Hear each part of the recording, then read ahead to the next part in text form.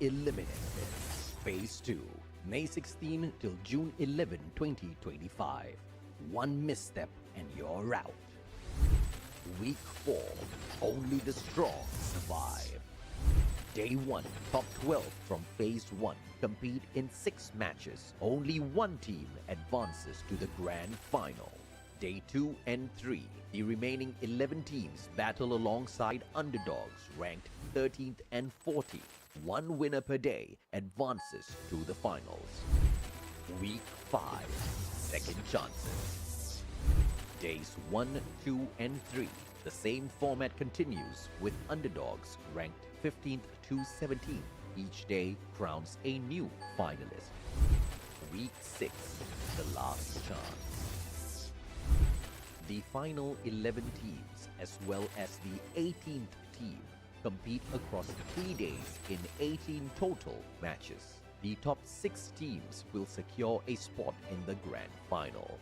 No second chances, only the worthy will rise. Clash Squad Mode.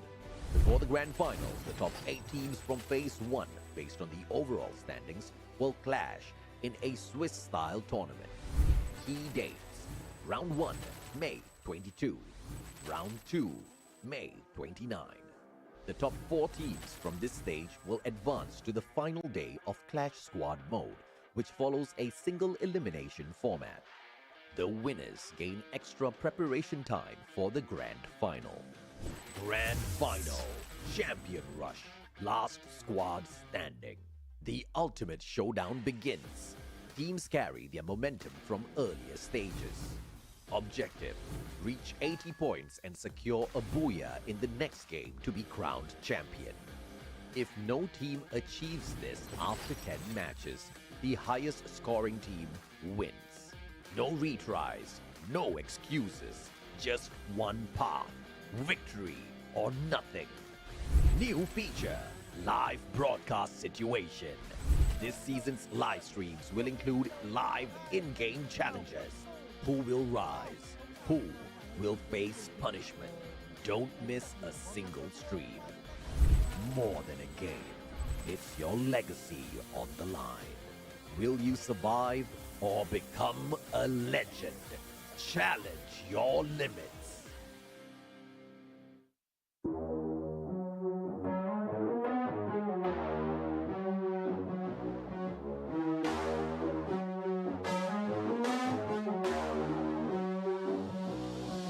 Minutes to gameplay. The only question is who will be eliminated first. And the electrotherapy makes the difference here. EVOS divide. Piano. Oh. ดีครับดี Bro, might have just hit a brick wall that they cannot get out of. Falcons again with the better rotation, better decision making, gets the second booyah of the night. Tớ Quy đánh giá EVOS như thế nào? Esports cũng chỉ cần thôi. There you go, there you have it. Wasana with that M249 as well, giving that some warning shot towards him, making sure that he couldn't assist his own teammate, and that also have been taken out. And now on the axle left on just right above the rooftop, and a booyah goes towards the Buriram United Esports. See? Cheetah Caroline still like doing work. I understand English, don't understand Thailand, and they are good. Okay, he's not so good in Thai, but he's very good in English, guys.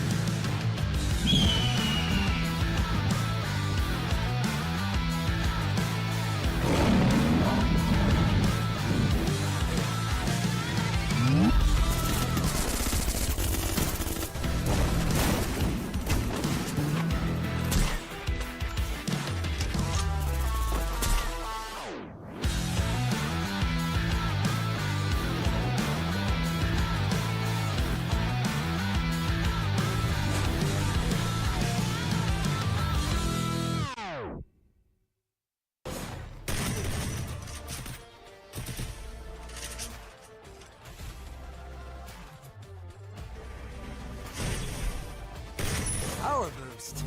Just what a hero needs.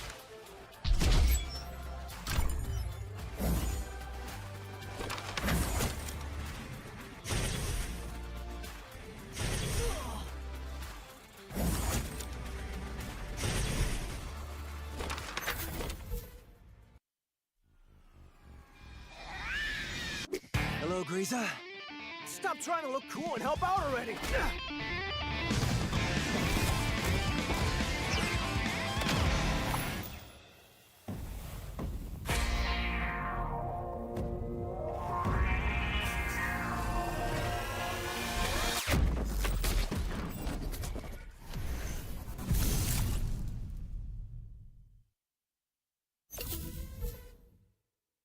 In the ultimate test of skill and strategy, only the strongest will survive. Welcome to the arena where legends are forged. To claim victory, you must challenge your limits. This season's special features. This tournament introduces exciting new challenges, unique team skills, man-picked active skills for Clash Squad mode, champion rush format, randomized map order, total prize pool $378,000 US. Warriors will battle for glory and the ultimate reward. Tournament format. The tournament features two competitive modes, Battle Royale and Clash Squad. Battle Royale, 18 teams, knockout format with 2 phases. Clash Squad, 8 teams in a Swiss stage format. Both modes culminate in a grand finals where champions are crowned. Knockout stage. This is where the battle begins. Survival gets real. Phase 1, April 25 till May 11, 2025. 18 teams divided into 3 groups, A, B, and C, with 6 teams each. 3 weeks, 54 intense matches. Daily format. Group A versus Group B versus Group C. Top teams advance, the rest are eliminated. Phase 2, May 16 till June 11, 2025. One misstep and you're out. Week 4, only the strong survive.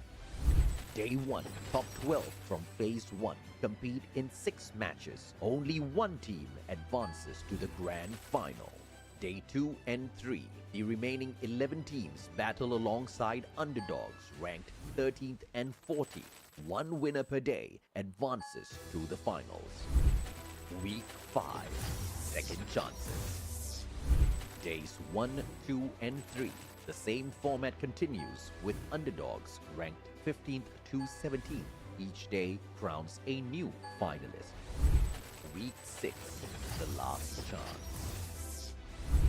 The final 11 teams, as well as the 18th team, compete across 3 days in 18 total matches. The top 6 teams will secure a spot in the grand final. No second chances, only the worthy will rise. Clash Squad mode. Before the grand final, the top 8 teams from Phase 1, based on the overall standings, will clash in a Swiss-style tournament. Key dates. Round 1, May 22. Round 2, May 29.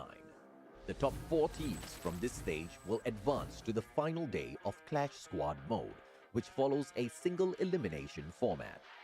The winners gain extra preparation time for the grand final. Grand final, Champion Rush, last squad standing. The ultimate showdown begins. Teams carry their momentum from earlier stages.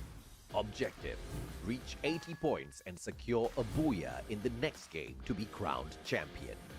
If no team achieves this after 10 matches, the highest scoring team wins. No retries, no excuses, just one path: victory or nothing. New feature: live broadcast situation. This season's live streams will include live in-game challenges. Who will rise? Who will face punishment? Don't miss a single stream. More than a game, it's your legacy on the line. Will you survive or become a legend? challenge your limits.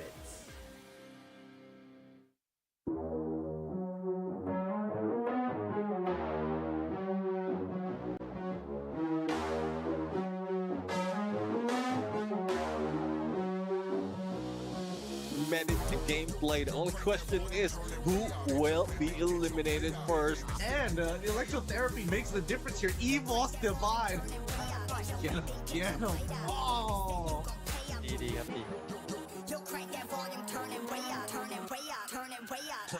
Bro, might have just hit a brick wall that they cannot get out of. Falcons again with the better rotation, better decision making, gets the second booyah of the night. Tự quy đánh giá Esports như thế nào?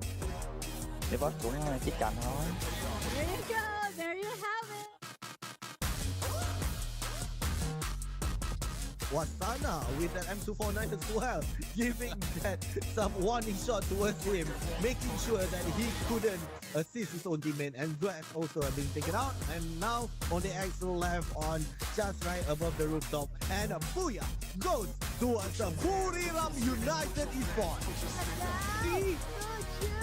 Gina Caroline still like doing work. I understand English. Don't understand Thailand and they not good. Okay, he's not so good in Thai, but he's very good in English, guys.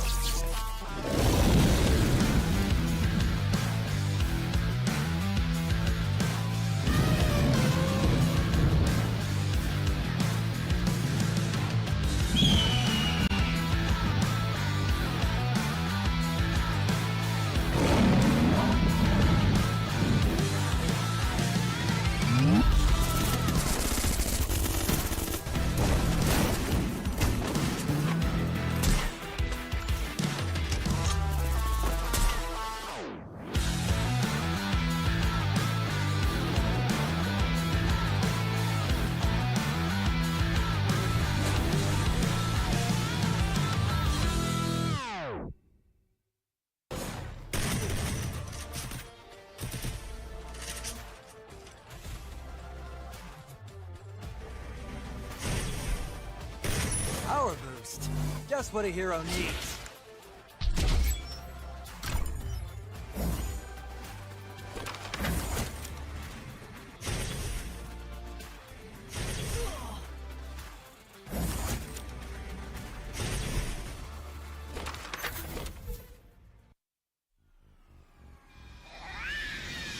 Hello, Greaser.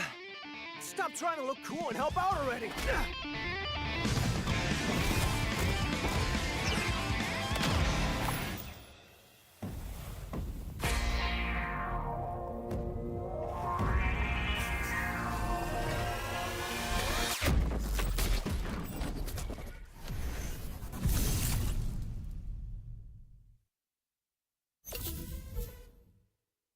In the ultimate test of skill and strategy, only the strongest will survive. Welcome to the arena where legends are forged. To claim victory, you must challenge your limits. This season's special features. This tournament introduces exciting new challenges, unique team skills, man-picked active skills for Clash Squad mode, champion rush format, randomized map order, total prize pool $378,000 US. Warriors will battle for glory and the ultimate reward. Tournament format. The tournament features two competitive modes, Battle Royale and Clash Squad. Battle Royale, 18 teams, knockout format with 2 phases. Clash Squad, 8 teams in a Swiss stage format.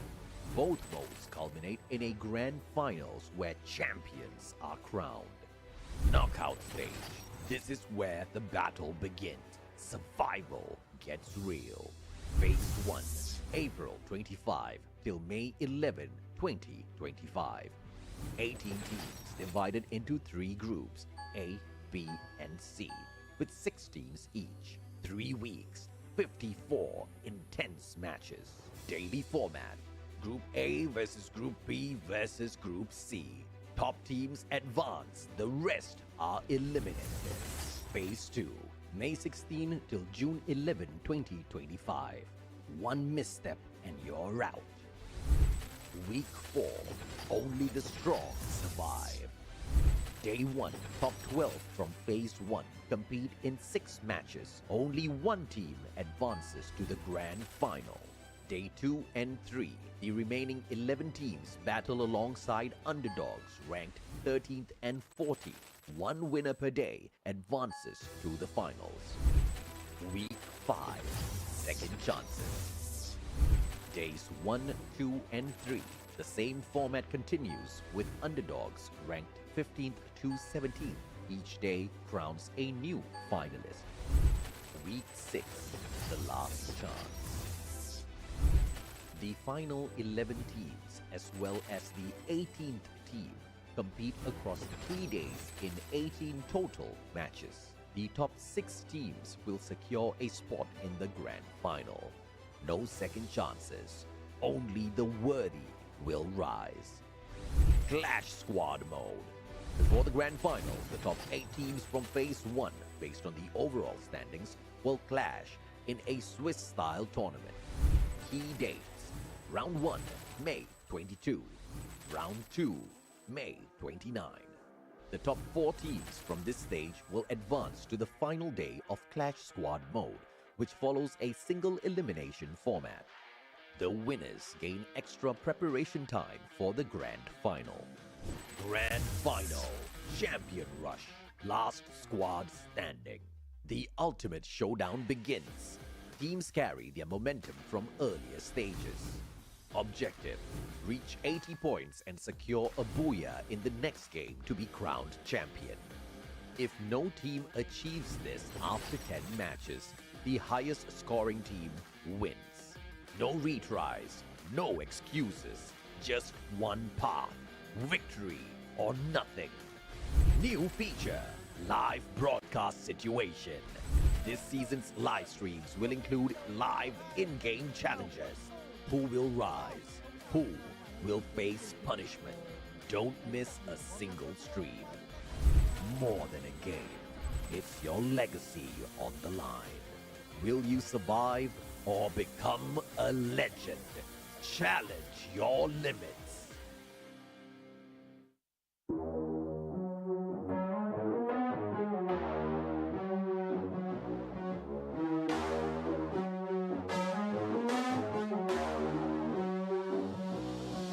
Manage the gameplay. The only question is who will be eliminated first. And electrotherapy makes the difference here. EVOS divide. Piano. Oh. ดีครับดี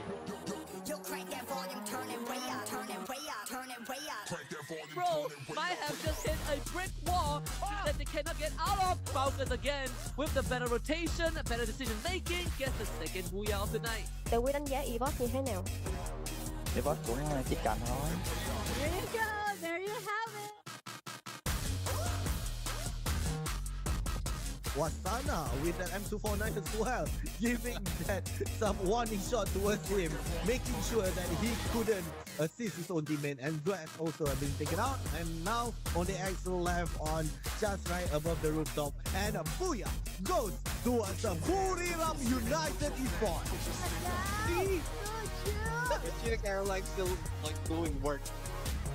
I understand English, don't understand Thailand, and they are good. Okay, he's not so good in Thai, but he's very good in English, guys.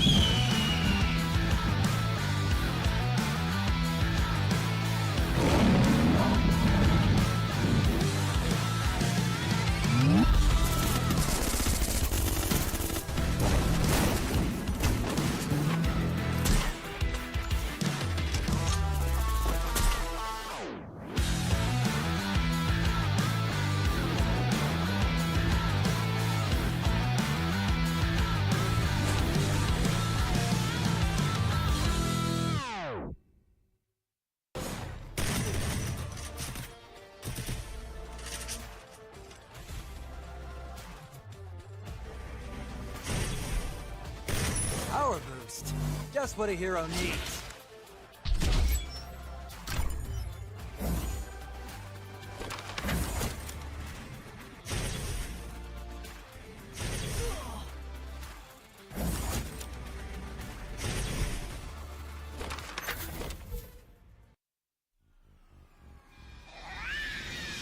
Hello, Greaser. Stop trying to look cool and help out already.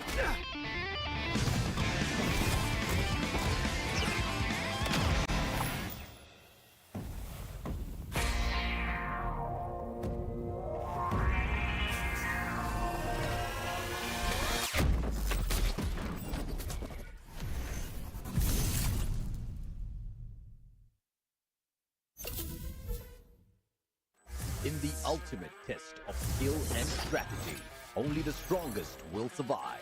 Welcome to the arena where legends are forged. To claim victory, you must challenge your limits. This season's special features. This tournament introduces exciting new challenges, unique team skills, man-picked active skills for Clash Squad mode, champion rush format, randomized map order, total prize pool $378,000 US. Warriors will battle for glory and the ultimate reward. Tournament format. The tournament features two competitive modes, Battle Royale and Clash Squad. Battle Royale, 18 teams, knockout format with 2 phases. Clash Squad, 8 teams in a Swiss stage format. Both modes culminate in a grand finals where champions are crowned. Knockout stage. This is where the battle begins. Survival gets real. Phase 1, April 25 till May 11, 2025. 18 teams divided into 3 groups, A, B, and C, with 6 teams each. 3 weeks, 54 intense matches. Daily format. Group A versus Group B versus Group C. Top teams advance, the rest are eliminated. Phase 2, May 16 till June 11, 2025. One misstep and you're out. Week 4, only the strong survive. Day 1, top 12 from Phase 1 compete in 6 matches. Only one team advances to the grand final. Day 2 and 3, the remaining 11 teams battle alongside underdogs ranked 13th and 14th. One winner per day advances to the finals. Week 5, second chances. Days 1, 2, and 3, the same format continues with underdogs ranked 15th to 17th. Each day crowns a new finalist. Week 6, the last chance. The final 11 teams, as well as the 18th team, compete across 3 days in 18 total matches. The top 6 teams will secure a spot in the grand final. No second chances, only the worthy will rise. Clash Squad mode. Before the grand finals, the top 8 teams from Phase 1, based on the overall standings, will clash in a Swiss-style tournament. Key dates. Round 1, May 22. Round 2, May 29. The top 4 teams from this stage will advance to the final day of Clash Squad mode, which follows a single elimination format. The winners gain extra preparation time for the grand final. Grand final, Champion Rush, last squad standing. The ultimate showdown begins. Teams carry their momentum from earlier stages. Objective: reach 80 points and secure a booyah in the next game to be crowned champion. If no team achieves this after 10 matches, the highest scoring team wins.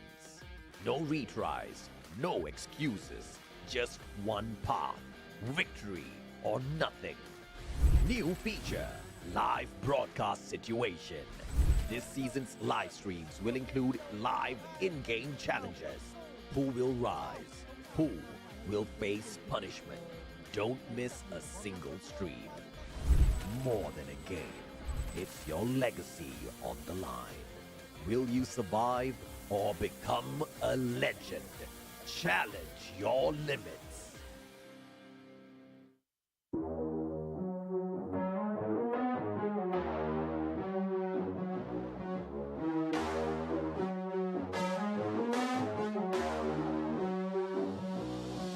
Medic to gameplay. The only question is who will be eliminated first. And electrotherapy makes the difference here. EVOS divide. Yeah. Oh. ดีครับดี Bro might have just hit a brick wall that they cannot get out of. Falcons again with the better rotation, better decision making, gets the second booyah of the night. Để Quy đánh giá Esports như thế nào? Esports cũng chỉ cần thôi. There you go, there you have it. Wasana with that M249 as well, giving that some warning shot towards him, making sure that he couldn't assist his own teammate, and Dwaz also have been taken out. And now on the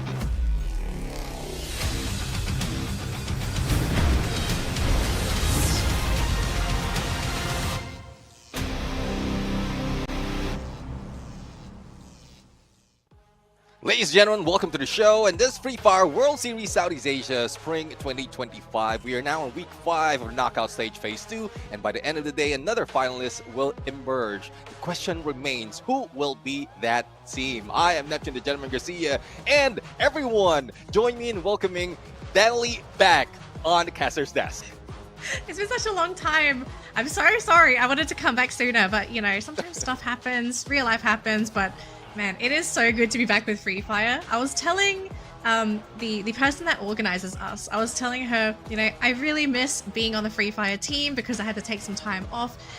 Look, we're in too committed of a relationship for me to leave, okay? So I'm going to stick around for a lot longer. But I am so excited for today's games because, again, we're trying to figure out which team is going to advance, which teams are stuck still trying to make it through, and who's actually going to be, I guess, showing their stuff now because we're starting to get too deep into the competition. And I always say this for every tournament.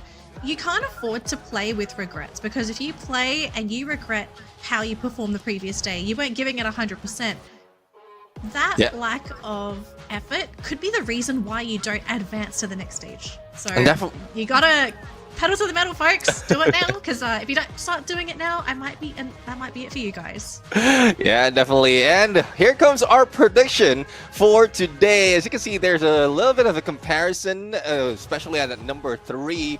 And I do have WAG, where you have you have WAG. I had WAG. I have AG Global, and this two teams has been fighting it out in the early phases of most of the matches, and at some point, like, it's just a back and forth. But I do agree with you, WAG has more form compared to AG.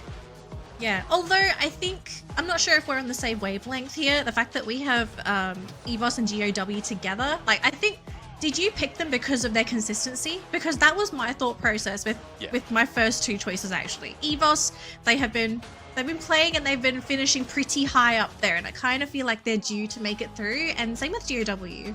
Yeah, for EVOS Divine, I mean, from phase 1, they're the only ones who are not there in the finalists just yet from the top 3 of that phase 1. So I think Team Falcons has overtaken them on the second day of their qualifier stage. But this is what everyone is fighting for. A total of 378,000 overall, and most of it will be coming from Battle Royale, where the champion will be getting that 100,000 US dollars. This is the motivator, folks. This should be your motivator.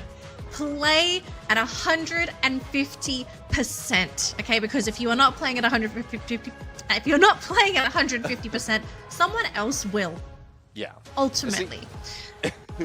Definitely. I mean, it seemed like a lot of teams out there and you did mention something about regret, and might have been regretting some of decisions that they've made, because so far they're having some trouble right now watching and waiting, especially for those part of bottom 6, because they have to wait each and every day up until the end of this week before they get the chance to grab their place on the grand finals. And it's quite difficult though, because unless you're really a team that has that capability, and this is your time to just study your opponent and everything that's going on while phase 2 is happening, then you might be in a sure shot. But if you are not, and if you were at bottom of phase 1 for, I would say, so many issues, including mechanical skills and your tactics, then it will be more difficult towards the end. Yeah, so gotta hang on to the fort here, gotta hang in, have some faith. But if you have an ace, we always mention this, teams at some point have to have an ace up their sleeve. You kind of need to bring it now, because if you don't make it through very soon, you will not have any opportunities to make it on through. And I kind of want to add in an extra factor, because of course we do have teams waiting in the wings, because, you know, one team moves forward, another team comes in to replace them as that 12th team.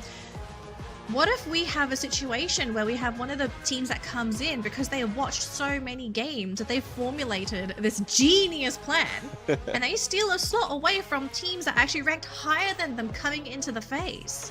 Yeah, I mean, actually, that is one of the factor wherein watching the other teams, especially in this close format, is very important. If you have a coach or an analyst as well that is doing so much of work to analyze, to study your opponent, and then it comes to the player to apply all those strategy, and you might be able to pull that off in one specific day, or if not, towards the final week, wherein you have 3 days or 3 chances to be that a part of the top 6 to head in to that grand finals. Yeah, and I also wanted to mention the fact that we also have added into the mix, because this tournament itself is insane.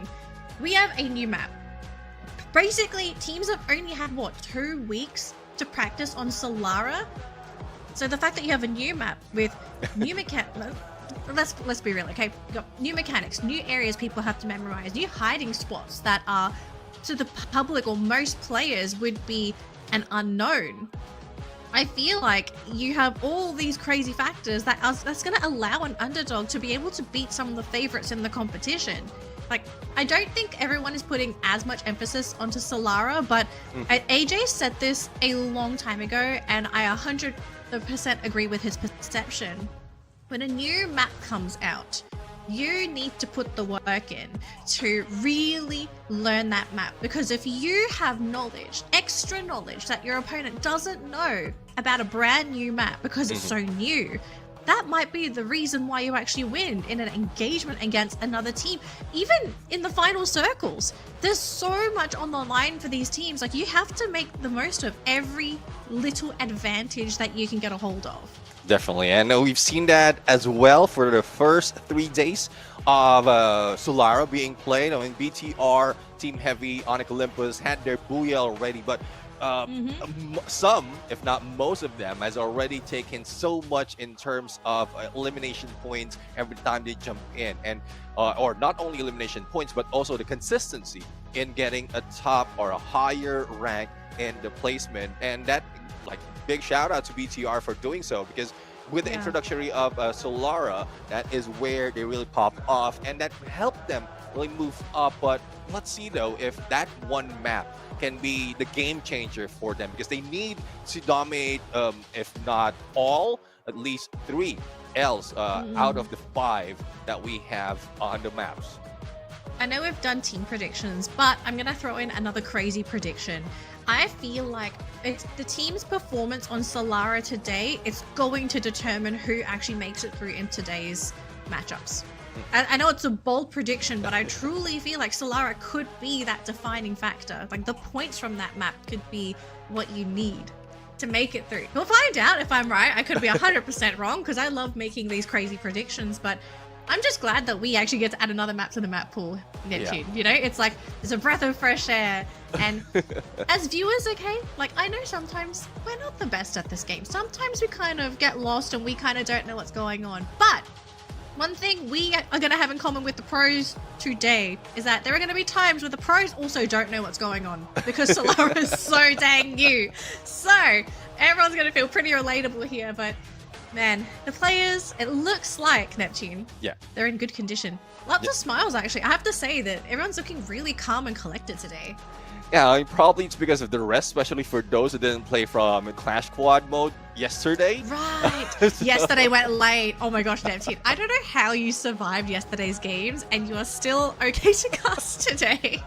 The thing is, like, even after yesterday's games, I'm still up for another 2 hours just because of the Red Bull. I was talking about it on the broadcast. It works. It definitely works. And I saved up half of it. Like I drank half of it from the beginning, and then I went in midway or almost midway to the broadcast, and then drank the other half. And it still was in effect towards the end of broadcast up until 2 hours after it ended. So it does work. It does work. So you just it's good stuff. Definitely, especially with new flavor right now. And you told your story though. We don't have that specifically in here, but it's a good thing one store imported this, and I was able to put my hands on them. Okay, so did you try one of them or did you try all of them? Well, unfortunately, you only have one, which is apple and muscat grape flavor. Okay, if you were going to rate the flavor out of 10, what would you rate it? It would be, I'm thinking if it's a 7 or an 8. Because 7 or an 8. Yeah, I got used to. It's only when no sugar was introduced, I wasn't able to get much of that. So it's I guess I got used to the ones with that full impact of Red Bull. Yeah. But does it taste like super different compared to the regular gold can? Because I still need to get my hands on it, so I want to try it myself. It is quite different. Like compared quite to different. the Okay. It's a good thing though, it's because they're switching it up in terms of flavor. So you can choose. You can choose what you want to drink. You can choose what you want to indulge with, and still have the same effect. Okay, so I'm gonna throw an idea out there, just in case Red was watching. So I've traveled a little bit in my life, and I've had other energy drinks. There was one energy drink that had a flavor that really caught my eye, and I kind of feel, could be wrong, I kind of feel like there hasn't been any other energy drink that has done this before. But this brand, they did like a tropical tea flavor, and it was a drink. And the best part about it, it was not carbonated. That I drank through that stuff so fast that it was firstly, it was a little scary because I was worried I'd drink too much, and you know, you can't have too much of an energy drink, but I love to drink them when I'm gaming. But fruity teas, consider, because like we're in Asia, we love teas here. Come on. I don't know. I mean, the wife. Wait, I have a silly idea. I have a silly idea. Yeah. We need to figure out how we're going to do some kind of like boba tea action with Red Bull. Just giving you some ideas.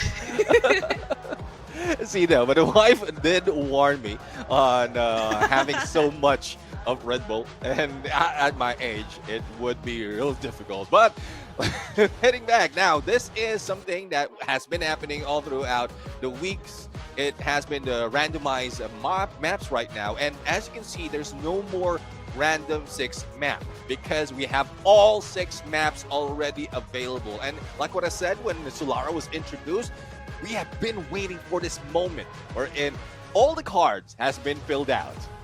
Yes, it has been. I'm just trying to think, how many years has it been? Because originally, to all of our longtime fans that have been there since the very beginning, we started off with, I want to say, 3 maps for a very long time. Yeah. Or at least I think that was. I don't remember if that was It when I is, came in, or if it was or if it was even before that. If we only had 2 maps, I think it was 3. Right? We had 3 from the very beginning, and then slowly we added more maps. And now 6 different maps, meaning teams now have a lot more work to put in when they scream. Sorry guys, it just made your job a little bit harder. But as viewers, as spectators, I think it's a pretty big win for us because we get a lot of variety in gameplay. Yeah. Definitely. I mean, this is one thing that will, as you did mention from the beginning of the show, will throw off some of the tactics, and hopefully they spent the entire week to study Solara. But let's focus more on Alpine right now because we are looking at the top 1 team who are in here. And Evo Divine is part of our prediction, and AT Global is also part of that. It's more my prediction at this point with 3 Booyahs. But in terms of the numbers, in terms of the points overall, it seems like it's only, this is one off for AG Global. A map wherein they are very proficient, then the rest they really bomb out, so making it difficult really for them to climb up, only ending up in the 10th place from the phase 1. Yeah, so I mean, would you think that's enough to kind of deter their performance and say like they kind of had a fluke in that moment? I don't think it's fair to sort of look at them in that way. I think they've kind of picked things up a little bit in the past couple days, and I kind of feel like coming fresh into the tournament as well, that's probably going to change their performance. So I think they could be a really big factor on this map, but I think it's pretty obvious. Everyone's eyes are on the prize at the moment, and that's going to be EVOS.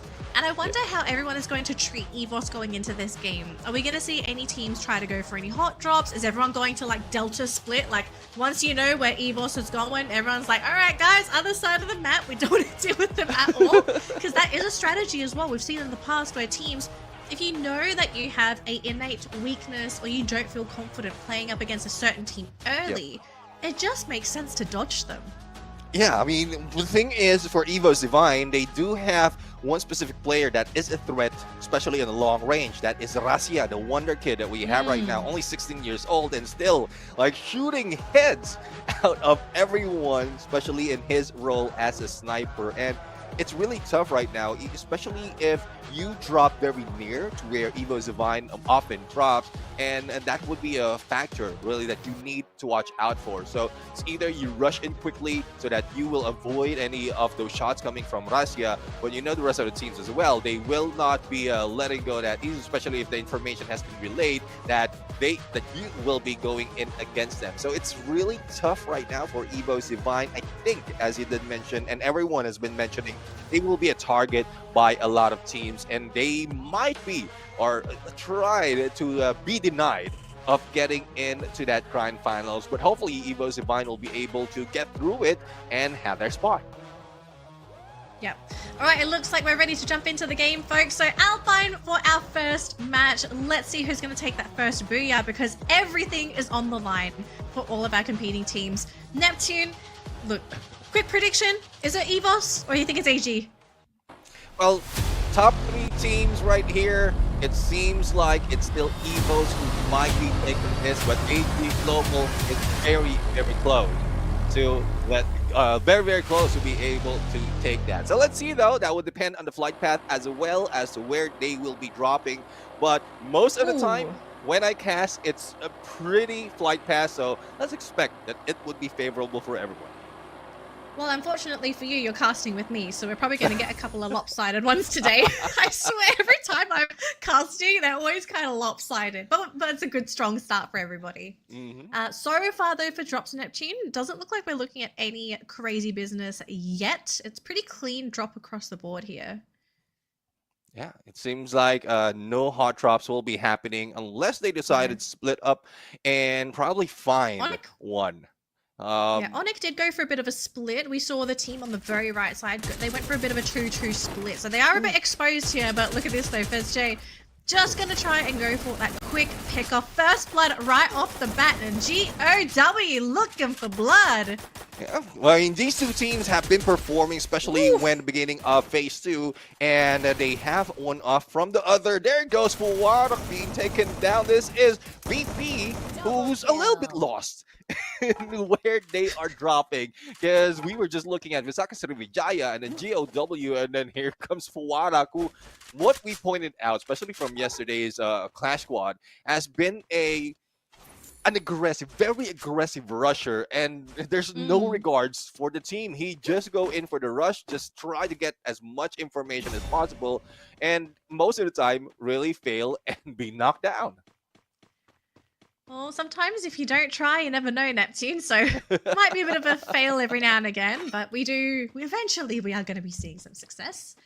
We got WAG on the screen here. So far, the team is pretty in the clear. Just going to finish up their loot before they continue. But it looks like Diamond is about to go for a bit of a run in here with Yanbin, who is all alone because remember, GOW, the entire team was wiped out. I do believe they have been brought back in, but Yanbin, I mean, the fact that he's all alone, there's not really too many expectations. Oh, they do get knocked out. They didn't get the revives in. GOW, what a horrible start for the team. Yeah, and then there's a lot of hopes for GOW as well, but again, I mean, I put them in my predictions too. So, dang, that's a tough start.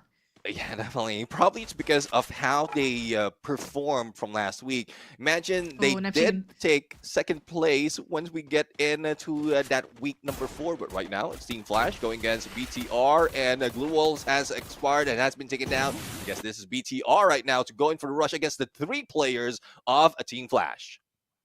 Yeah, and so far we have to question whether it's going to be a Team Flash burger or a Team Bigatron burger, because this is a very tough push coming in from Bigatron. Going up onto the high ground, they do get the knockdown onto 3 players on the side of Flash. ABCD is going to be brought back thanks to Hongam. But, oh, this is a really tough spot to be in for Flash. They've got, I believe, 2 players left. They're going to lose another one here, unfortunately. Thankfully, they are still within the competition, but massive cripple coming in from Bigatron here. Kyung trying to go for the bump to this player. Hongam actually, Azrael, going to be sniped from that rooftop. And Deeks is trying to hang on for the team. It's going to be okay. Vending machine. Flash, I mean, I think they did their best in that situation, but Bigatron just really flexing the fact that the team is so in sync for this game number 1. Yeah, definitely. And there you have it. Team Flash after that revival. And it has been a common denominator. Like, one player will be revived, left to save the team, and then there's no more spot to drop really safe at this point. So let's see now if it will be a similar story between Vamos and PE Sports, because all throughout the competition, PE Sports is not looking that good though. They have been stuck in so many instances at the bottom part of our leaderboard every time the week happens, every time the group comes in. So let's see if they have changed their ways, because they're being left behind not only with the Southeast Asia but also the entire of Vietnam.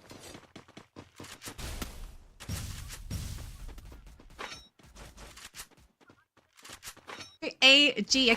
Okay, Neptune, this could be a bit of a spicy situation here for one of the predictions, because I put WAG and EVOS as my predictions, and the fact that these 2 are going up against each other, it's not looking so good. EVOS, this team should be able to win this. Oh, Cyrus, they're getting pushed. Expo going to be sniped off on the side. We do have Cyrus hiding behind the glue walls, but Krill and his teammate has been dropped, and I think it might just be EVOS to run over WAG. We've still got Alan, but man, WAG being cut down by EVOS, that is extremely painful. And they're still going. They're still going, Neptune.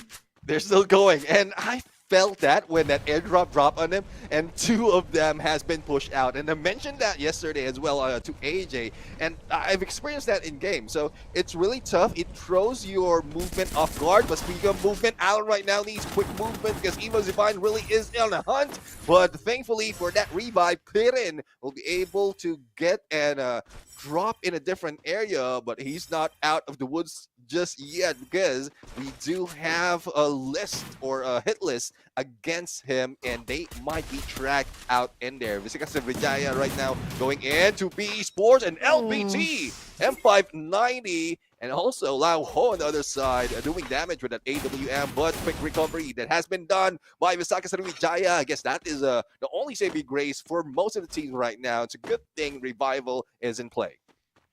Good thing, I mean, it's good that it's in play, but if you keep reviving throughout the matchup, you're just not going to be able to establish your economy. And also remember, you're giving away points to your opposing teams. Like, they're accruing those points, making it even harder for you to stay at the top of that leaderboard.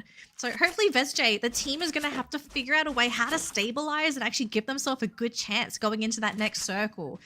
We have Onyx in the meantime on the screen. It's looking pretty quiet, but they have spotted out VP, it seems. So we just got Crime MKS. Gonna keep an eye out just to see if anyone's gonna be coming in from the skies or if they can maybe start something.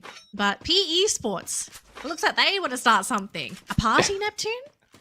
Seems like it, but it's not third party though. This is just going against a Team Heavy coming from the same region, and there goes the binoculars being used. Seeing it two right here, but spread with Cappy on the other side. It must be the threat that PE Sports needs to work at as well, because they might be hit with that snipe. But this arsenal right now is something that can save them, especially if they will able to grab one of the legendary weaponry that we have on there. Yeah, Get Nice in the meantime has been trying to zone away PE Sports. Kabi in the back lines. Move faster, hiding behind the glue walls as well. We have LBT and Neptune. And there it goes. Get Nice for the takedown against Don't Cry. LBT will try to go and respond, but Get Nice right now will not be that nice. No healing is being done right now with only a sliver of health. Will he get away? Glue Wall saves him. And on the other side, Kabi is just waiting. So the pickup can be done, and LBT might be in trouble. He senses that, thus using the launch pad to get away. Teams trying to get away, but how far can you get away before a team is going to snipe you down? But PE Sports going to be happy though. 6 points on the board for them as they have picked up 6 eliminations. VP on the screen this time. They are regrouping as a team, but PE Sports, they have basically got them surrounded, it seems.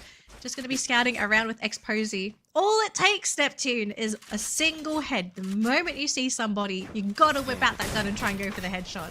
Yeah, let's see if they can do it. Evo Divine right now is going in a chase against Onyx Olympus, and Crime NKS will go down, but will also get that revival on. Now, Razia, as we talked, the Wonder Kid, VSK in hand, trying to go for the chase against Adam. And there goes the hit. Half health already. Will need to recover, but he needs a safe place to do so. But I don't think Razia will be letting him, and the rest of Evo's Divine will try to stop him, and he goes down.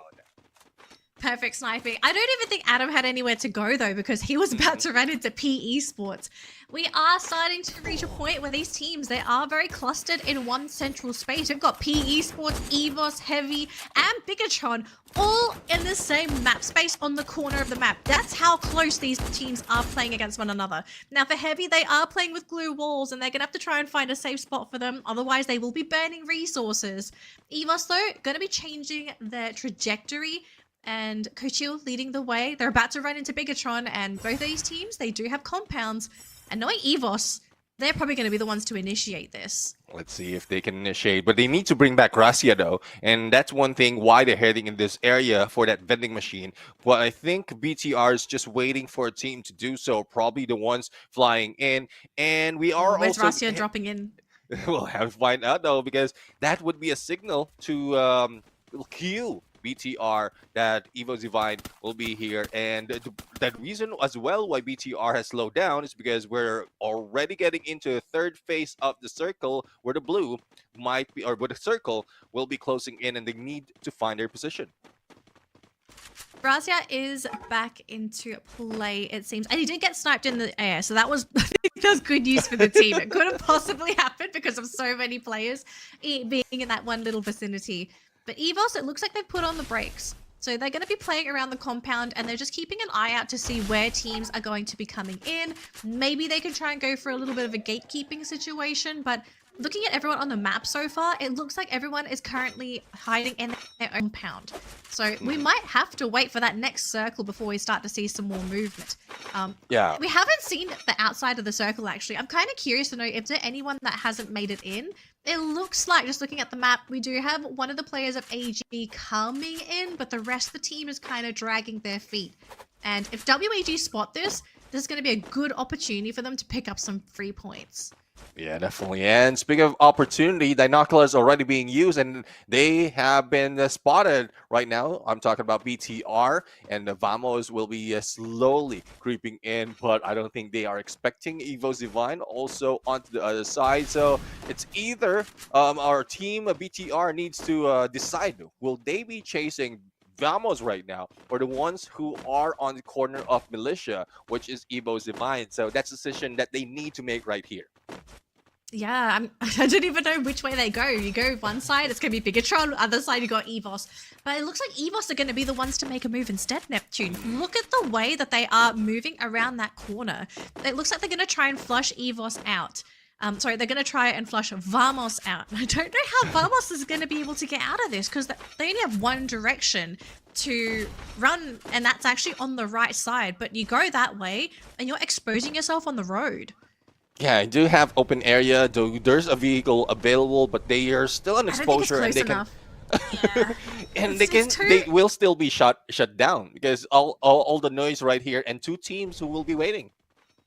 Two hungry teams, and a circle has moved. It's behind EVOS and Bigatron, so Vamos have to move now. Bigatron and EVOS, though, they are going to be moving their own players as well to establish their own positions, but now it might be a battle between Bigatron and EVOS because these guys are dangerously close to one another. They're going to have to try and figure out who's going to take that compound and who's going to be left out in the cold. On the right-hand side, though, we do have VazJ and WAG. Looks like P Esports might be down to a single player because I'm not seeing anyone else. We've just got that one person out on the edge of the map. That is a very tough situation to be in. But yeah. AG, oh, they're going to be launching themselves onto the rooftop of where WAG is. So we might actually see a skirmish between WAG and AG very soon. Unless WAG moves up in there, but as you can see, WAG X4 has been knocked down. Not quite sure where it came from. I think it was from Bisaka Sriwijaya because they are getting in a little too close. Back to EVOS and BTR. This is a skirmish that we have been waiting for earlier, and it gives an opening for Team Vamos as well to cut them off and move to a closer compound, or a compound that's closer to the middle of circle. Too Fast has flanked already, and not quite sure if the spread will work for Team Vamos. But for Virtus Pro right now, getting a little too close on Adam. The takedown is not yet happening. Both of them will try with M590, but finally that takedown will be done by Nameless. That also eliminates the team on 10. Yep, 10th place. We've still got so many teams left in this next circle. Heavy going to be operating that next compound with VP having to play on the outskirts over that wall. If they can find a way in, or if they can get a nice grenade to actually connect inside the compound, they might be able to get the flush out onto Heavy. So we'll see what happens here, but Blue Ball's going to play a pretty big role here. Nameless though rushing in for the team, but oh my goodness, it's going to be a bit of a trade here between both teams. Only Nameless down on the side of VP, and I think that might just be it for Heavy. Look at this VazJ coming in from the left-hand side as well. VP, they are slowly recovering. It looks like the whole team has come back, and VazJ, they're going to be rushing in and putting the pressure onto Heavy now. Yeah, so far the glue wall has stopped them from rushing in, and Heavy right now, 2 players remaining, will try to defend this area, and that push VP as well onto the other side, but EVOS will be spotted. They jump in, especially Ray, and 2 of them with that backup, but the connection of electrotherapy will not be helping them, and Ray right now will try to go for that pickup, and I don't think that is looking good for them, and AimGad backs away. He will be stuck in a corner, but still inside the zone, and we are down to 8 teams, with everyone is now in the skirmish, and Team Vamos being hunted by BTR that has been waiting for a long time earlier. Oh man, and look at how strong Bigatron is. They are still 4-man strong with Evos down to their final player hiding in the corner, praying that they manage to survive. P Esports though, next team to be eliminated in 7th place. Bigatron chasing down the Axel from Vamos, and Jun, last player for the team, gonna have to try and put on his dancing shoes and hopefully survive, because Bigatron, they are not done. They are still hungry. John though, really dodging everything. How the heck is this man doing it? He does get cut down though. Dix has found him. He finishes him off as well. Oh, Bigatron, they have to hunt for their food. Definitely hunt for the food.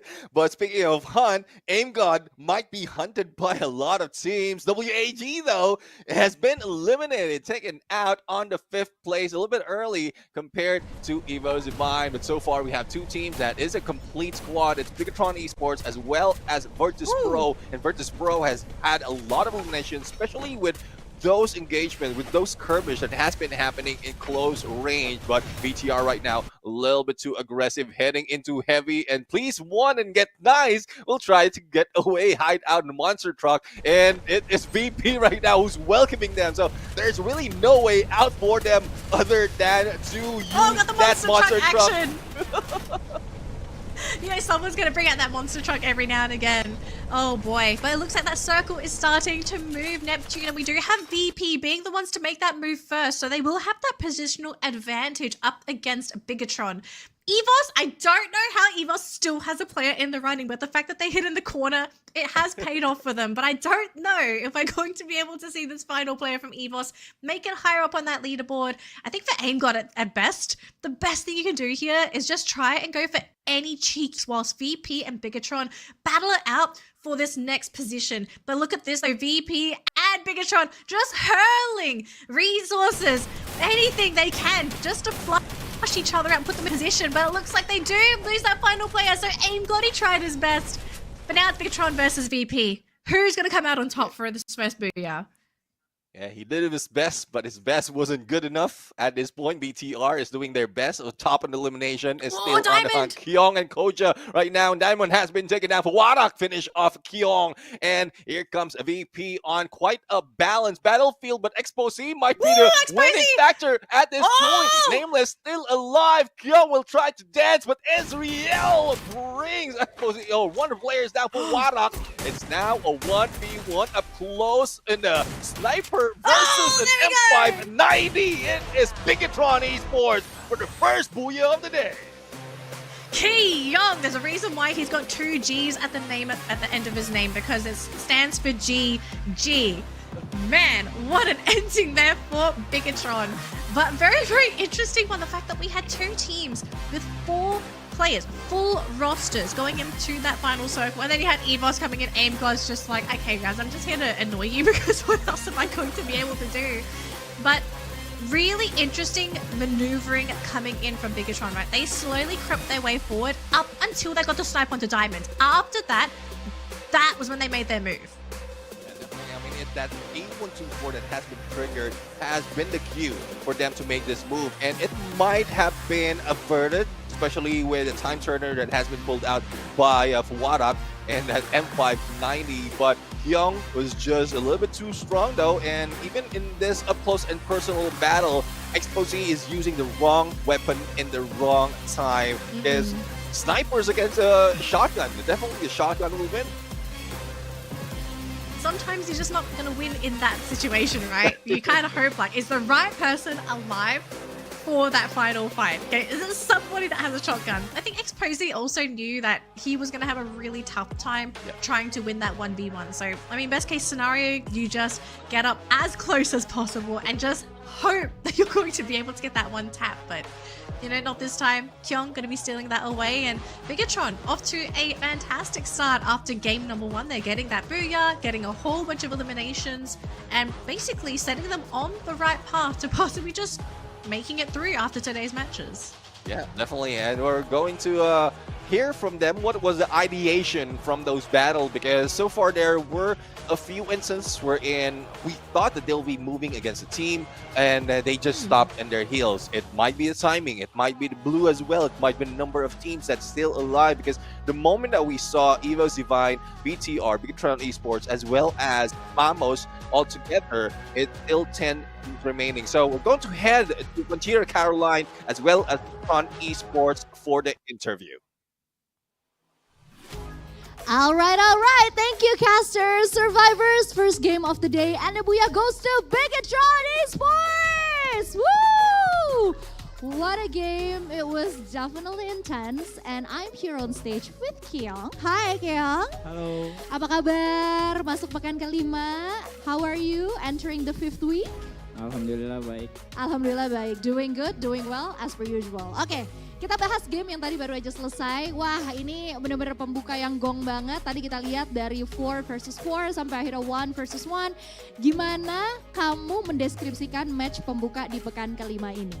Mau langsung ditranslate? Sudah bisa jawab atau aku translate dulu nih? Langsung aja. Boleh, silakan. Ya di map pembukaannya sih udah apa ya, musuhnya nggak terlalu main, bisa dibilang nggak zona tengahnya nggak terlalu diisi banget lah pada main pinggiran, jadi kita tengahnya bisa leluasa, tapi di late gamenya itu udah pasti bakal padat. Okay, so I asked him, how would you describe today's first game, the opening game of the 5th week from FFWS Sea 2025 Spring Knockout Stage, and then he said that as far as he can see, many of the other teams decided not to go into the middle zone early in the game, but when it comes to the late game, of course the fight's gonna happen, of course it's going to be packed, but eventually they managed to do well and secure the first booyah of the day. Nah, kalau ngelihat persaingan sendiri, hari ini ada 4 tim Indonesia. Biasanya kan kalian 3 tim Indonesia, 2 tim Indonesia. Sekarang ada 4 nih di sini. Lebih terasa nggak sih tensi persaingannya? Ya udah pastinya sih bakal kerasa banget sih. Jadi kita ya dari masing-masing apa ya, tim Indonesia bakal ya berjuang buat lolosin juga sih. Tapi dari kita juga bakal lebih bakal pengen lebih lolos dari kemarin-kemarin. Pasti dong. I asked him how does it feel to play in the studio with 3 others Indonesian team, because it's kind of a rare moment. We usually just have 2 or 3 teams playing together in the same day, and today we have 4. Are you feeling more tension, more pressure? But he said that it just adds fuels to the fire. It makes him want to do better. It makes him want to give more and to prove that Bigatron really wanted to secure that spot to the final stage, and they will. Oke, terakhir nih kalau gitu, setelah melihat game pembuka dan membaca seperti apa kira-kira pergerakan dari tim-tim yang lain, seyakin apakah kamu hari ini Bigatron bisa meraih hasil yang positif, bisa mengoleksi booyah demi booyah? How sure are you in securing more booyah today, judging from your performances in the first game?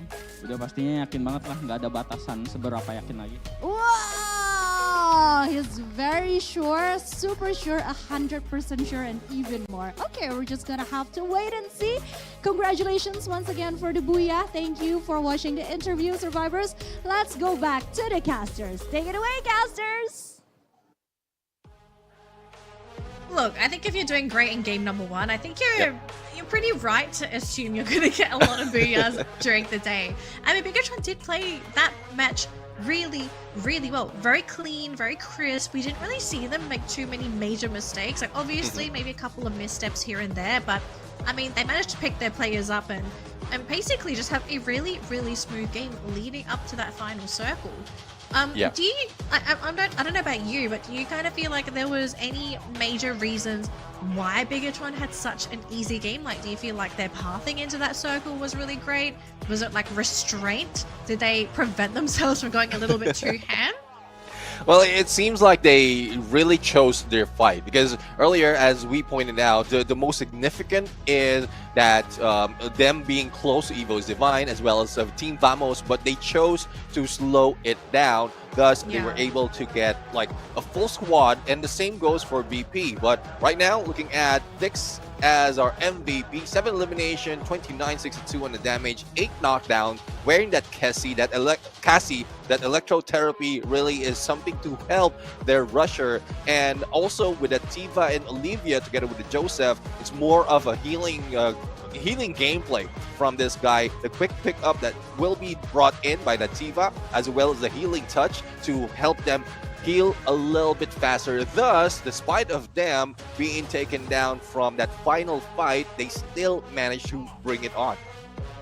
Yeah, and you can see already for the team, right? Like, I mean, this is probably almost every team in competitive Free Fire. Arvon. I feel like Arvon plays such a big role for teams. Having vision, having knowledge, right? Knowing to go who you need to target. I feel like just any kind of vision really helps in those CQC matches where you're working with such a small space and you can't afford to walk around the wrong corner. You can't afford to run into an entire team. Vision has always been the key in Free Fire. And that's one thing why Dakota has been part of the favorite, one of the favorite in terms of active skill, because of that Aurora vision that really helped them get a few more seconds of insights as to where the opponents are, and they can use that as well to time their shots against them. But looking at the key players right now, other than our MVP, which is Nyx as a support, Please One as a sniper also grab it in terms of that damage with 34-18, and Diamond right now with elimination by grenade of 2, and we've seen so much of this coming from Diamond. And let's see if they can do more, especially if they can land on the final circle compared to phase 1, wherein Virtus Pro was a little bit too soft though in most of the engagement. Do you feel like VP, they might have had a better game if they weren't put in such an awkward position? Because I think it was during the 4th or 5th circle we saw them, the only form of cover they had was a wall. They didn't have a compound, and they were the ones actually trying to fight against Heavy to steal their compound. And then they got bullied back behind the wall because who was it again? Was it VSJ? Yeah. Or was it AG? Somebody suddenly came in and pushed Heavy back into the compound and pushed VP back behind the wall. That's one thing though. I mean, it is a smart move that they back away, because the aggressiveness while they're trying to recover, that is something that they need to avoid if they want to be a full man strong. And what happened after that? Heavy was in trouble, and because of all the noise that Visaka Savijaya or VSJ has been putting in that fight, all the attention, especially for those at the edge of the circle, are on them. So it also provides a risk. Thus, VP made a good decision, though it's still in open, only a wall behind them, but they're far away from a possible third party, and they timed out how many they can, or how much time they can get to that final circle and go against BTR. Yeah, this is a bit of a crazy thing to say because the game is already over, but I kind of feel like VP, if they had beaten and eliminated Heavy quicker when they went for that initial rush and they won that compound, I actually think they could have won that game, or they could have gotten more eliminations if they got their hands on the compound. It's just, sometimes it's moments like this where you can theorize what could have been, the has-beens, the what-ifs, and I think if you continue to think like that, even past games where it's okay, it's already over, you kind of have to keep thinking like that going into the next game, because if you just take the easy way out all the time, I feel like you're missing out on some of those really great opportunities to get your foot up in these games. We do have next Terra coming in very, very hot, folks, so don't go anywhere. The favorites, again, for bat number 2 is EVOS. EVOS Divine and Team Flash, but I think overall Team Flash and EVOS Divine, the reason why they are on top is because of the number of booyahs, but in terms of points though and elimination, Team Flash really takes it. So it's really a battle that Team Flash might be winning, especially if EVOS Divine will not be on prime, but in that they tried to survive, especially Aim God. He just prioritized on his position. He was the first in the middle of that final circle when there was just still 7 or 6 teams remaining, and still managed to survive to end up on third. So let's see if this is where EVOS Divine will get their booyah, or will it be a different team as we head in to next era. All right, game number 2. A moment of redemption for teams that might have been disappointed with their first round. I think for EVOS, this team has high expectations. Like, just looking at the team and how they play, I feel like this is a team where, yeah, okay, they did all right in that first game, but I kind of feel like they'd be disappointed in themselves. I kind of feel like they thought that they would either be able to take it, maybe get some more eliminations, maybe finish higher in terms of placements. So I kind of feel like if there's a match where EVOS is going to really turn it up, it's probably going to be on this one, which is Next Terra. But have a look at this though. In Intellect Center Neptune, we have several teams landing here. Yeah, I mean, it has been a battle between Heavy and BTR, and what's like why I am really laughing about this is it's not because like one team is just winning it out, but they can find a different compound to take. It's just more of an ego challenge, and most of the time Heavy are the ones in the losing game, and it doesn't do anything for their numbers right now. Especially the goal is to get the #1 spot, and you know that BTR already have their Booyah, so they will be confident on this fight, and it's just up to Heavy to pull away. But WAG also have one player in here. Not quite sure what the ideation is to take that tower if he is just getting information, but it's quite risky to have one less player in the field. Yeah, it is risky. I mean, I agree. I think they are just using him to take in information, to see, okay, where are the two that are landing here, where are they going? You know, and trying to figure out whether you want to try and go for that fight or if you want to go for a bit of a dodge. But even plus, they are on the other side of the map though, so it's not like they're going to be able to take advantage of this information as well. So yeah, I'm kind of scratching my head as to why you would want to go for such an interesting choice. Yeah. Let's see though, BTR right now just stacking up in this compound, and not only Heavy will be in here because of all the noise. Onyx Olympus will also be jumping in, but potential backstab is happening, and there goes Sticks down. Another one almost out, but here comes Byung to the rescue, but this is not so much of a rescue. Onyx Olympus, who was just about to knock, has had their doors open for them, and BTR right now is at a loss. Hopefully they have a few points to bring back their teammates, because it's not looking good, especially with the entire squad of Onyx Olympus on crosshairs on them, and Azriel is in trouble right now. Dang. 3 roaming around. Even with that 1887, there's not so much that he can do. Has revealed himself as well, so 100% he is going to go down. Neptune, I am very, very confused as to why Bigatron decided to go for such an open area launch. You would assume that if you're going to launch your team somewhere, it wouldn't be out in the open where another team nearby could potentially snipe you down. Do you feel like maybe they thought that they were actually free to do whatever they want? Like maybe did they just not see Onyx? But I feel like that's the only logical solution here. Yeah, I mean, they might not have expected Onyx at this point, but the threat of WAG knocking one of their players down, as well as another one, which is Heavy, who has been roaming in and dropping against them. They don't want to go in a third party, so they just decided to launch pad away, but they didn't expect Onyx Olympus to be that close. And there you go. All across the board, they drop, and they are now on 12th place. The curse continues, though, for most of the Booyah takers. Dang, Bigatron, they had such a good start today, and it kind of went down the toilet. They still got a lot of points from that first round, but now if you think about it, you kind of have to split it between these first 2 games now, because they basically went home with nothing for Next Terra. Very devastating for our first team to grab that Booyah. WAG, though, going to be pushing in with Alan. They want to try and go pick up here onto Adam. Adam's just going to keep on bouncing around to see if he can keep dodging these attacks. And this man, he is skinny, but he's not skinny enough to dodge these shots. And WAG, they will finally take Adam down, but this was a lot of crucial information for Onyx. They know where WAG is. And so you can see Onyx, they're trying to make that Delta split happen. But again, another player getting caught, but this time by a Get Nice from Heavy.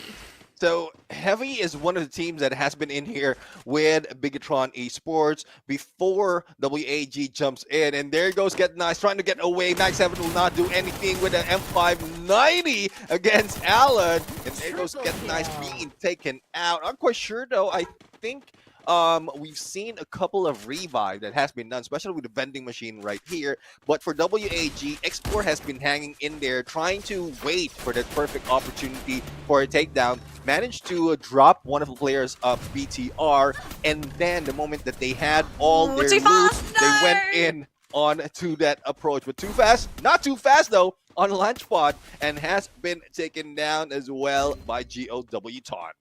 Clearly not fast enough, Neptune. And it looks like Zeus going to be caught out as well. But Vamos, though, they are in such a terrible spot, though. They've got John and the Axel around, but they're just they're getting shot at. They just can't find anywhere to settle. They will finally find a spot, I believe, but it is just, I think it's just the Axel on his own. He's got a lot of work to do to bring everybody back.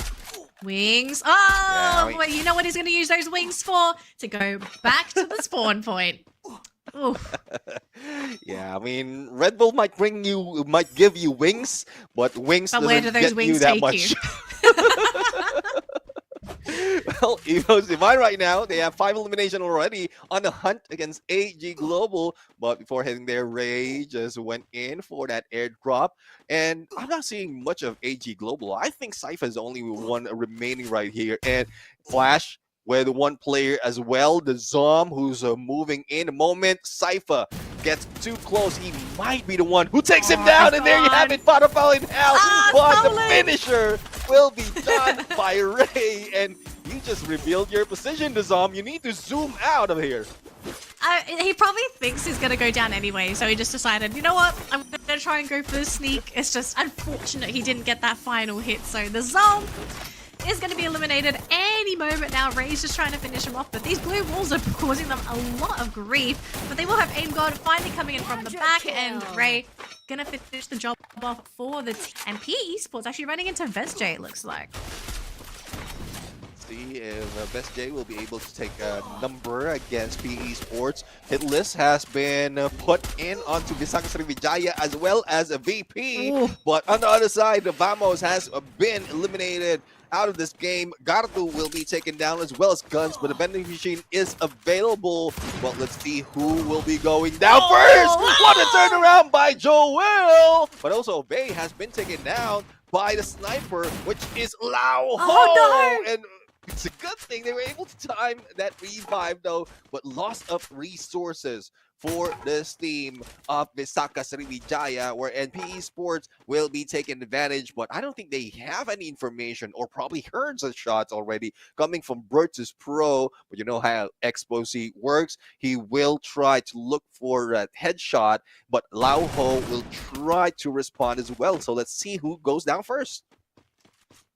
I have to see whose head pops out first, right? We've got to figure out if you can get that one shot, that one tap. But I think VP, I think they did catch sight of Onyx because they keep looking in that direction. So I think VP, they realize they are kind of stuck in the middle here, and they're trying to figure out, okay, who do we potentially deal with first? Is it going to be this team that's on our left side, or is it going to be the team on the right side? And it's going to depend on whether or not we're going to see Onyx go for that. He's going to sit there and guard that spot. Yeah, unless, well, they did use that binoculars to spot out where Onyx Olympus is, but as we look in, the two players coming from Visaka Sriwijaya is trying to defend themselves. Guns has been taken down already, but before that, Evo's Divine has lost Ray at this point. Aim God and Coachil, once again, they are in trouble, but doesn't matter though. They have the numbers that they can work with, especially with how they survive the third spot earlier. So they have invested already, but can be asking for more, especially if they can bring back most of the teammates into the next phase of the circle. For WAG though, they have 6 elimination already, trying to avoid being backstabbed by Visaka Sriwijaya, where Visaka Sriwijaya, I think they have been revived as well, but not so much of resources to work with. So it's very, very difficult, especially as we are now in the third phase of the circle, going into fourth.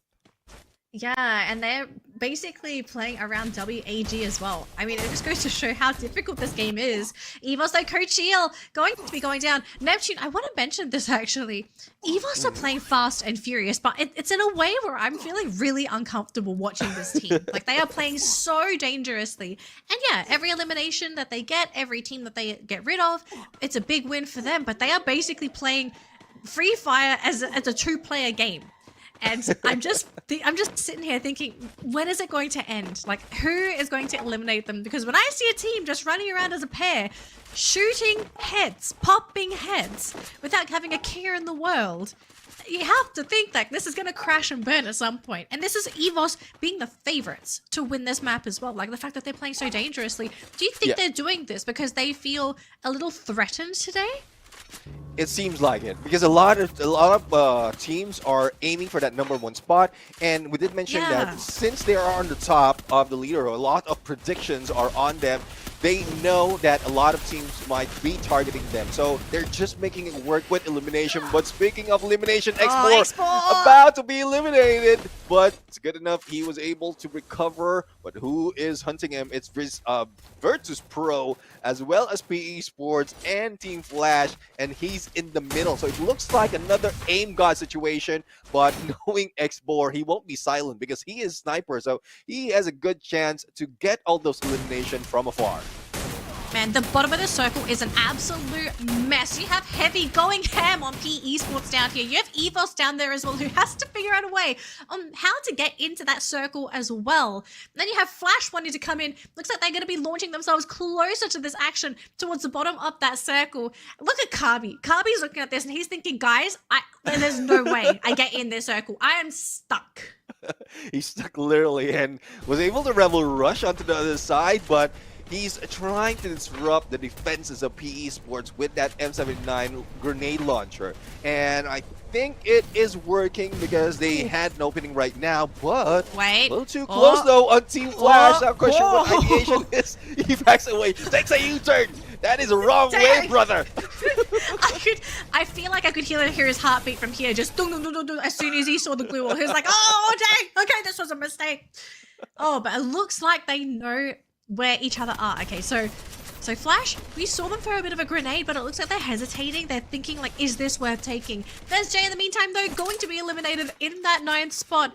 Heavy staying within their compound, but they have several neighbors in the vicinity. Flash in particular, their closest neighbor and maybe their arch nemesis moving forward. But look at where this next circle is going to be, Neptune. It is right where Onyx and GOW want to be. Everyone else in the meantime, though, I feel sorry for them. I don't know where they're going to be able to hide. There's no compounds on the left side of this circle. And there's a risk, though.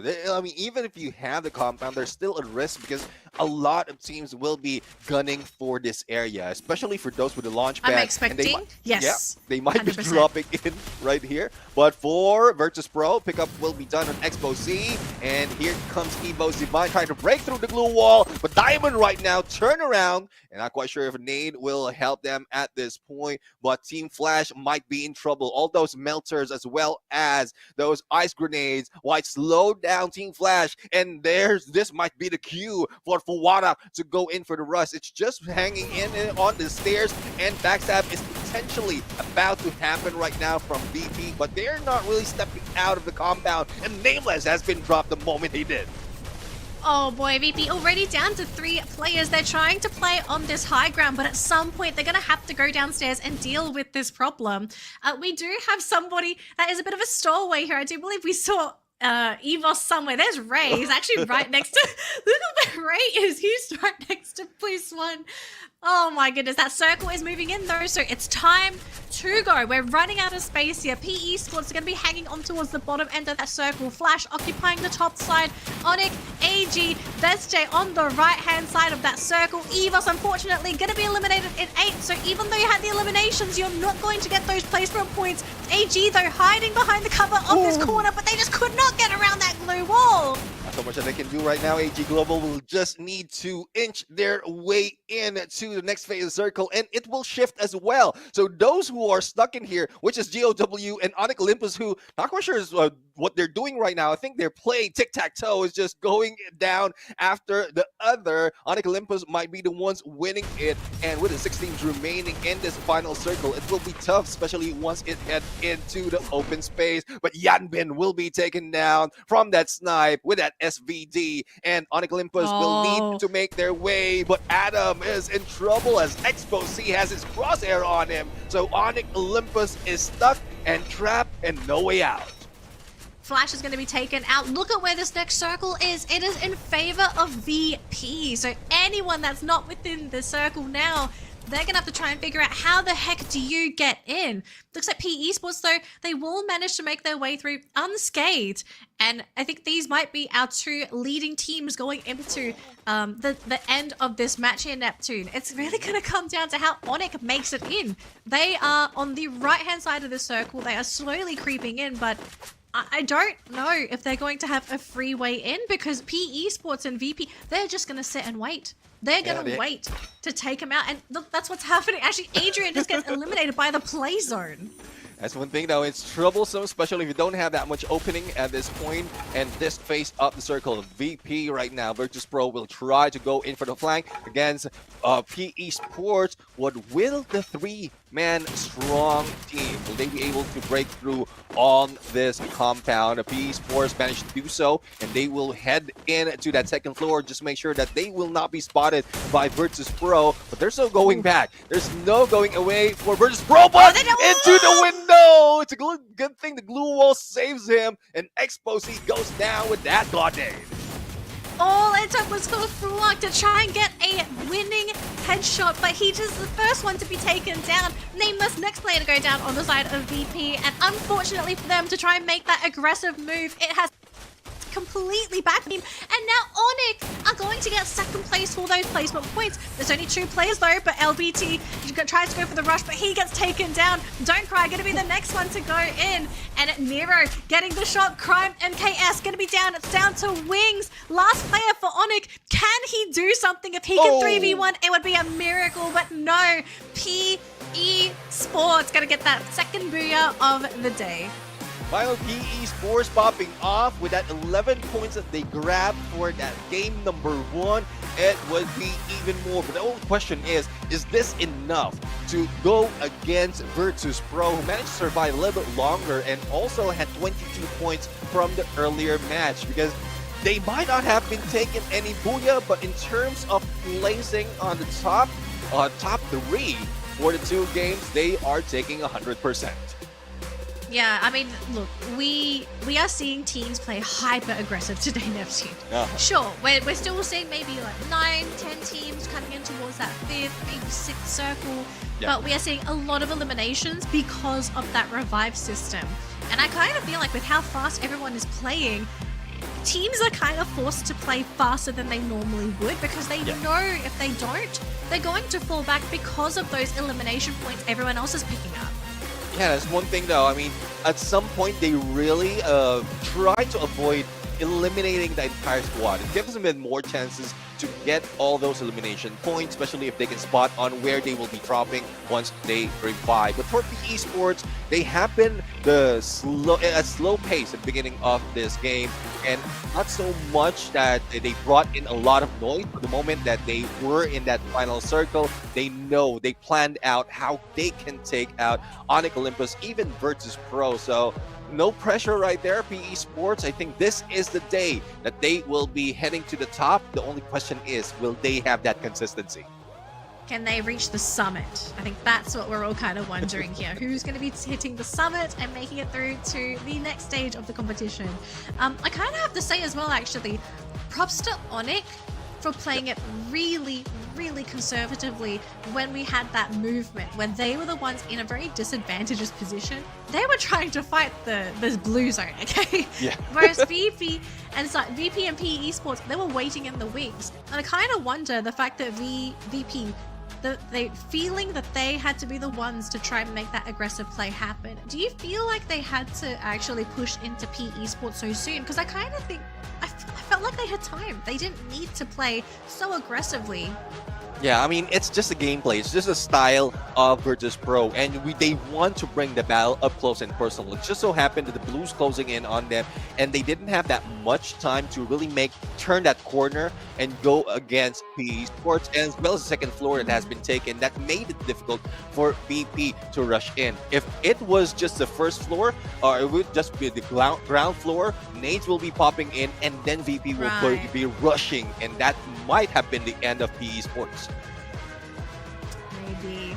It looks like we do have our interview almost ready to go, folks. So it's going to be pretty interesting to hear what PE Sports have to say getting that first booyah for them today. And I'm kind of wondering how they're feeling. Like, are they feeling really, really good? We'll find out right now because the interview is ready. Let's see what PE Sports have to say. Give a raise for PE Sport, and that is our booyah for today in our second game. Hello everybody, I'm Yoonsul, and right next to me is LBT from PE Sports. Hello LBT. So let's jump into our first questions immediately. It has been a long time we see you here on our second phase of the knockout stage. And this is your booyah as well. How do you feel? Excited, scared, nervous or anything? Can you share it for us? Xin chào LBT, thì lời đầu tiên là Duy xin được chúc mừng LBT cũng như là PE Sports đã có một màn comeback vô cùng mạnh mẽ ở trong trận đấu thứ hai này. Mặc dù là trận đấu đầu tiên thì mọi người thi đấu cũng rất là tốt, nhưng mà bởi vì mình đã có booyah để giải vây rồi, và đồng thời đây cũng là ngày đầu tiên mình quay trở lại với đấu trường, thì LBT đang cảm thấy như thế nào vậy ạ? Em cảm thấy hơi nôn na, hào hứng. Hơi hào hứng. Dạ. Hào hứng rồi còn cái gì nữa không? Muốn chiến đấu hơn thôi. Muốn chiến đấu hơn, vậy cái này là coi như là thêm động lực đúng không? He feel very happy.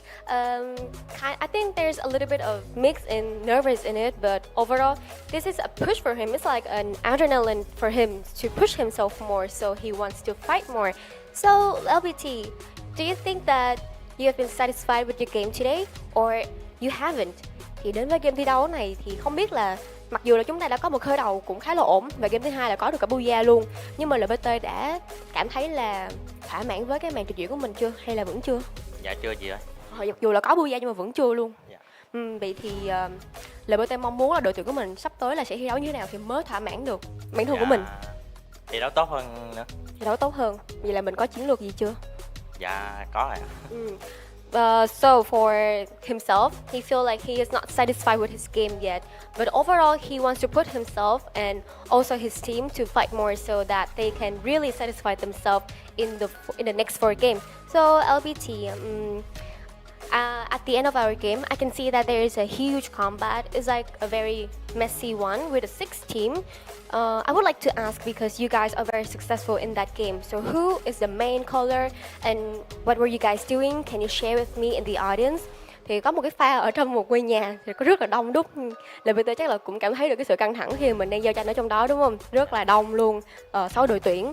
Thì Yusu thắc mắc là không biết là ai là người đã call chính cho cả đội, hay là mọi người làm cách nào để mình có thể giải vây ra được khỏi những cái tình huống căng thẳng như thế. Thì LBT có thể chia sẻ Yusu và mọi người nghe được không? Dạ, team em thì anh Rô là con chính, còn anh Bình là con phụ.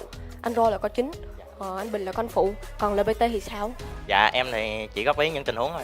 Ồ, nhưng mà làm sao mọi người có thể mà bình tĩnh mà để mà mình giao tiếp với nhau khi đang căng thẳng như thế? Chị nói liên tục rồi chị ơi. Nói liên tục mà vẫn bắn được như thế luôn á hả? Hôm nay thi đấu rất là xịn.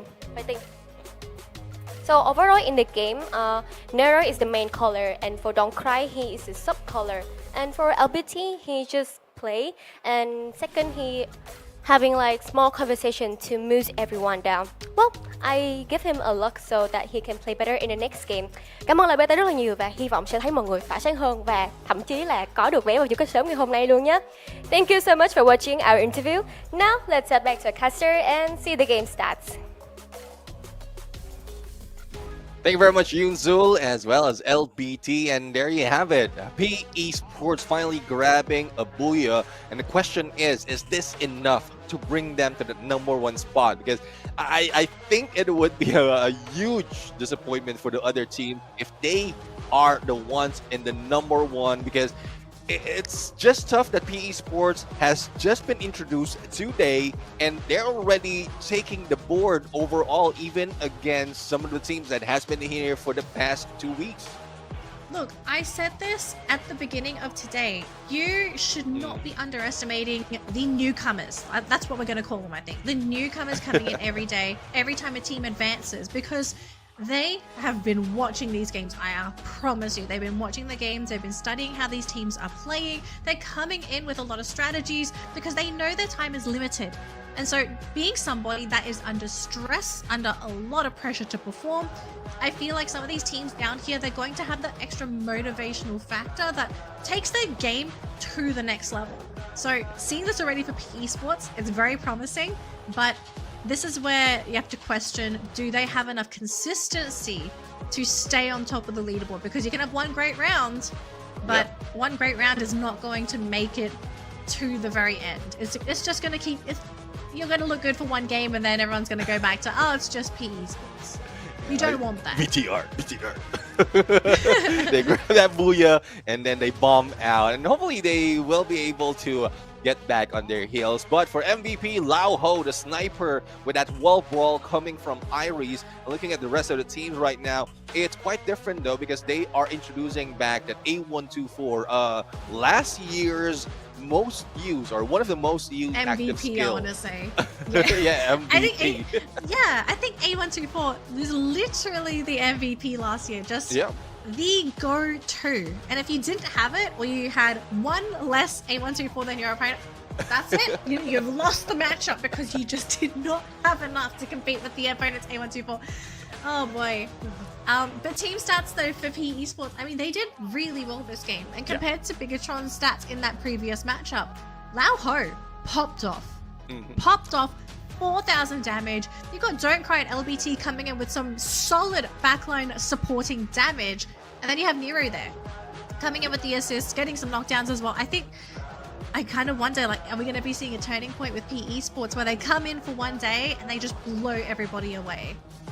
I mean, that's one thing though, but as we look at the key player, it was just Lau Ho all across the board. But for the entire PE Sports, I guess they will need to be to get a little bit more aggressive at this point. Doesn't depend that much on Lau Ho as the sniper, because so far he can get all those knockdowns, but it is dependent on the rest of the teams as well to follow through. And I think in this match they did follow through. 13 elimination, most than everyone out here, and we are also looking at 10s in terms of Onyx Olympus, GOW, as well as Evo Zubine. But placement overall, it is just PE Sports on top with 25. Onyx Olympus though, good number on them, especially when they were introduced.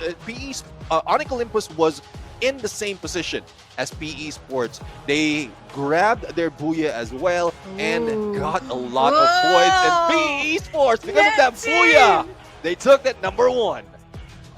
They've taken the number one, but surprisingly, they have also tied with VP. They are literally tied in terms of points, but if we're going to take it to a tiebreaker, PE would win this because they've got that booyah.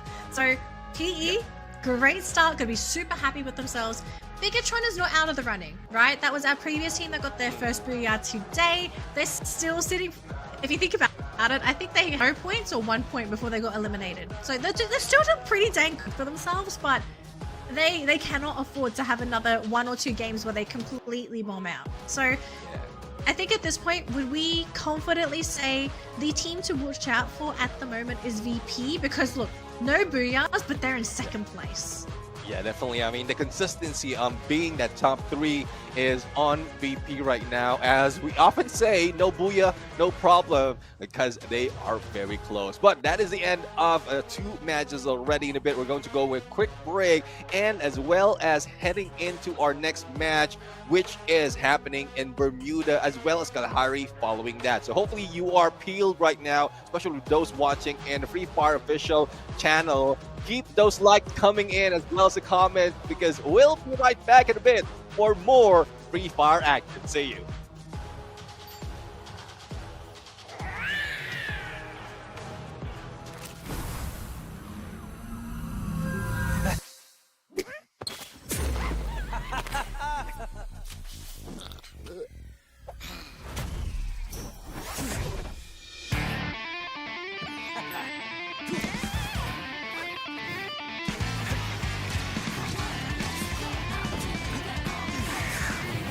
Hello, Griza.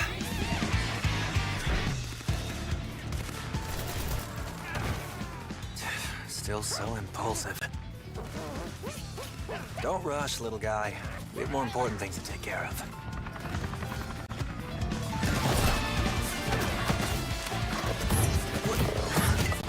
Oh, come on. What a hassle.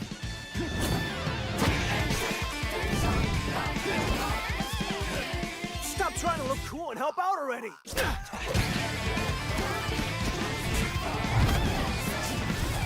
How many of those do you have?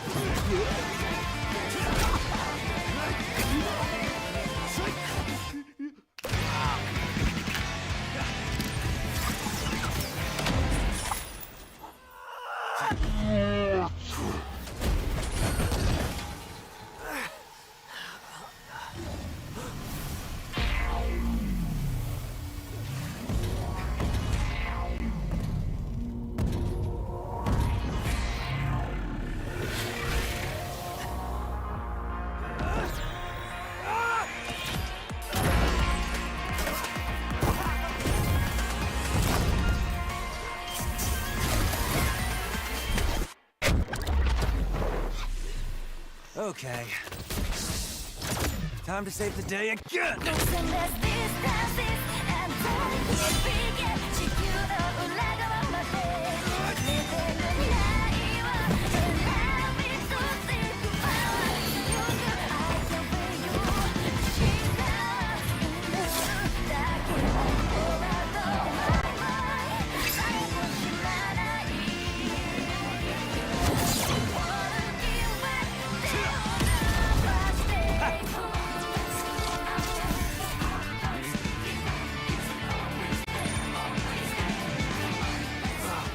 What's happening?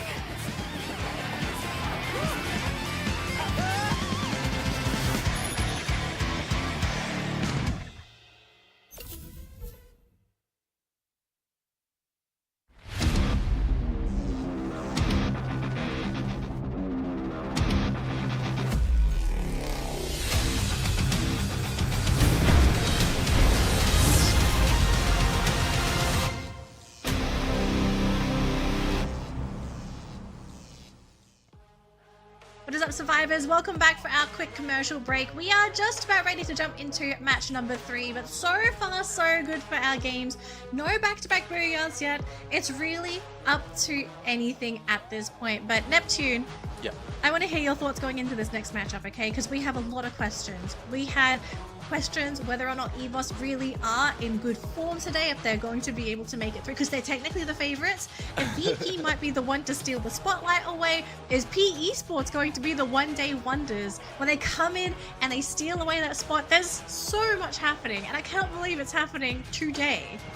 Well, in terms of consistency, VP really is prime to still maintain their role unless they are taken down a little bit early. But for EVO's Divine, though, the next map would be Bermuda. So they are taking this spot overall. In terms of week or phase 2 performance, they have grabbed 2 booyahs already in this map and is in a lead of 17 against GOW, who's also doing well in this specific map. So I think it will still remain the same unless EVO's Divine play for that 2-player game again, wherein they are getting too aggressive and then some of their players are being taken out a little bit too early.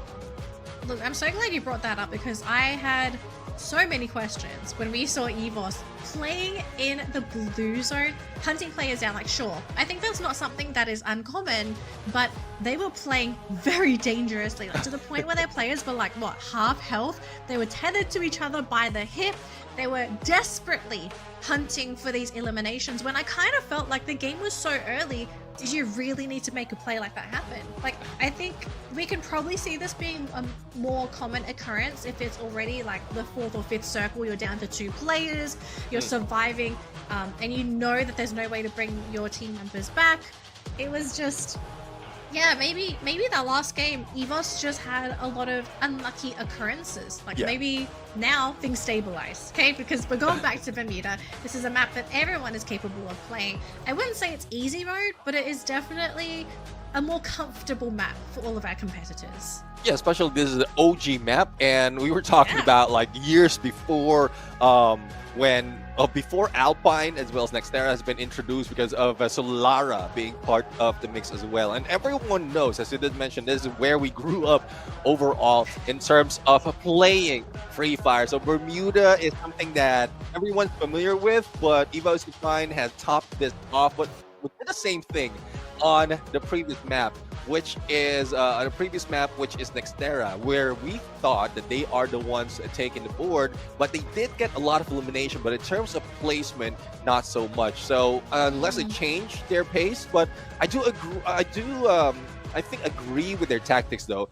In the early parts of the game, you can play and tank the blue because it doesn't hurt that much. The only question is, how are you going to get back into the next phase of the circle, because it will be occupied by a lot of teams. But I guess that will be seen, because we are heading into Bermuda right now, going into the green grass of home for this Free Fire battle. We're going home, boys. We are going back to where everything began, our hometown, Bermuda. This is where we all have something in common. I think we're all very familiar with Bermuda. But I want to see, okay, this is something that is very unique to Bermuda. And I think you and I, we've seen this a lot in the esports scene for Free Fire. What kind of madness are we going to see? Because one thing that is so iconic with Bermuda is because teams are very familiar with this map, they're very comfortable.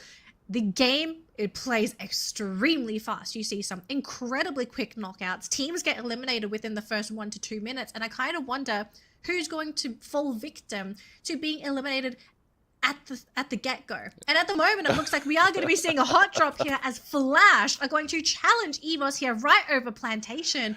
Who's going to get the first good loot? That is a great question. Oh boy! It seems like it is a lot of early engagement that is happening, and EVOS Define is rocking it. Wow! Oh no! Team Flash right now going down like flies, and they didn't even reach where they intended to go. I think they want to go in a little bit further, which is Shipyard, but EVOS Define says, no, we want to get a lot of elimination, and let's start it off in Plantation, and they did so with 4 on their board.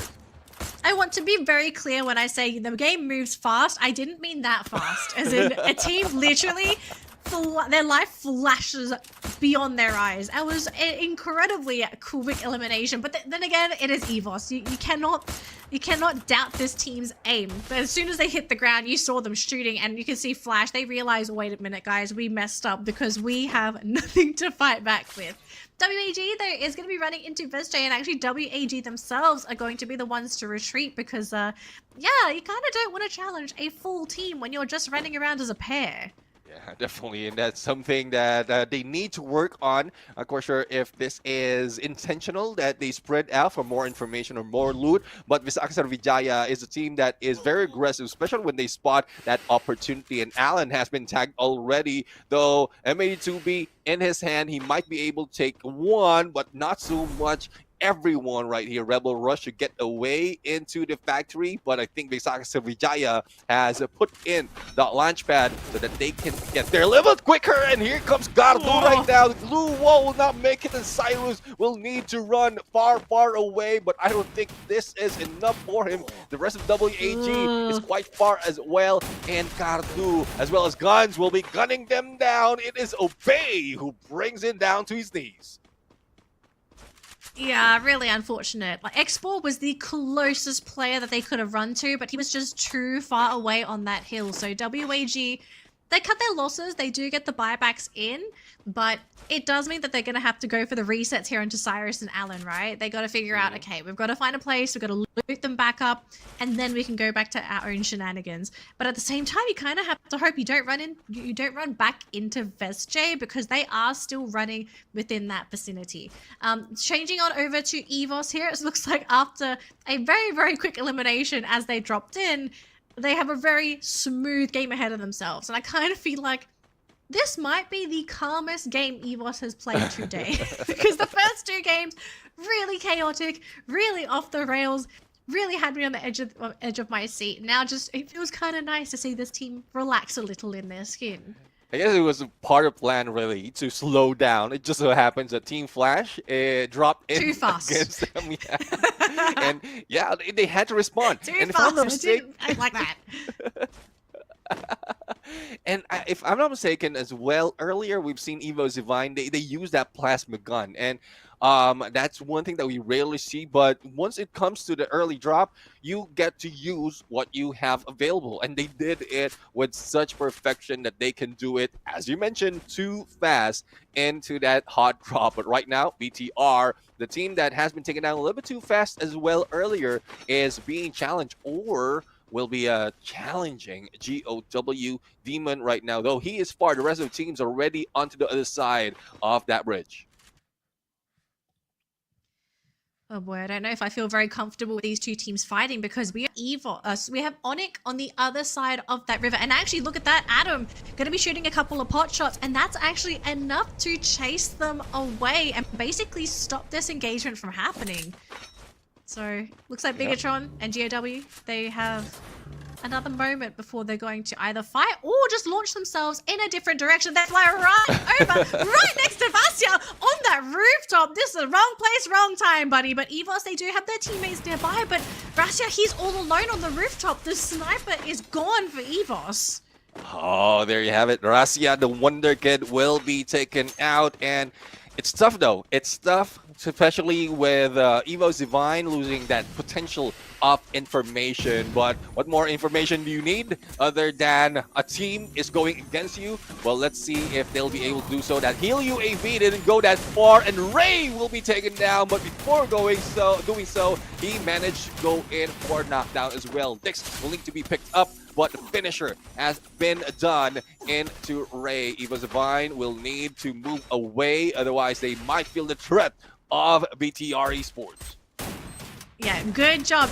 Look, EVOS, you gotta bail. I think EVOS, they played a little bit too fast today. I think they need to calm it down, so I am glad that they have retreated. But Onyx is coming into play against Bigatron, and we'll have to see if Bigatron do stick around, because we could be having a lot of action in just a moment. Koja going to be playing around the boxes there to see if he can catch some vision, but Adam, he is doing a fantastic job for his team, trying to provide any kind of top-down vision he can for his teammates. And I think Onyx, they're deciding, okay, are we in a good spot here to try and retaliate against Bigatron, or do we just sort of hang here and wait and see if they want to try and challenge us? We do have Kyong running onto the rooftop right next to Adam. Threw a couple of pot shots. It did not go for the one tap though. Right onto the low ground, and he catches him. Adam going to be knocked down on that low ground, and now Kyong is going to take that rooftop. Onyx playing on the low ground. They kind of have picked up Adam. Beautiful play coming in from Kyong. Kyong right now jumping in, and the height that he had right now is potential for that headshot, thus an easy elimination against the players that went against them. Ray right now will be taken down. Rasia is back in play, and it's pretty much the same gameplay as we saw earlier. It's just a tag team for this team. One goes down, and then the revival will be done, and then another one goes down as well. So hopefully Rasia will be able to find a good landing spot, because it will be tough, especially if you're far away from the rest. Yeah, well, at least for EVOS, they will be able to regroup as a team. They have found a little bit of a quiet spot, so gonna have to go for a bit of a reset, but oof, that was just not what you wanted to really have here for EVOS in this particular game. We do have Heavy on the screen here, just going to keep up with their looting game, but if they run in the wrong direction, they're about to run into VestJ, who is occupying a portion of the map themselves. And look at this though, VestJ actually eyeing AG, and unfortunately for AG, they're stuck on the low ground and committed so many glue walls before they launched themselves out of there. So a really expensive escape here. Cypher does finally jump onto that launch pad, and they will manage to get themselves just outside that circle and into Mars Electric. Yeah, it's risky though because the blue will be closing in, and I think Bisaksa Vijaya spotted them already. So the moment that they get into that vending machine, bring back due information will be relayed that they will be dropping in somewhere close. So they need to move fast. But speaking Yeah. of moving fast, we have Evo Divine right now who moved fast as well as revived their teammates that quickly. Not quite sure though if they have all the resources they need to challenge GOW Rasia with an SKS. No he's looking opening bare. for him. No, he I looks really bare. This man needs a investment. He needs Yeah. somebody to load him up because he is just struggling with his inventory. I don't know. I mean, EVOS, they're going to make the call and they're going to move over to the other side of Clock Tower. But GOW, I'm pretty sure this team has eyes on them. So they're trying to figure out, is this a team that wants to challenge us or are they going to run around us? And for EVOS, they're playing it really slow. They are looking friendly so far. So you can see GOW being a little bit passive. Oh, actually, no. Rasia's going to be aggressive. So just proving to them that they are looking for a fight. And I hope EVOS have enough in their back pocket to finish this fight off. Because if they don't end this soon, VP is coming in hot. Yeah, they will be coming in hot. And as you can see, the split right now, Diamond, it's quite different right now. Seeing Diamond far away from the rest of the team. Most of the time, he is the one together with Nameless. But I think with aggression coming from Fuwarak, especially from what we've seen yesterday on Clash Squad, he needs more of that electrotherapy and that backup from their support. So Diamond's the one who's peeling away. But for EVO's Divine, they are just waiting for the perfect opportunity. I think they have information on VP already, but all they have to do, or all they want to do, is to take this compound against GOW because it's more of a safe compound, especially with the elevation that we have from that building. Yeah, so it's a matter of if anyone makes a move, and if, let's say, it's either VP or EVOS, does the other team maybe take advantage of that and go for a sandwich maneuver? You see EVOS jumping onto GOW. Okay, let's join the party. Let's add some chaos and maybe take advantage of, you know, that craziness that kind of happens when you have a 3-team fight off. But it looks like for now, VP, they want to play it safe. They're playing under Clock Tower, so pretty protected at this point of time. Not really worried about anybody, and they're trying to look around to see is anyone hiding here, but it looks like this is going to be where VP camps out until the next circle. So VP, I think they're going to put the brakes on, and I like this play. Like, as great as this team is playing, they are in no rush to pick up these points. They're feeling pretty confident to grab it later on. Yeah, they have that element of surprise. Not quite sure if Demon has spotted them because he is on Overwatch right now. And GOW is still safe though, but the rest of the teams has spread out, or the other teams has spread out already. And I think they are within this phase of the circle as it closes down to the third, going into the fourth right now is where most of the engagement will be coming in. Don't have sights though on AG Global, as we mentioned that they are now in factory and is being gatekept by WAG, though they don't have specific compound, but they can swoop in onto the other side, probably provide or get a few more covers, and then they can go for backstab against WAG, specifically for Xpur, who is the sniper and the best player out of this team. It looks like for AG, they kind of don't know. So I think at this point in time, AG, they are assuming somebody is gatekeeping this factory area, but they don't know where WAG is. So without this information, you can see this team really struggling and trying to decide, like, okay, do we really go in? Do we play along the edge? They're playing along the edge at this point of time, and because WAG is not showing their position, it's really making AG think twice about their movements, but they are going to slowly move in. And you can see WAG trying to get into position, maybe try and go for a bit of a flank here, export to the right-hand side, the rest of the team on the other side, and it looks like the fight's going to begin, Neptune. Yep, WAG and AG, the fight that has been going on between these two teams. Nades has bounced off that glue wall. I think there's a little bit of blame that will be happening. FGL will be rushed in onto there, and Chinoy will be taken down. Two players will try to back him up, but WAG is primed to make sure that they go down. And Barros, it really went down, but it's not coming from WAG. It's coming from Team Heavy, who's shooting them from afar. So even WAG will need to take a little bit of cover, but they are surviving though, and they're peeling off AGW one at a time up until elimination. That lack of vision really hurting AG in the end of that. And now WAG, they're going to have to deal with Heavy, their next opponent, who was coming in hot after AG, but Mufasa getting sniped on the edge. Now we do have Kabi and Get Nice. They're going to try and go for the pickup, but Krillin coming in from the back. They do get the pickup though, so back to 3. Alan on the ground along with Cyrus and Krillin. He's got Export to back him up, but they do need to get those headshots. If they can get a head tap, that would be fantastic. But Kabi rounding around, trying to catch Export, but Krillin here with the support, gonna try and take down Kabi, but Krillin gets caught! Yep, Heavy right now will be the ones winning the fight, but Export might still be alive for not so long. Here comes Mufasa going in for that elimination. And though they have lost one of their players, they still have all those points. But they need to be careful though, because a lot of teams are already waiting in on Clock Tower, specifically BTR and Bisaka Sriwijaya. And for Bisaka, there not so much of movement that they can do, especially they're stuck on that glue wall. Oh boy, look at where that circle is. So everybody is fighting outside of that circle. And you can see who's prioritizing that next safe zone. We got VP, Heavy, running in hot, but looks like Bigatron and GOW. These two teams are too occupied, but because Heavy tried to run into the circle, they get eliminated by VP, I believe. Bigatron, they're going to be taking that west side, and EVOS, it looks like they managed to creep in from the top side. So GOW and Vasj, they figured out how to get in and basically dodge a fight up against Bigatron and VP. Let's see if they can dodge that fight, because so far VP has their eyes on BTR right now, and Eva Divine might be doing the same. Dion from the other side, take down Dix. I think they have that elevation, especially with how that shot went in through that window, but it's just an exchange right here. It looks like a tennis play coming from Virtuos Pro as well as BTR, but in the losing end, it is Bigatron Esports right now, because they're stuck between a lot of teams who have their crosshairs on them.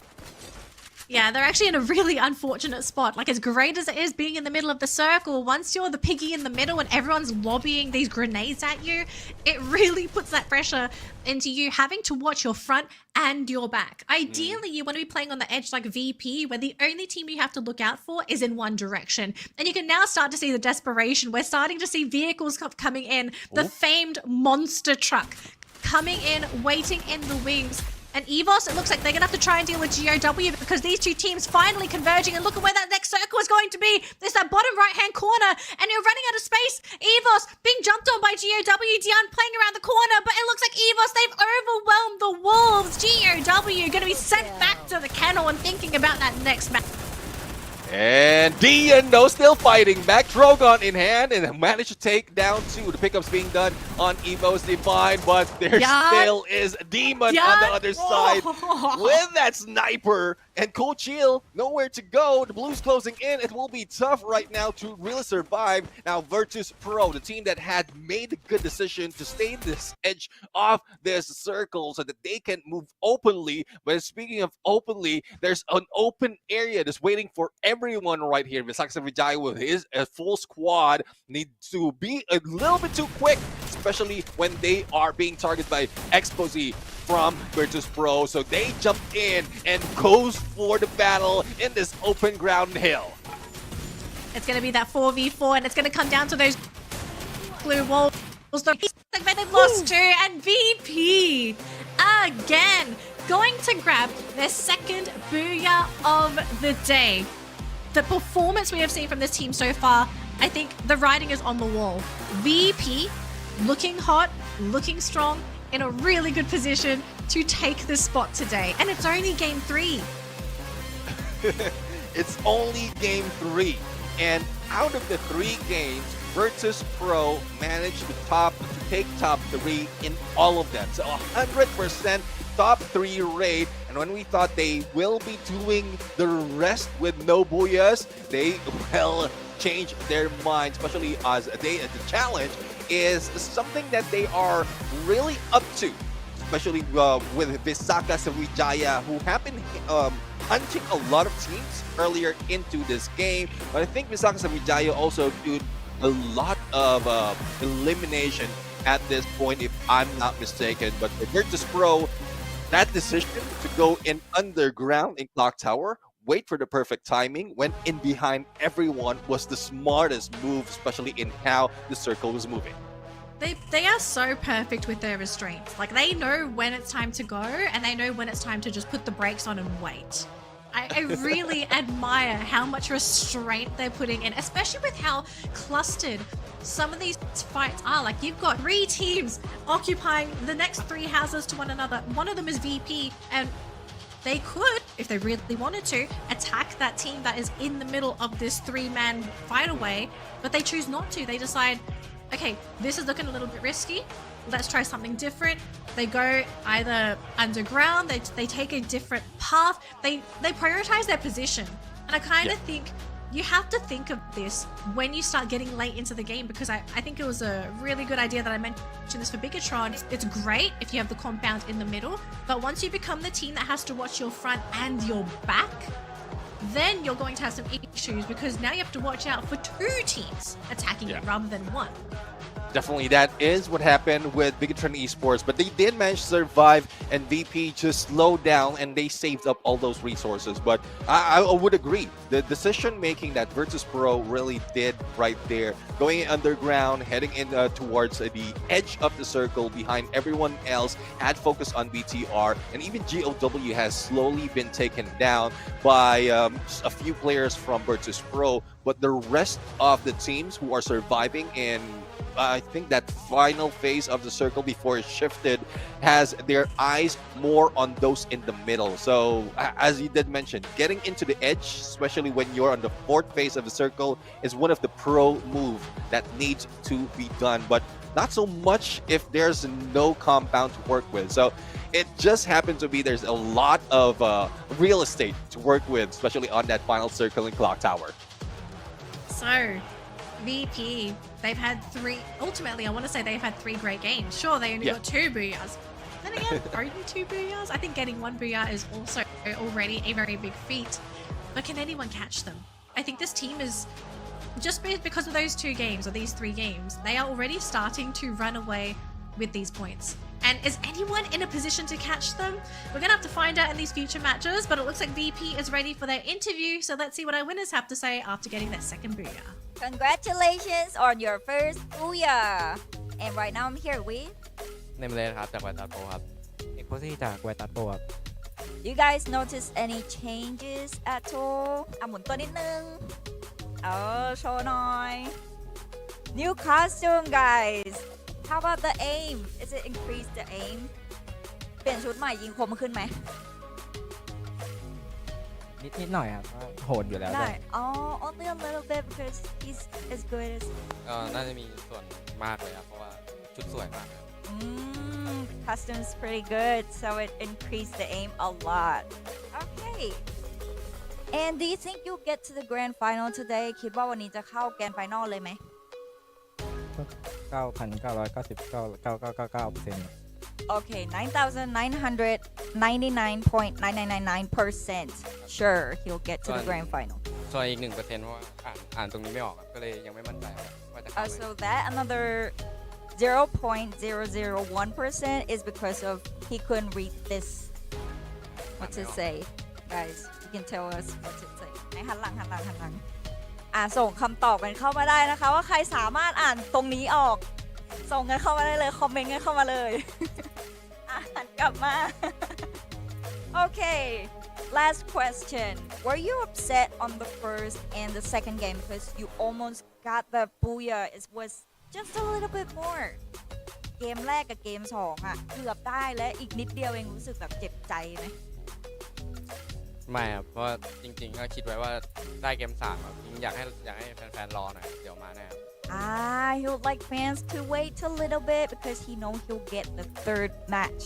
Hey, แล้วเราล่ะ ไม่มีอะไรเล่นให้สนุกก็พอ He only wants to have fun, guys. Okay, thank you so much for this interview session. Now let's get back to the casters. Thank you, Misa. And Virtus Pro. Well, I guess the costume really makes a difference, or the change in uniform makes a difference. And as Misa mentioned, good new costume, new set of aim, and this is what Virtus Pro has brought us for this game. But again, first booyah coming from Virtus Pro. keep it This is fresh. something else. It is something else. Like, it came to the point where I think some people caught me saying this. I said they had 2 booyahs. No, this was their first one. They just played so dang good in their first 2 games that it felt like they actually had a booyah already. So just they tied first place basically after that game number 2, and now to pick up a whopping huge bucket of points again for game number 3, and also them now securing that booyah. I questioned, is there anybody that can really challenge VP? Are there any teams that are either firstly going to have the confidence to challenge them in a hot drop? Or is there a team that is going to basically hunt them down in the game, which you can't really hunt a specific team down aside from dropping with them and knowing who that team is because they drop there all the time. It's just, dang, I just can't believe how good VP is playing today. Well, I can believe it's well, because that's the reason why they're not part of the prediction, because of how, I would say, soft they have been in phase 1 and even beginning of phase 2, because it's not really the consistency. The consistency is not on them. Yes, they are putting in a lot of points, but strategically, it's not working that well. Another factor might be is Team Falcons, Brim United, Narc, who's already out of the current list of teams. True. Thus, they can move up a spot. And even if the Evo's Divine is on the list, it's not showing to be a challenge right now for Virtus Pro. Yeah, I think everyone's kind of wondering what's happened to EVOS today. They have really dropped the ball, especially with all the expectations that are on their shoulder. I kind of wonder, them knowing that they are considered the favorites, because a lot of the bigger teams, right, as you said before, the bigger teams are kind of not playing now. Are they starting to feel that pressure that they are the ones that are supposed to make it through, but they're actually not? Or are they starting to feel that pressure that maybe their success was based on some of these stronger teams being in the competition and getting rid of teams like VP that is causing issues for teams such as EVOS? Yeah, it might be a factor right now, but looking at the key players, Expose, the sniper, especially with that M82B, has brought in 7 eliminations plus close to 3,000 of damage, and Diamond, who is, as I would say, a rusher at this point, has eliminated 5 with that grenade, so he might as well be a bomber in this game. Now, 26 points coming from Virtus Pro. Misaka Srivijaya, though they went in second in that play, they were stuck in most cases, unable to get as much elimination as they need. So it's very close between them and BTR. And for Evo's Divine, it's not so much compared to what is expected from them for today. Yeah, and just the 26 points, that is going to put VP in a significant position on that leaderboard. 62 points, 20 points over second place, which is actually both Bigatron and EVOS, both of these very strong powerhouse Indonesian teams. And yes, we've still got 3 more games to go, but not only do you need to fork out those 20 points that VP currently has as a gap, but you now also have to consider extra points to overtake them in these upcoming games. This is a Goliath of a task for these teams. But the thing is also, can VP keep this up? Because we've seen it before. Teams, they have a great 3 games, and then what else has happened? They suddenly lose that energy for the last 3 games, and all of a sudden, that gap, it doesn't exist anymore. Yeah, the gap doesn't exist, but I don't think that was a factor, especially if they are using that Samsung Galaxy S25 Ultra, because there's no gap in terms of performance. There's no lag in terms of movement if this is the device that they're using, and this is the official sponsor that we have not only for the spring season, but as well as for the fall. Samsung Galaxy S25 Ultra has been equipped with the next generation Snapdragon 8 Elite for Galaxy processor, as well as the enhanced Vulkan engine and improved ray tracing technology that makes it a powerful device in the palm of your hand. Look, I can say these Samsung phones are brilliant. I have the 24 Ultra, and I already think that is amazing. So if you want that top tier gaming, go upgrade to the 25 Ultra. If I have the extra money, I'd probably go for an upgrade. But the phones, they're brilliant. I've actually had no issues with my Samsung. It's actually kind of crazy. So, Neptune, you know what's coming up next? My favorite map in the entire world, Kalahari, coming up. Map number 4 could be the map that maybe changes the trajectory of this current day, because at the moment I think if things continue the way they are, VP are going to be the undoubted kings and will be taking that spot to the next stage of the competition. And what makes it worse, I don't know if that trajectory is going to change, because VP are the kings of Kalahari based on the stats. The next two teams though, they are contenders. It is actually Allen and third place team on the leaderboard at the moment, Evos and Bigatron. So is there a chance that they could topple VP? Possible. Possible. Well, that would depend. That would depend if they can eliminate VP. As it did mention, the 20-point gap will only be easier to be achieved if in case VP doesn't make any point in Kalahari. But judging from that numbers, it will be tough. 4 Booyahs plus a total of 152 from all the map that are all the games they played in that map. And even Evo Zivine didn't get so much of a Booyah, but is very close on second. So 2 teams battling it out, and 1 will only be that number, that Booyah taker for this game. So let's jump in to the desert land of Kalahari and see who gets that Booyah. All eyes are on our top 3 teams at the moment, because they are the top favorites to secure the Booyah on Kalahari. But of course, we can always be surprised. We could have an underdog potentially steal this away from all 3 of our top teams. Now, looking at the flight path so far, dead center from bottom to top. Are we going to be seeing any skirmishes for that refinery? And it looks like we could be seeing VSJ going up against P Esports in that central area of the map. So refinery is going to be a bit of a hot spot there for these 2 teams. Onyx in the meantime though, luckily they are going to get a nice clean entry. But for VSJ, not so clean, because they've lost both guns and Obe already in this 2-team skirmish. And look at this, Flash actually coming in with 2 players of their own as well. It could be a 3-way. Gardu, last player left in VSJ. They are gone. Gone with the win, and PE Sports right now really looking tough, but LBT will need to be careful. No more backup and going solo, and not enough points as well to go for the revive. So let's see what he will be going for, because it's not just this team of Team Flash, also AG is in the mix. So you need to be careful, run around, run away, but no, PE Sports out for the count. I actually can't believe both teams that dropped into Refinery were eliminated first. We had 1, then we had 2, and who won? The Vulture. The team that came in and cleaned everything up. Devastating start for our first 2 teams that are eliminated. So already right off the bat, we only have 10 teams playing the rest of this round of Kalahari. We have a little bit of a 1v1 here between Diamond and Ton. But Diamond looking to be in a really great spot here. If Ton, though, can get the 1-tap, we could see a bit of a change. It's just going to be an exchange of 1 point, though, whoever wins this. Demon is nearby, but it's actually going to be both Ton and Diamond knocking each other down. And it's a question of, is anyone going to pick them up? So we'll have to check another day. But we are going to be going back to VP, nowhere near Diamond. So Diamond is not going to be picked up at all. Yeah, But no pick up. They just go for the buyback. Okay. Yeah, much easier right there. It just costs a few coins. And Team Flash right now still a little bit flashy, taking down a few players from GLW. I would say that was awesome. Going in for a tie. No contention.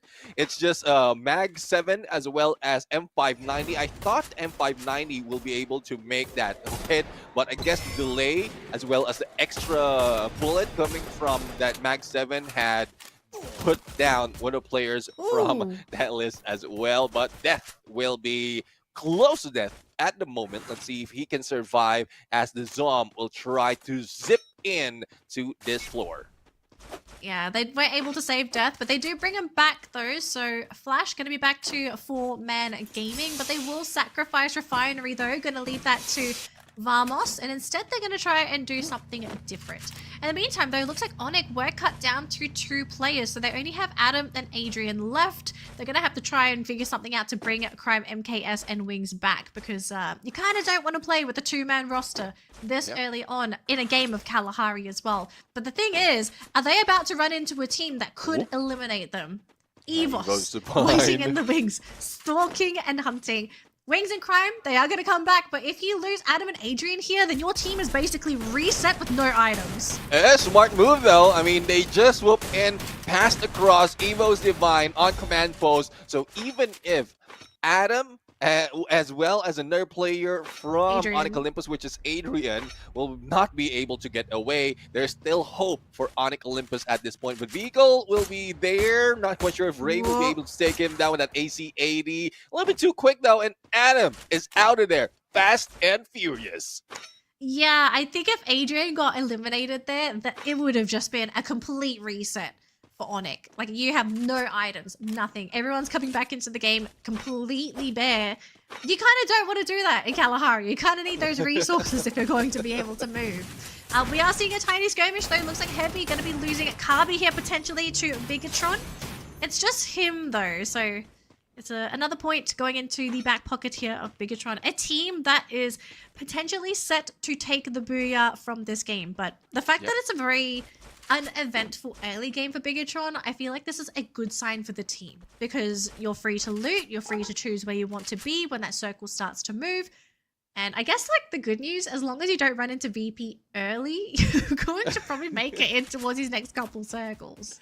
And I don't think VP will be a threat at this point in the early parts of the circle, because they're just waiting for each phase to be available for them, and that's where they get their position. But for EVOS Divine right now, they really need to reposition, and there goes the spray. Ray and Aim God has been taken down, but all they have to do right now is wait. Rasia is just waiting as well. I'm quite sure if he has the weaponry to go against 2 players who's rushing against them, and Cart on his hand, nades onto him, and here comes a Ton as well. So it's a 4v1. Rasia will be stuck, and GOW will be the ones winning that fight, but not so much though, because there's a few players that has been revived. But 4 versus Pro, this is a chance that they have been waiting for, a chance to add up to that 1 elimination as Vamos rushes in against them.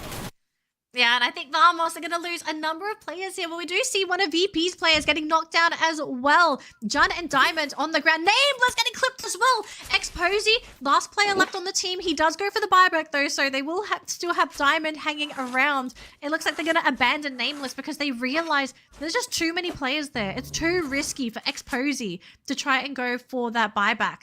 So VP, they've had 3 great games, but all of a sudden they get caught in one really bad, unsuspecting fight, and this team is down to 2 players. This might be the game where VP might see a bit of a downfall in their performance. Well, speaking of downfall, I think this is the downfall of Team Vamos right now. And there we have it. Eliminated on 10th place is Team Vamos. And it's not looking good for this team right now. Currently, before this game, they are on the bottom of the leaderboard. Now, Bigatron Esports, 9 elimination already and heading into Refinery, while the rest of the teams are on the other side, which is the sub. And Onyx Olympus going against AG Global, or rather, WAG. And WAG has no elimination just yet, but I don't think they were in trouble earlier. They're just timing their approach in this map. Yeah, fully decked out. I think WAG, they are itching for a fight now. If you just look at their inventories as we cycle through, they catch out Adam on the side of Onyx. So Onyx already down to 3 players, because Adam, in a really weird spot, he will get picked off there by Cyrus. So down to 3 players, and look at this WAG fearlessly running into Onyx, who are forced to use the launch pad to get on out of there. But does WAG continue to chase them? Oh no, look at where Onyx have launched themselves, right into the mouth of the wolves. That's one thing though, it's really tough for these Hedgehog to run away, especially when the Claws and Fangs is already on them, and there is a risk of being seen, or he has been seen already, especially with that Coda and Dian. All you have to do right now is wait and probably take him down on a pitch. 3 players already together with 4 players rather, who is just waiting for that opportunity to take down Crime MKS. And Crime? no, Hello? he survives. What? Did this man just commit a crime? How did he not get picked there? Oh my god. That's a thief for you. That's a I think thief. he held his breath. I'm very sure he was holding his breath as he watched GAW run by. What a scary moment. I feel like it's always moments like that when you're the last standing for your team and you see an entire 4-man team run by your hiding spot. I can hear that heartbeat. Insane. Ooh. Heart is already down his throat at that after point. After this game, I think he has to make a trip to the emergency department just for a checkup because I would not blame him for having heart problems after this. Meanwhile, back in the central area of this match, Neptune, Refinery is happening. We're seeing so many teams playing around the central area because they want to use that high ground to try to catch anybody out. And for AG, it's not them looking for players on the low ground. They're actually trying to play with the teams on the high ground. Yeah. If they can make something happen, it would help teams make it into that central area. Well, I have to see though. I mean, AG Globe, that's their strongest suit, especially in the distance. We do in a sniper, and if the rest of the teams follow through as well, because he can't just go in for that knockdown, and there's no confirmation coming from the rest. So this is a good position for them in Refinery, but everyone's taking their place as well. BTR, 2 players already in this tower, might have spotted WAG, that jump, and it's still a double with that hook gun, but does he survive this fight? Especially crosshairs are on them. WAG will try to stalk BTR at this point, but they don't have that much opening just yet. Yeah, they're actually in a really awkward spot because they have to use the cliff face as their hiding spot. But Alan launching himself up onto the watchtower there. Koja is going to jump down, but it doesn't seem like he wants to jump down to where Alan is. He actually just wants to jump down to the low ground because he's worried about being picked off himself. Now, he is going to be the target of Bigatron. They are shooting up there, but so far nothing is connecting. But maybe the fact that Alan revealing himself on that tower is given an opportunity for the rest of the team to actually put themselves right next to where Bigatron are. Uh-oh. Bigatron? Are they in trouble now? I don't think so. I mean, they do have AG on the other side that might be able to snipe them, but no! They felt it and they went into that jump. It's a good thing they put up that glue wall as well. And if it's all at the same time that they jumped in, they wouldn't have that much time to bring up that glue wall that might be trouble for them. But speaking of trouble, Evo's Divine denied of their chance for a booyah in this game. Just no. So far today, EVOS have just been given no opportunities, no free cards, no handouts. They have been beaten so far down. I kind of feel like EVOS, I think this team is going through a really, really bad mental state at this time because I haven't seen this team get beaten this bad in such a long time. I mean, it's tough, really, especially if they are contenders to be on the next spot in the grand finals. Yeah. But it's really hard, especially when there's a lot of pressure, a lot of anticipation, and it's just not showing up because other teams are really doing as much as possible to end it for today. Otherwise, they will still have 2 more days to work with, and that reset will not help. And I guess that is also brought, what Evo's Divine is feeling right now is brought in with the number of days that they have been in here and unable to get that #1 spot by the end of the day. So there's still a lot of disappointment, a lot of pressure that they're feeling right now, and hopefully they can brush it off after this game. Look, I think at this point, if you're EVOS, you gotta pull out some of the craziest wins in these next 2 games. But we'll talk about that later on. We are still focusing on this 4th round for Kalahari. We still have 8 teams remaining in the competition. And just looking at the positioning for these teams, GOW, really clean entry on that right side. Big revival from Onyx, so they're gonna bring their team back in. But this late in, they're gonna basically have nothing in their pockets. Speaking of pockets, I think Flash, they're going to pull something out because it's going to be a miracle for them to go onto the high ground without losing a potential player or 2.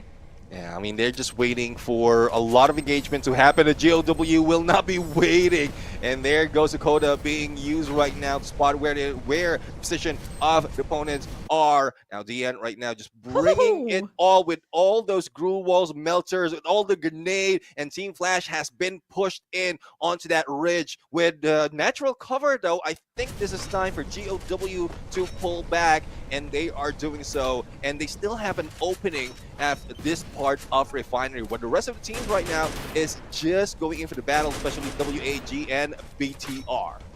Yeah, really crowded towards that bottom and left-hand section of the map. So whoever's sitting in the top right-hand corner, they are sitting pretty with a very clean entry into Refinery.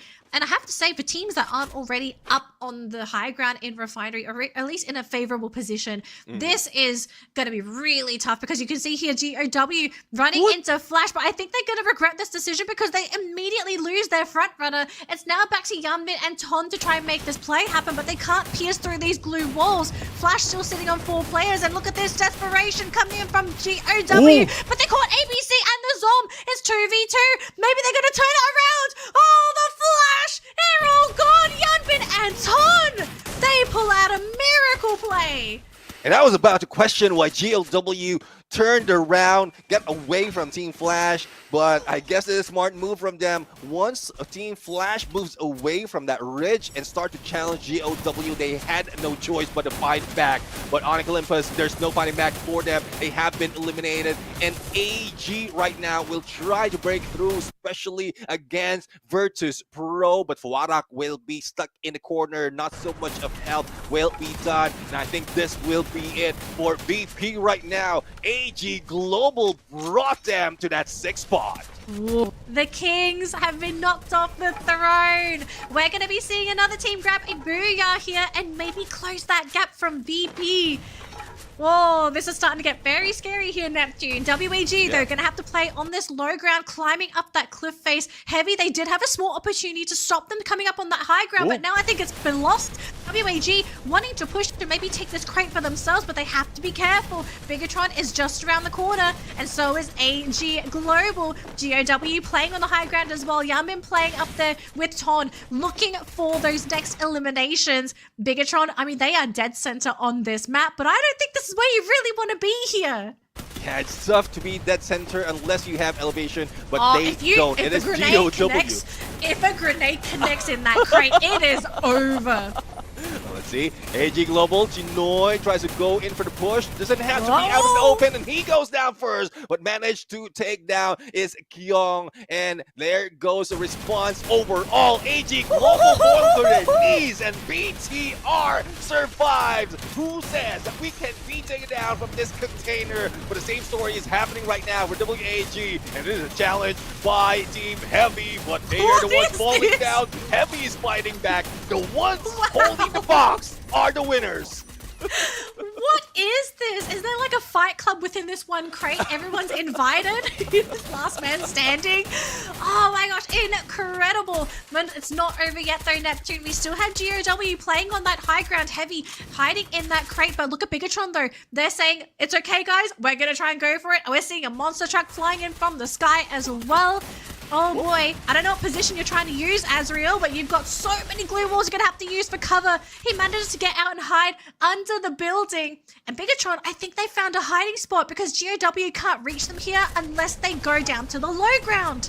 Yeah, even if the shifted circle happens, there's not so much that GLW has to do to move around. They have an opening as well to the rest of Heavy at this point. And BTR right now just needs to survive, but how can they do so if all eyes are on them? Not so much of a cover, not so much of a corner that they can turn into, and even Heavy are having trouble to go against BTR at this point. But smart move coming from GOW right now. They head straight to where the shift is. And Gabi, AC80. There goes the takedown, and only one remaining for Bigatron. Oh man, you're going to have to try and play that game of hide and seek, because if Heavy catches you, that's going to be it here for Bigatron. They really want these points if they can get it, even if it's just one place higher. GOW though, very stubborn, staying on that high ground, because if they can afford it, they kind of don't want to give away free potential eliminations to Heavy. But Heavy also playing on the outskirts of that circle. Neptune, I think things are going to slow down a little bit here because these teams, they are getting extremely cautious. But as for Azriel, this man kind of wants the game to finish now because he's all alone. I mean, he's all alone, anxious, and probably bored for waiting. But he will be fighting if he had that opportunity, and that would be very, very close on to Heavy, unless GOW decides to jump in. No, he's right behind the pillar. He has cover, so I don't think anyone can see him that easily. But it looks like they know where he is, right? It seems like they know where he is, but Heavy also need to respect GOW on that high ground. So it's not like you can just simply run over there, run and gun, and be done with it. Like you can tell Heavy really wants to grab those booyah points. And yeah, they're catching sight of where GOW are. It's Todd and Yan guarding that open space. But Yanbin, I feel like this man, he's thinking about wanting to go for a backstab. They're just hoping that Heavy take the bait. Oh, let's see Azriel. if He's running out of they can jump space. in. No! This is tough. This is tough for Azriel right now. He did use GOW? that as a hiding spot. Here comes Heavy jumping in, and as well as GOW, but there's no way that GOW will be able to spot on Azriel that easily, as they need to work with Heavy right now at this point. All nades, all melters will be thrown at them, and the rotation right now. Demon for the surprise hit, but not so much an HP remaining, and the distraction didn't work that much. He goes down first out of GOW, who is a full squad, and Heavy right now will bring in the trouble. But Azriel will try to survive on a hermetic gameplay. Let's see if he does make this work. No, I trust you. Nobody is looking up right now. Nobody is looking at the top of that circle. So if these guys just give it away, Azriel is going to be laughing to the bank. Heavy. They're still fighting on the low ground with GOW. Azriel, play it again. He's done it. He'll come. The revives are not enough.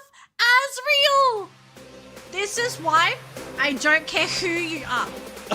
If there is elevation, look up. Look up, because Azriel has probably pulled off one of the most insane comeback plays for his team. As Ellie mentioned, she don't care who you are, where you're from, what you've done, as long as you've met guests. Look up. The thing though, it's smart move for him.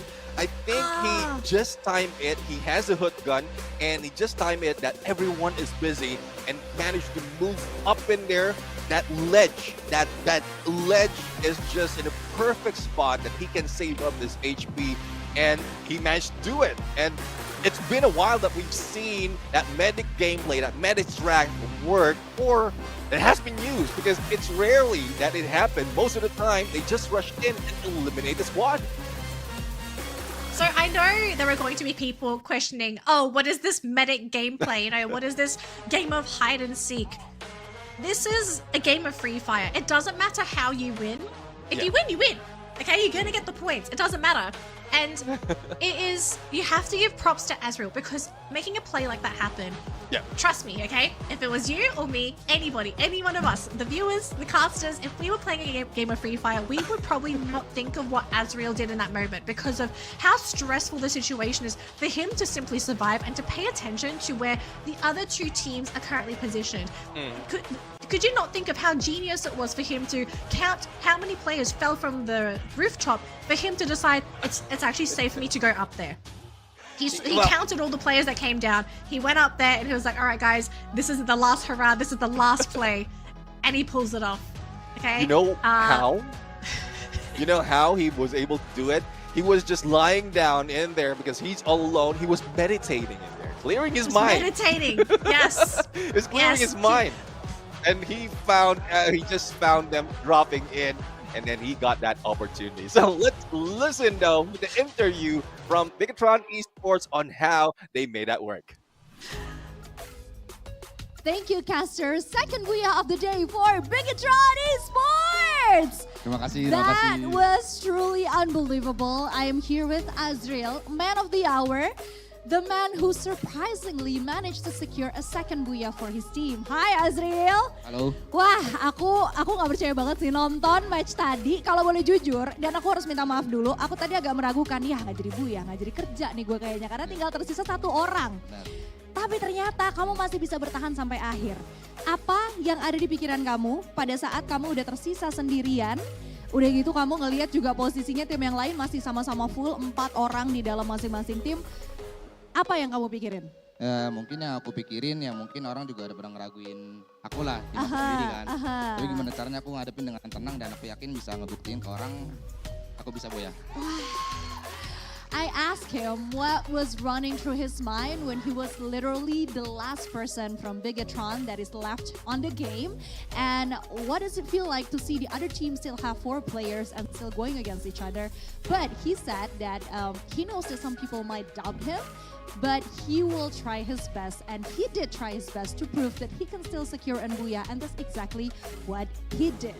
This actually proves that the game isn't just about strength or weaponry, but it's also about patience and brilliance, and of course, his excellency. Kamu pinter banget tadi sebenarnya. Ada gak sih teman-teman di sebelah kamu, teammates yang lain yang juga ngasih saran kayak coba lu kesini, atau memang pure you were the decision maker? Who was exactly the shot caller? Did you get any advice from your teammates? Mungkin saran dari temen ya tenangin terus juga ngambil posisi yang paling enak sih. Karena mikirnya ya dia perang aja gitu. Iya, bener. Dia perang, kita ngambil kesempatan. Aku ngambil kesempatan. Karena emang kaget banget tiba-tiba dia udah di atas, Azril udah naik ke atas ya. I asked him who was the shot caller. Did any of his friends help him with the decision of going and taking the higher ground? And he said that a lot of his friends were trying to calm him down, and that really helps him to decide whether or not he should join the war. He decided to take the higher ground and to just wait it out, and that exactly how it works. That's exactly how they got the second booyah. Ada yang mau disampaikan buat 2 tim tadi yang mungkin aku yakin banget ya dalam hatinya tuh mereka udah yakin banget booyah bakal jadi punya mereka kalau ngelihat gimana mereka masih full team gitu kan. Is there anything you'd like to say to the other 2 teams that still have 4 players both on their team but still manage to lose the chance to win this game to you? Ya intinya aku cuma mau ngucapin makasih ya, kalian capek-capek perang, aku mah cuma sibuk main gitar aja di atas. So what he's saying is thank you for going to war against one another, and thank you for letting me use my medkit and secure the booyah by only using the medkit. Ladies and gentlemen, that was Azriel from Bigatron Esports. What amazing gameplay. Congratulations once again. We're gonna go back to the casters. Take it away, casters. Okay, so Neptune, I love the fact that his teammates did their best to calm Azriel down, because I think to make a decision like that, you need mental clarity. He doesn't have time to meditate, okay? He needs to make that split-second decision. I promise you, if I was his teammate, he would not make that decision because I would make the situation worse. But truly, it makes me think there must have been another time in Azriel's career that he was put in the exact same position. And to think like that, the average person would not think to go up onto the high ground to potentially try and outlast their opponents. So, moment of genius, a brilliant move coming out from Azriel, and really proving to a lot of these other teams that sometimes you have to play unconventionally to survive. It doesn't matter if you're down to your final player. If your final player just respawned and has no items, you need to get creative, and you're going to be rewarded with placement points if you can get creative just using whatever assets available are to you to win these games. And because of Azriel, he has scored extra points for Bigatron to close that gap between Bigatron and VP. That is the ultimate goal after this matchup, right? Because we were all looking at VP.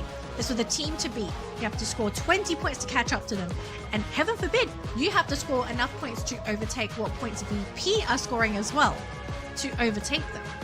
So now, after round 4, I'm kind of wondering, how small is this gap now? It will be very, very small because I don't think VP had a lot of elimination, even placement at this point. But we'll have to see later on the standings. Right now, Azriel really has been helped in that fight, not only with the brilliance, as he did mention, but also with the support of the teammates. Thus, not only did he survive, he grabbed 7 elimination overall, 3,304 damage, and in the we add up all the points that they have in terms of elimination, that will be 13, making it 25. It's close to what they need to go against VP for the #1 spot. So that gap is closing, and we still have 2 more games to go. Yeah. Neptune. It's a very scary moment here. We're going to be seeing the total points as well. I want to see the leaderboard because I think for some of us, me in particular, unless I see the leaderboard, it's really hard to process how big some of these plays really are. But truly, MVP to Azriel, if I was Bigatron, let's say Bigatron today, they make it to the next stage because of Azriel's play, take this man to dinner. Take this man to dinner. Order him whatever he wants. If he wants that steak, you buy him that steak. He deserves it after that play. But I also have to say, that was a very memorable play. Incredible stuff. Oh, incredible. Bigatron, 25 points. Oh, what a round. It's not only that, imagine looking at GOW and Team Heavy, they did grab that 2nd and 3rd place, but they put in a lot of work in getting elimination. Even Team Flash, as we see it, and the 3 Vietnamese teams right now putting all those work just to make sure that they can catch up and try their best to be the #1 spot by the end of the day. But judging from this point forward, it will be an easy rolling right now for BTR to get to that #1 because it is down to just 3 points difference. All it took was 1 round to turn a 20-point lead to 3 points. Neptune. It's starting to get spicy in here. It's getting hot in here. And if I was VP, I would be sweating bullets because you would have thought you would at least be able to kind of relax for the next 2 games. You're gonna get 1. You know why So- this gets interesting? Because It is extremely interesting. Yeah, BTR is very close to that #1 spot, and we are jumping in next on Solara. And judging from the numbers, they are topping that board in that It's map. the X Factor. I told you, it's the X Factor map. This map is going to decide everything for these teams. Oh my gosh, I cannot believe the games that we are seeing today. The fight for the top, the teams that are competing up there, the storyline that's happened today, I have to say, I am impressed. Definitely, I mean, the expectation has been broken as to who will be the top team and who might be taking that #1 spot by the end of the day. But we're just ending match number 4. We still have 2 more matches left in this day. We have Solara and we have Purgatory, and we are still looking forward to who's taking that #1 spot, probably against VP, probably against BTR if they manage to get it. Is Evo's Divine in the running for that end of the day of final slot for that grand finals? There's still a lot of questions that needs to be answered right now, but we need to slow it down a little bit, Natalie, because there's a few more that will be happening, and I'm pretty sure the fans out there are waiting. We have to go for a quick break. When we return, continuation of this day for this final. Let's go.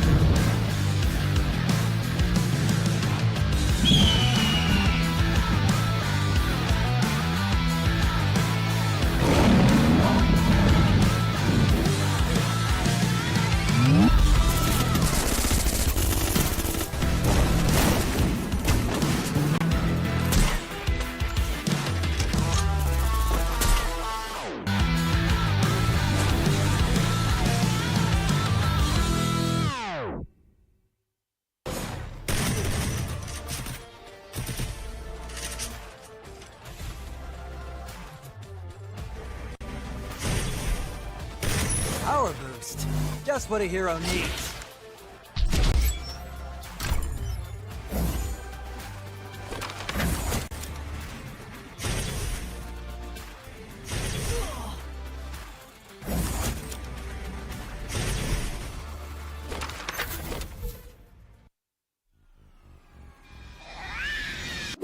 Hello, Griza. Stop trying to look cool and help out already.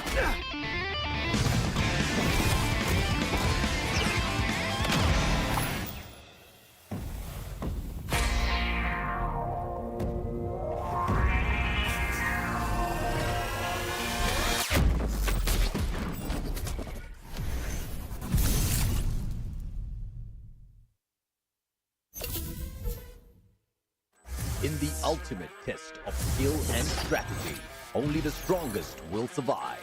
Welcome to the arena where legends are forged. To claim victory, you must challenge your limits. This season's special features. This tournament introduces exciting new challenges, unique team skills, man-picked active skills for Clash Squad mode, champion rush format, randomized map order, total prize pool $378,000 US. Warriors will battle for glory and the ultimate reward. Tournament format. The tournament features two competitive modes, Battle Royale and Clash Squad. Battle Royale, 18 teams. Knockout format with 2 phases. Clash Squad, 8 teams in a Swiss stage format. Both modes culminate in a grand finals where champions are crowned. Knockout stage.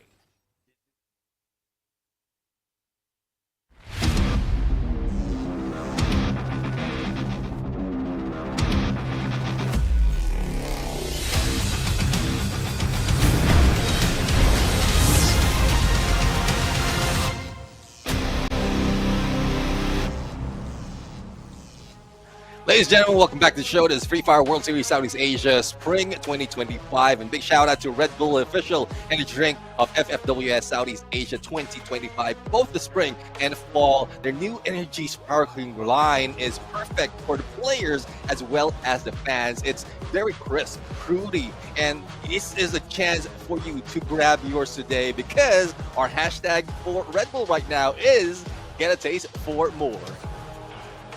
Get a taste for more. Get a taste for more booyahs. I think we have to edit that hashtag because that's the point of wanting to drink those energy drinks. Look, I truly think some of these drinks are working for these teams because some of our teams competing today are playing on overtime. They're doing brilliantly. They are on fire, and I hope that fire does not end because we still have 2 more games to go. But I think the most exciting one for me today has to be this next one, Solara. Right. It's a brand new map that very few teams are very comfortable with, that I think a lot of unknown factors are still there. As in, again, I've said this before, there are going to be hiding spots that no one is thinking about. There are going to be elevations that teams are not going to be aware of. So it's really a test for these teams to figure out how much do you know, and do you know enough to be able to play on Solara, or have you come underprepared? Because there's no book out there that's going to say, you need to know all these things to master Solara. It's like that. There might be a few that will point out where the best hiding spot is, but for the pro players... There's no best hiding spot yet. It's too soon, Neptune. It's too soon. No, I mean, they're doing the grind, especially when we looked at them from the previous week. It was introduced for 1 day, and a lot of teams are already doing so well using that slide rail in Solara. That's a new feature that, well, a few fans might be loving it, especially players out there, but with a chance to get away that quickly, even faster than I would say the zip line, it is tough really to tell if this is a game changer. But speaking of game changer, this might be the ones that Bigatron Esports is waiting for, because they're very, very close on that #1 spot, only 3 points below VP, and they're #1 in this map. They might be #1 on this map, but I think the trend today has been whoever's #1 on the map, they haven't really done that well on a particular map, or they're not the ones to get the booyah. So I'm a bit worried that Bigatron, they had a fantastic Kalahari, but I'm scared they're going to be jinxed beating this team on Solara. You know what? I'm going to be honest. I don't trust the stats on Solara because we only had, what, 1 week of Solara gameplay? So this is our 2nd week of Solara. So I think anything can really happen in this upcoming game. So Agreed. I'm just excited to see what these teams have up their sleeve, what they've learnt. What are they going to be showing us in this game? Because I feel like we're going to learn something in this upcoming match. Definitely, and a team that we are looking forward to not only Bigatron Esports, but also Team Heavy. We have been talking about this and before or on the break that they've been consistent in getting 2 digits in every game compared to BTR. Yes, they grabbed 2 booyahs, but the first booyah that they had is in Alpine, and then they got nothing on the next map. So if the trend continues, if the curse continues, they might bomb out right now, and then Heavy will be the ones moving up. So let's see if that Stop happens. cursing the teams. I'm just stating the facts right now based on the numbers, but it's them to break that. Well, it's time to bring it because we are ready to fly into Solar Mode. It is our second week running the brand new map. Who is going to dominate it and who is going to potentially grab this booyah, because it can go to anybody. And it looks like we're going to have a direct left to right flight path. Nothing too crazy. Let's see where these teams drop, and let's see if we're going to be seeing some early game hot drop in action. Told you, in terms of flight path, it will be quite fair to everyone.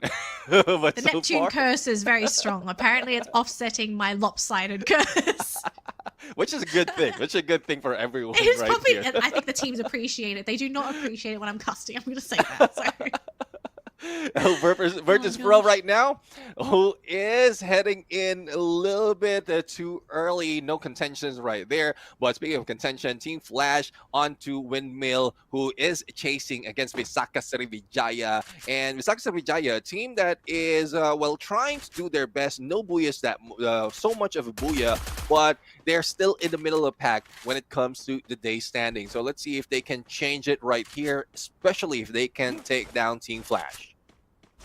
It would be a pretty big achievement if they can get rid of Flash, because I feel like that would really open up the map for VSJ, depending on where they really want to go at this point, right? But First Blood, though, is going to go in the way of GOW. So already off to a very quick start for God of Wolf. So it seems like they are in funfair for God of Wolf, because they are in between Visaka Srivijaya, or just next to Team Flash, below Visaka Srivijaya. So that prompted Team Flash to move away. They don't want to go for an engagement, losing one of their teammates. And this is what I'm talking about, the slide rails that makes you move a little bit faster, but hopefully they will make it work as well, because in terms of real estate, everything is quite far from each other. Thus, it's difficult to really loot up. But Joel will try to go Marceline just to avoid the shots from Yanbin. Oh boy, Yanbin. He is expecting a unwelcome guest in this compound, but he's going to be able to get out in time. No shots connecting at this point in time, though, but it looks like Yanbin, if he wins this 2v1, it will be massive for him. But no, Obey is going to grab him. So that's going to be enough to finish him off. And Joel going to stick with his teammate. Demon can only really look on, but it looks like he's just going to have to give himself away as well. So VSJ, 2 free eliminations thanks to GOW. So I guess Team Flash will be out of the woods, and it's GOW who will be in trouble right now. Visaka Srivijaya, I guess they have plenty of time to be able to loot up. 20 seconds on the clock, and they're very, very close on the next phase of the circle. But for the rest of the teams, WAG, they don't have so much of contention, or I guess they might have. Thus, they move a little bit too early into Archway. This is part of the middle of the map and anticipation to where it is closing, but they might be meeting up with Bigatron Esports that easily, who will be using that slide rail probably to get in between Archway as well as TV Tower. But there goes the hit. X4 for the takedown against Koja. Oh boy, that's a pretty big pickoff actually. WAG, after that pickoff, they're looking really confident. If they challenge Bigatron, this could be disastrous because they are at a numbers disadvantage. They're on the second floor though, so it might not be too bad. But look at this though, WAG, they're attracting attention. Heavy is here. They also have Flash coming in hot as well, but looks like Bigatron, they get out in time. But WAG, are they ready to potentially welcome a new guest to the vicinity in the name of Heavy? Heavy is a top contender as well for the #1 spot, but will this be a chance for them to really got all those points? Kabi is stuck and the smoking right now, especially with the pressure that's being brought in by WAG. So now, because they split up, they don't know, or they can't decide where to head, and it's a good thing they didn't jump in onto this part where Get Nice is, because BTR is chasing them binoculars to spot two of the players right here, and here comes Koja a little bit for up close and personal encounter. Alright, Bigatron already flexing their stats on this map, trying to look for these very early quick eliminations. And this could pay off too, because a lot of the teams I feel, Whoop.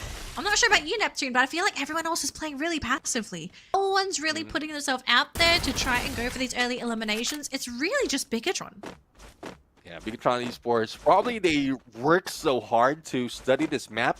Thus, from the first week, they were able to top the board, and now they want to maintain that. That Mufasa will try to get away. Slide Rail saves him, and he moved faster than Kyong. Even with that M249, he won't be able to make any hits. So TV Tower right now, scanned with the binoculars and no one in place. And I think BTR can stay here for the longest time because it's still part of the middle of this next map. Yeah, it's the middle. They're really not forced to change at all. Onyx, though, looking to try and grab some eliminations themselves, looking to finish off Kabi, who's all alone. And yeah, there's only really so much Kabi's going to be able to do. So just dodge. Or maybe look, I'm not quite sure what he really wants to do there, but gives himself away, and that's going to be an elim to Onyx. But look at this, though. Onyx running right into EVOS. But keep in mind, EVOS, they are this team. It's not fully running in 2v2 formations, but they're going to be starting with Coachil, who tries to take out Crime from MKS, but nothing connects. And EVOS, positioning, they're actually trying to wrap themselves around Onyx. Yeah, let's see if this will work for them. Aim God being chased and takedown not happening just yet. M590, Ripside rhythm onto them to clear that glue wall, and Rasia goes down. Coachil will try to go against Adam as well, but Prime MKS has been revived, and Adam will be eliminated. Evo's Divine dominating 3 of the players out of 4 from Onyx Olympus. Onto the other side, BTR is making work on a Virtus Pro at this point, or B Esports rather, that they take down. It's going to be one team down. Bigatron, though, looking very wounded here. Koja, less than half health, and Kyong looking to try and grab a heal himself. Dix is going to be brought back, though, thanks to Koja. So Bigatron, they aren't out of the woods yet, but they are slowly recovering. But if VP come in, they could shut this comeback down for Bigatron. Oh, Koja's gone down. Kyong does launch himself away, but Bigatron, if they got caught out by VP, that would have been a huge leg up for VP to re-establish their place on top of that leaderboard. Speaking of re-establishing, Onyx Olympus having trouble to reestablish their team at this point. Revival has been done in Crime MKS, and Adam and Team Flash is just rushing in AC80 from ABCD to finish him off. But for WAG, they are the ones who will be challenging Virtus Pro after Bigatron Esports moved away from Casa Vista. Now let's see if the 3 players from WAG can fight back a full squad, because X4 is quite far though. Ice grenade on them, making them spread out, and I don't think there's so much opening for WAG to get away from Virtus Pro, so they have to fight. They're throwing down the melters as well, just so that WAG can't throw down those blue walls. Alan going to be caught on that staircase. Cyrus does fall down to that ground floor, but Krillin's been caught, and VP hunting AG down, warning them, you dare, you dare, don't dare. Oh man, that went so badly for WAG, and they were the ones positioning themselves to try and flush out VP. Yeah, I mean, that's tough though, especially with Xbor far away from the rest of the team. There's not so much of firepower, but that's the strength of Xbor. It's more of a sniper who really needs that distance, and it was just Virtus Pro too aggressive. But let's see if AG Global can use their advantage from that long range to go against the 3 players from Team Vamos, because the Axel is already flanked away, and initially, the attention of AG Global is onto him, so that flank might have saved him, but no! There goes too fast, going down too fast in Swiss right now. Backstab is meant to happen as Cypher jumps in. D-Axel, the one who has been a distraction, will be in trouble. The only one remaining, will he survive? I don't think so. It's a full squad running on you. Yep, they catch him out. That's going to be it for Vamos. 11th place for the team, unfortunately. But for AG Global, picking up some much-needed points. And it looks like Onyx caught with their pants down. It is Crime MKS, all on his lonesome, being chased down by VSJ. Onyx cannot find their footing in this game. They're just being picked left, right, and center. We see Adrian in the distance just trying to find out, okay, how am I going to salvage this game for my team? Because we are in a really awkward spot. Let's see if they can get away from that awkward spot. But right now, Eva's Divide will try to beat down Team Flash. Divide and Conquer has been done already. Death managed to survive, but it's much easier with the rest of the teams to break down those glue walls, especially with the Riptide Rhythm. And here comes Aim God taking aim on Death. Though Ray has gone down, there's still a huge chance for them to get him back up, as well as eliminate the remaining players of Team Flash. Oh, the shot! Razia right there! And there goes Team Flash out for the count. That was delicious. Well done. EVOS, 7 eliminations. We've got 3 players. Okay, they're down 1 player, but look, I think this game is looking a little bit promising here for EVOS fans because they are desperately hoping that EVOS is going to make a comeback happen, and they have to make it happen in these next 2 games. So progress is being made, but EVOS, they've still got a lot of work to do. Speaking of work, though, it looks like Heavy put into a very desperate situation up against AG. You've got Dew lobbying grenades from a distance. You've got Chinoy as well as Cypher keeping Heavy within that compound, and we got Bard in the back line as well, just waiting to try and pop some heads. Heavy, looks like they're going to leave their compound and maybe run into AG themselves. They're going to challenge them. They don't want to be on the back foot themselves, but they just can't find anybody.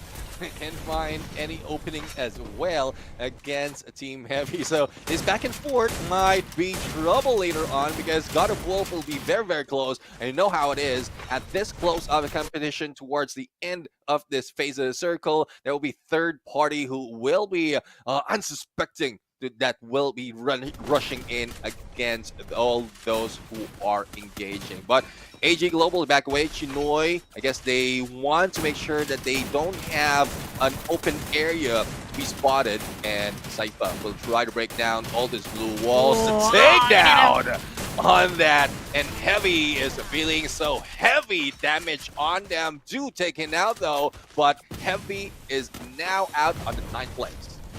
Yeah, they just could not get out. You have to say props to AG. They did a really good job at just keeping that pressure going.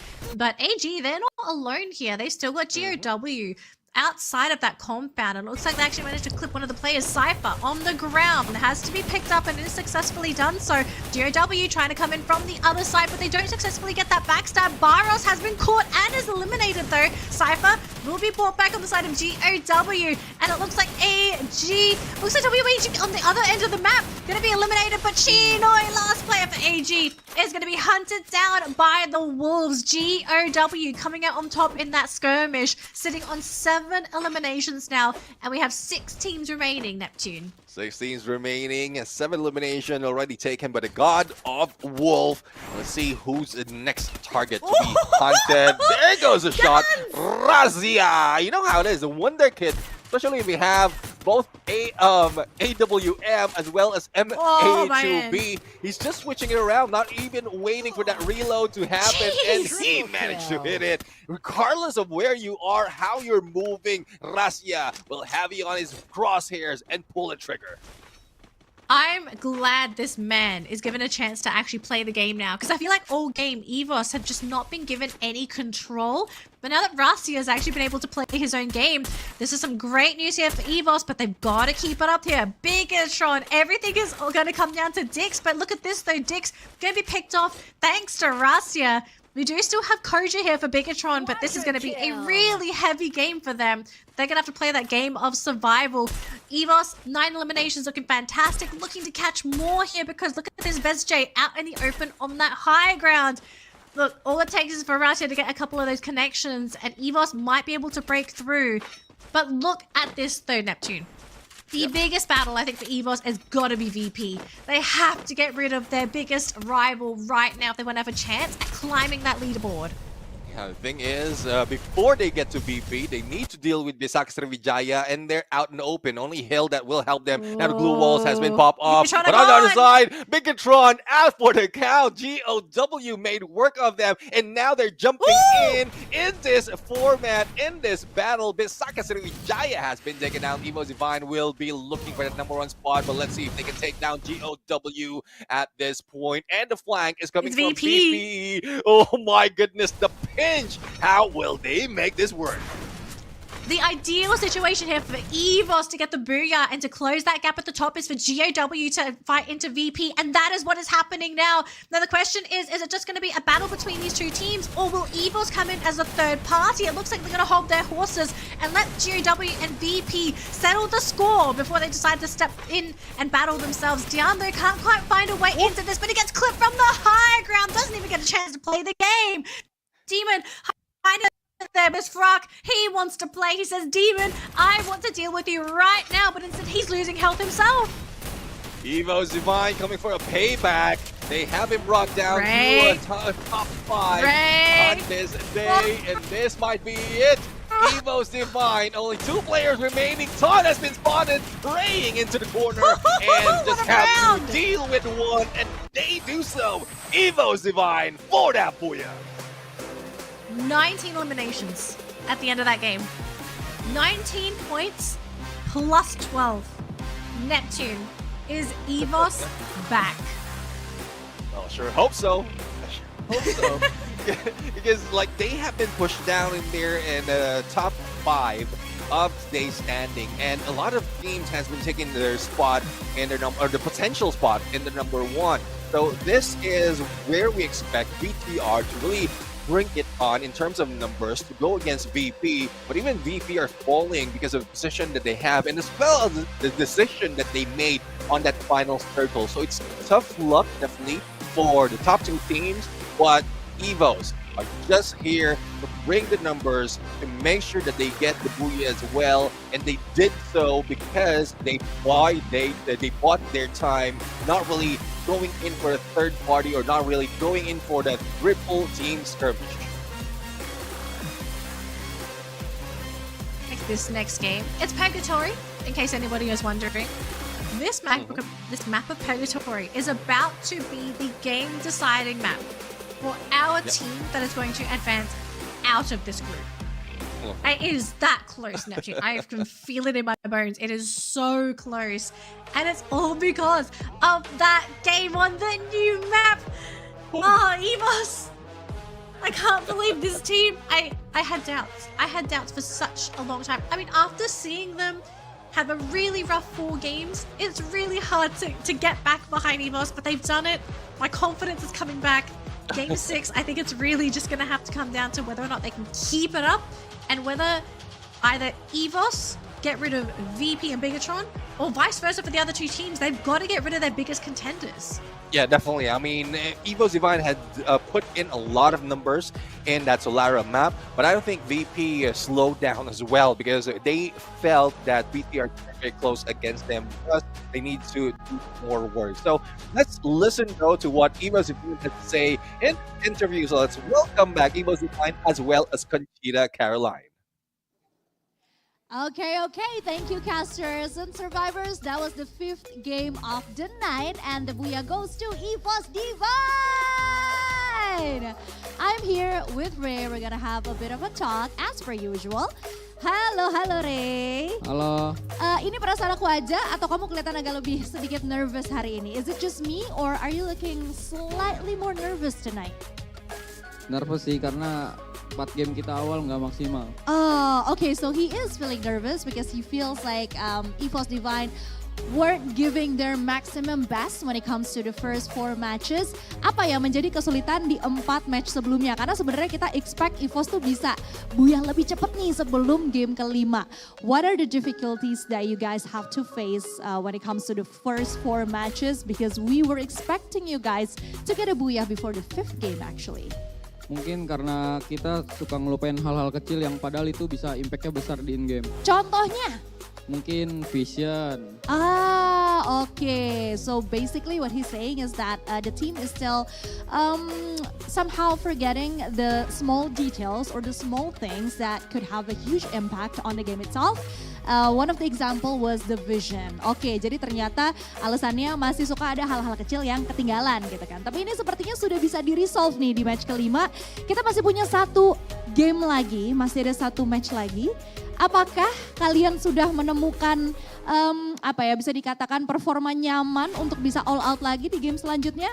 Have you guys found the rhythm that you guys have been searching for in the first 4 matches, and are you sure you can manage to get another booyah on the second game? Mungkin kita harusnya bisa lebih maksimal karena di game ini kan kita booyah.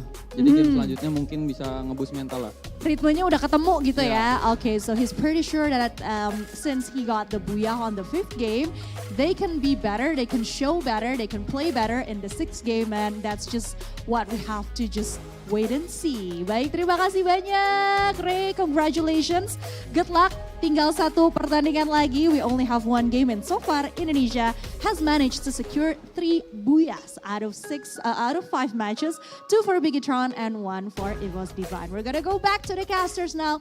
Take it away, casters! All right, folks, it has all come down to our final map. It is so close. The gap between these teams is incredibly slim. And only one of these teams is going to make it out of the bracket. And everyone else is going to have to keep on playing. Because they have to earn their spot. Neptune. Yeah. How small is this gap? Have you put the numbers together, actually? Yep. I mean, it's a good thing that VP has managed to do so much in terms of points from the previous round. They did get 18 points. So despite of Evo's getting a lot, 30 plus in terms of that 31, booyah. I think. 31, yep. There's still a 12-point gap between them. And I don't think VP will be letting that go easily. They might have gotten away from that streak of the top 3, but they're still putting in the numbers. Yeah. Oh my gosh. It is. I mean, it's good to see EVOS are back. I think that's the thing that everyone was kind of wondering today. Is EVOS just completely lost it? Or was there a chance that they were going to be able to come back? And I think this was just a really good example that the team was never really gone, but maybe something has happened internally. I think sometimes it can also really come down to luck, whether you get the loot that you're looking for, or maybe you just have one bad skirmish in one game. Right? It happens, right? Like, you could be the better team, but maybe someone makes the wrong move. The opponent has a really creative approach to the fight, and you just kind of lose it from there on. And maybe you're trying to revive your teammates, and you think you're okay, but all of a sudden you realize, wait a minute, my reviving teammates are gone. They got eliminated mid-air. Guys, where are we? Oh, we're eliminated. Oh, okay, oops. It happens, right? It happens. Yeah. It happens, especially if you have a sniper like Razia right here. And looking at team stats, Razia is a sniper at this point, but he's just wearing that iris. The wall brawl really gets more information. And this is a different approach in terms of active skill. We have Iris for the sniper, and then Ray will be getting or using that Skylar. So he might not be a sniper, he might not have or need that opening, but he can bring that opening to Razia. Thus, I guess at this point, it's a different approach overall on how they got that booyah. Yeah. So do you really think that maybe Razia is just the key to victory for EVOS? That if Razia can have a good game and he's able to sort of do what he's supposed to do, right? Just pop heads, do that damage, that the game, in theory, should go in favor of EVOS. Because prior to this, right, we saw nothing from Razia because the team was constantly being attacked. And he had no opportunity to really do what he wanted to do. It seems like it. Razia earlier has been, from the previous map, he's just been on a revival spree. And the priority, though, on bringing Razia back, I think that's where it's coming from. So confidence is all on how Razia will be doing as a sniper, not only in the damage, not only in the elimination, but also in that information gameplay. So That's one thing though, the dependency on Russia is so much, and hopefully it doesn't happen too often, because if in case Russia goes down, especially in the final circle, it will be tough for the team, but not right now, because they did get 31 points, GOW with 20 points, and VP with 18. And as we mentioned, the gap was very, very close, but VP is trying their best to increase that and then not let it go. And it looks like this is what we're going to be working with here, Neptune, for our final round. So VP, they still cling on to first place, this time with 88 points. But EVOS, they managed to secure themselves second place after that previous round with 76 points. Bigatron is still close behind with 75 as well, so just a point difference between these two teams. But I don't think you can feel 100% confident as VP. Yeah. You still need to perform really well for this last game to secure your place at the top of the leaderboard at the end of the day. So I think if you're a VP fan, if you're going to send energy to this team, you need to remind them it's not over. Don't get lazy. It is not over. There's one thing though, I mean, it's a lot of pressure as well, especially if everything is on the line, or the day is on the line and it's up to one game. So hopefully they don't feel the pressure, but I'm expecting that VP right now will not be that aggressive. They will slow it down, similar to what we've seen in some of the maps right here, but it will be a good potential for them to secure their spot on that final circle. And once they do, that's like sure for the 12 points, especially if they grab the Booyah, and if they get those numbers as well towards that final circle to increase the gap against EVOS Divine, then they will surely get that spot on the grand finals. But EVOS Divine, they're still prime. They are getting it close, and again, hopefully they get away from that dependency from Russia, because it doesn't look good if only one will be performing to make sure the team wins. Yeah, it's a very risky play style, actually, to have a team so dependent on one player. So we'll have to see. You know, maybe there is something else that EVOS can kind of pull out. They just got to adjust the way that they kind of maybe prioritize their teammates and whatnot. I want to know what the stats are, though, for Purgatory. Like, who is considered the favorite team to win on this map? And we're going to see it in just a second. It is AG Global. So statistically speaking, AG Global is supposed to be the favorite to win, followed by Vine. Actually, bit of a shocker, because none of the teams up here are the teams that are at the top of the leaderboard right now. Right, exactly. I mean, AG Global is expected, though, to really perform, but it's not showing that much. VP, I was like really wondering if it's AG Global or VP. But in terms of game style, VP didn't show that much in phase 1, and it's quite average as well, like when we compute the average score. So on phase 2 from the first 3 days. So it's quite surprising as well that VP is moving up right now, because they really want to get to grand finals. They really want to get that rest. And I guess there's no more waiting, Danley. We are jumping into Purgatory. We're doing it, folks. We are doing it. It's our last game for the evening, and we're going to be ending things on Purgatory. And I think we're kind of wondering, how's this grand finale going to end? Is it going to be a nice, gentle one where we have a regular circle? Or, I'm always going to mention this, is it going to be a water circle? Because that would be a crazy ending for what could be a really crazy night of Free Fire. And look at this, the circle, it's not quite dead center, it's a little lopsided. So for anyone that is probably heading towards Crossroad, Moat House, you're gonna have to walk a little bit. Marble Works as well. So we'll have to see what happens here. But so far, we could be seeing a potential hot drop here. EVOS and Flash dropping very close to one another here in the central area of this game. I saw PE Sports considering it. They had sent one of their players there, so maybe just to kind of scout things out and be a bit of a nuisance. And this is what happens to a nuisance, being gunned down, and that is what Ray is showing right now. That's what you get. I mean, don't be annoying. Dang. You're annoying as Get right now. and you know how, like, EVOS Divine, I guess their nerves are on full level at this point. A lot is on the at risk at this point. If they really want it, they will need to survive further. But speaking of surviving, VP right now that we were expecting to be the ones who will maintain that #1 spot is being challenged by BTR. They know, BTR knows that the Moat House is where Virtus Pro is running right now, and Kyung is just playing with them on that zipline. He's just going back and forth, but it's a good thing he managed to survive.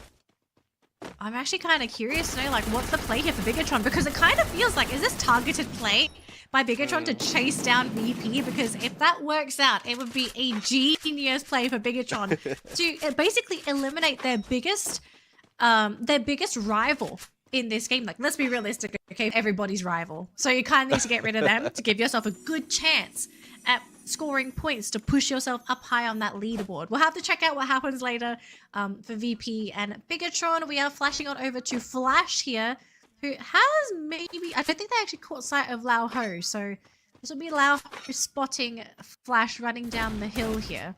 Interesting information, but they do spot him and they do start shooting him down. Guns on the side of VSJ, going to be caught out there. And the pickup will be done. Joe Will right now for that recovery. Demon has been spotted as well. Obey will try to go in for the flank while the rest of the team will try to for the push. And there's no saving for that very, very small cover for Demon. Lao Ho will be revived. Best Day right now will try to go in against Ton, but I think Ton hasn't revived Demon just yet, but finally he does. The glue wall's still up, and Cardu putting a lot of pressure on Ton right now, and there goes M590 hit on GOW. Bit of an awkward engagement here between our two teams of green logos. Who has the better logo? We're going to find out in just a second here because we have Yanbin going up onto the high ground here. Joel's trying to snipe him down, but so far has not been successful. Yanbin throwing down the glue wall melter, so Joel actually can't use a glue wall to try and hide behind. He's going to try and chase down Yanbin. He's getting closer, but Joel is losing health. Very, very low, 28 health points, but he gets caught by Yanbin, so that's going to be it for him. He does get pulled back though by Obey, so the team's still going to be 4-man strong. But Gardu going to pick up his teammate. They're going to drive on out of there. Really awkward fight coming out from GAW and VSJ. It's like they're both afraid to finish the job and overcommit. Yeah, I mean, they're dividing everyone else, trying to go in one at a time. They don't want to go in for a team battle just yet, especially if they spot one straggling from the far end. But Obey right now needs to focus more of probably pulling away, because even one of the teammates who's still alive is low on HP. But speaking of HP, Vamos right now is trying to recover all those HP hit from Heavy. But it's only 2 players that we're looking at. The flank might not be working right now, or the long flank will not be working, especially from this guy. I think it's Too Fast, who is far away from the rest of Vamos. And well, Vamos has, or Heavy rather, has been flushed away from the arsenal.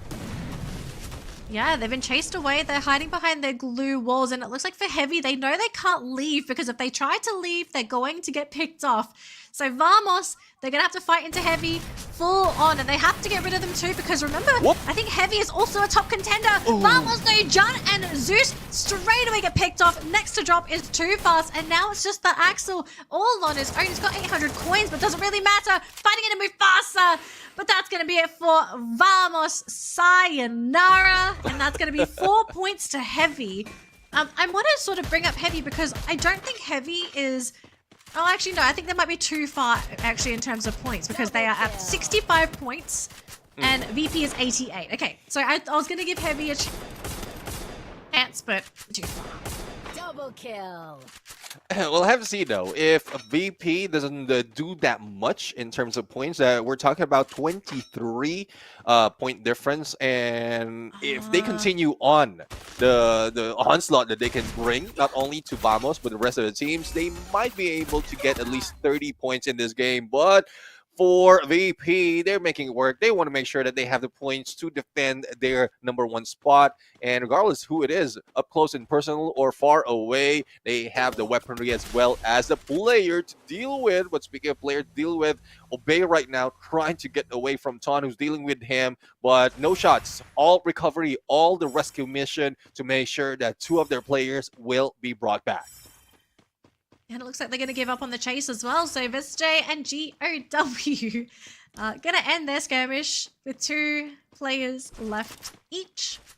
Oh, it's actually been a while since we've seen Onyx, but very, very quiet game for this team. But they could potentially run into Flash. That's probably not the best team to run into either, because they are currently our kill leaders with 7 eliminations to their name. So, a decked out team.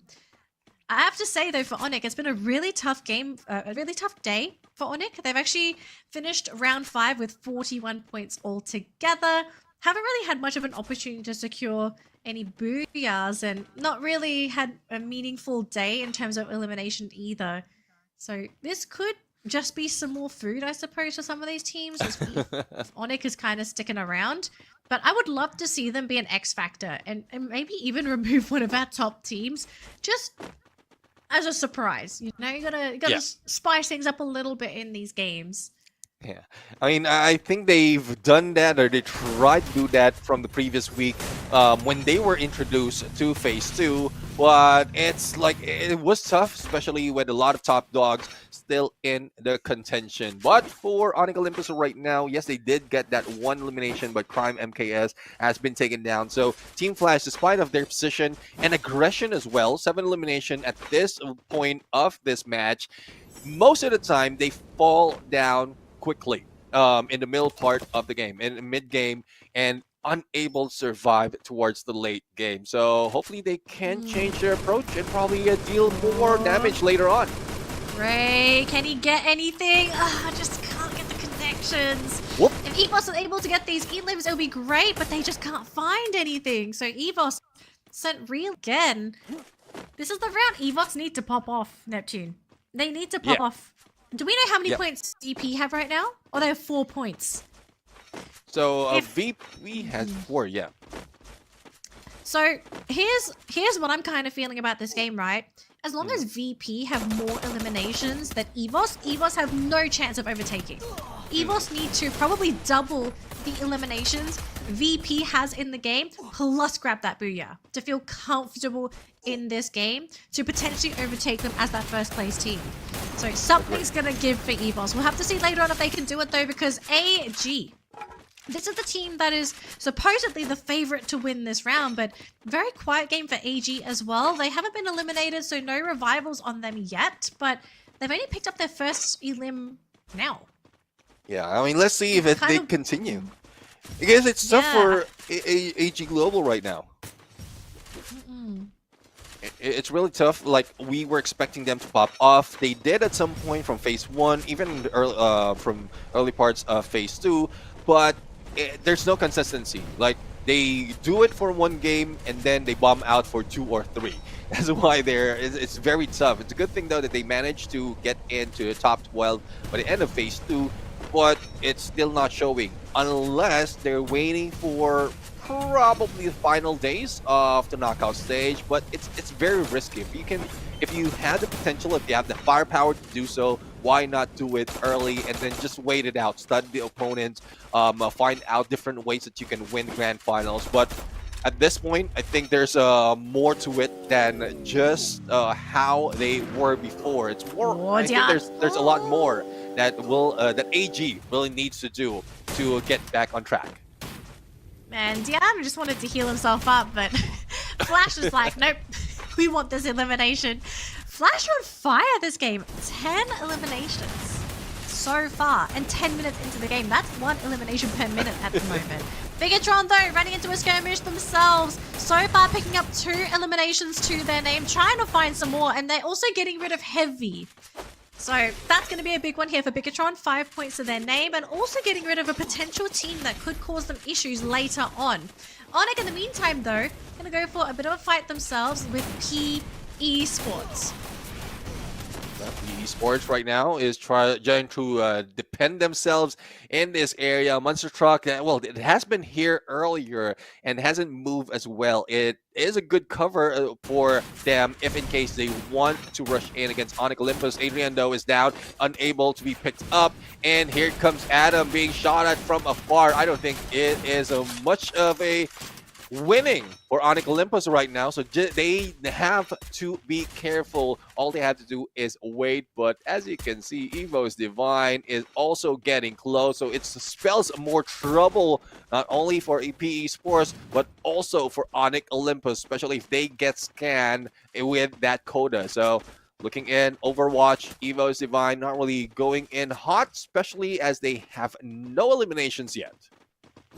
Oh man, Evos. It's kind of painful to see this team have no elims because those element moment are going to be the key to them stealing away that first place from VP. And we know VP already have eliminations to their name. Looks like in the meantime though, AG Global and Flash are going to be starting a skirmish amongst themselves, but Flash are split apart. Immediately going to be able to drop one of the players. That's going to be Hog on down. They catch out Zom as well. AG looking too powerful in this fight, and that's going to be it for Flash. They are out of the round, and this pushes AG Global's elimination score up to 5. And this is what I'm talking about. I mean, Team Flash is doing so much in terms of elimination. Flashy indeed. In Kalahari, they have 11 elimination, but not so much in placement point.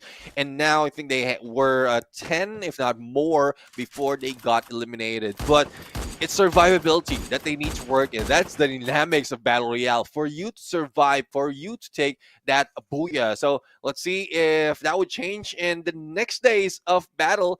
But for PE Sports right now, they are in the middle. A lot of eyes will be on them in a bit, especially we're counting down to 3 seconds for the 4th phase of the circle. And Visaka Sriwijaya being taken out. And we are down to 7 teams. I think we're reaching the point of no return very soon. If VP are not eliminated soon, I think that's it. I think they've guaranteed that first place in this group. So somebody's got to step up to that plate. Somebody's got to challenge them and chase them off of that high horse. Now, Evos, I don't know if they're going to be able to do it either because they're also really scared to make a play happen. AG, though, are going to be the ones to challenge Evos. Now, here's the thing, Neptune. If AG get rid of Evos, these are elimination points that are going to go to a team that doesn't need them, right? This is the team that doesn't need them because they know they cannot take first place. But Evos is being picked left, right, and center. Coach Heal is down. Rastia's on the ground. Aim God is on the floor as well. It's down to Ray, but they're gone. AG.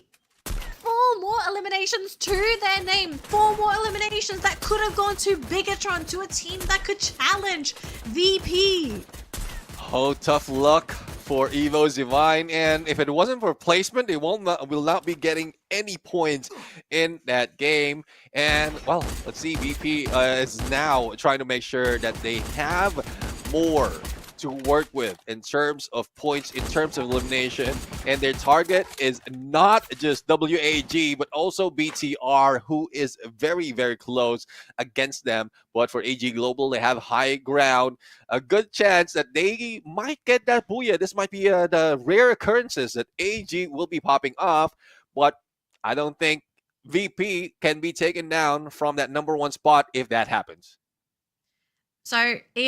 So who's the next team that could potentially make it through? So after Evos, it is technically Bigatron. Bigatron need to get all the teams now. They need to kill everybody and grab these points and not give VP any more, plus grab that booyah. So AG going to be fighting up against Bigatron on that high ground. Getting rid of AG would be big as well for Bigatron because AG are on fire. So far, none of the players have been caught out. This is a really awkward hill fight.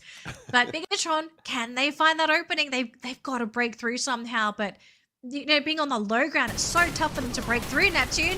Yeah, I think what they're doing right now is to make sure that AG loses all those resources, but Azriel has been taken down. Chinoy managed to take down Koja, and here comes a VP Esports right now on one side and Virtus Pro on the other, and Nero with a god nade to eliminate AG Global. Now PE Sports will be challenged. Don't Cry might not be picked up. Onyx Olympus on one side, but the shift of the circle more favorable to Virtus Pro, who will be gatekeeping them, and they are just putting a lot of pressure on PE Sports right now. Oh man, PE Esports. I mean, it would be fantastic for the morale of PE Esports if they're able to get rid of VP in this last round, but oh boy. Exposy, he is doing some work there, catching out Nero and Lao Ho as well. Diamond going to be there to finish off the job for the team too. Man, I just feel like VP today had been pretty unstoppable. Aside from the one round where things have they kind of fumbled, they are ending the day with 16 eliminations at the moment. They're going to end it with 17 once they get rid of Adam.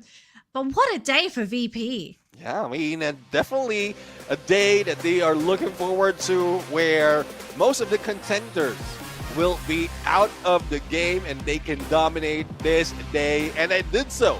I think it was one of the interview from last week that they did mention that they are the ones to go back, to go next into the grand finals, and they just kept up with their promise. They take it right now. It is looking like they are the team of the day, especially with the 12 points that they need to ensure that no one takes it away from them. They also grab that booyah. Oh man, VP gonna be thrilled with their performance today. And it's been consistent as well, okay? It's not a case of VP, you know, winning like 1 or 2 games and that solidified the lead. They have played, what was it, first 3 games, they were basically top 3 for all 3 games. They had that one game where they kind of, you know, they kind of fumbled. But aside from that, just overall, solid performance for VP. Exactly. I mean, it's really solid for them. They didn't slow down, similar to what we've seen Evo's Divine. They just made sure that they have enough elimination, they have enough distance, as well as a full rotation to be able to get in and out of trouble if that is the case. But Virtus Pro for that booyah, and 2 booyahs within the day, beating the record of BTR for this day, and they get a spot. I'm calling it right now. Even before we see the standings, they have that spot already. Well, I think all of our predictions were wrong. I think, okay, so I know AJ is not casting today, but he kind of threw his own prediction in today. Hang on, let me check what it was. VP's he there. did have VP. So he had WAG, EVOS, and VP. I'm assuming it would have been like top down, so WAG, highest probability, then EVOS, then VP. So AJ, he kind of knew this was coming. Sure, VP was not like his top prediction. I think a lot of people would, I think he'd be okay with his prediction, but VP, you're looking good. But you gotta keep looking good when you go to that next stage, okay? Don't look good here and then just kind of plop down towards the bottom of that next bracket, because it's not over yet. We're only just getting started here. Definitely. But definitely. I have to say, today's games are really fun, Neptune. Really, really fun. Great storyline. I think we're also starting to see the evolution of that new map. Like how Solara is impacting these teams' mindset when they play that map, because it's also very, very different compared to what we currently have. Yeah, I mean, most of the time it's more of similar approach. It's just a different scenario, different horizon, different location. But now, even the movements are different, especially with that sliding rail. And we have that sliding rail here at the bottom as well. As a tribute to Solara right now. We just noticed right here because we didn't expect Solara to be introduced in this spring season of FFWS Sea. So it was like the map just dropped, and then it's like, oh, by the way, guys, you gotta play this map this weekend. I had to ask. I had to ask to make sure. What a release, man. Yeah, I mean, it's good though. It's good. The storyline, it twisted. And you know, we talk about this, me and AJ, that with this season, a lot of changes has been thrown in. And it doesn't stop just there. Like, we already started it. We thought everything is all there, and then we have Solara as a kitchen sink that will be thrown into this game. Look, I think everyone likes a breath of fresh air. Like, you gotta keep things fresh sometimes. And I really feel like doing stuff like this, not only does it challenge the players, but for the viewers as well, we're not watching the same Free Fire for the next 5 years, you know? You gotta change something. Oh, do you remember Free Fire in 2025? Oh, do you remember this year? Yeah, you gotta keep things fresh. So we try and do that for you guys. But hopefully you enjoyed the matches today. I have to say I really enjoyed myself, Neptune. Favorite game? I guess the favorite game would be, apart from Solara, that would be the last one. We're in VP. I guess I want to see consistency, and VP just made that consistent run.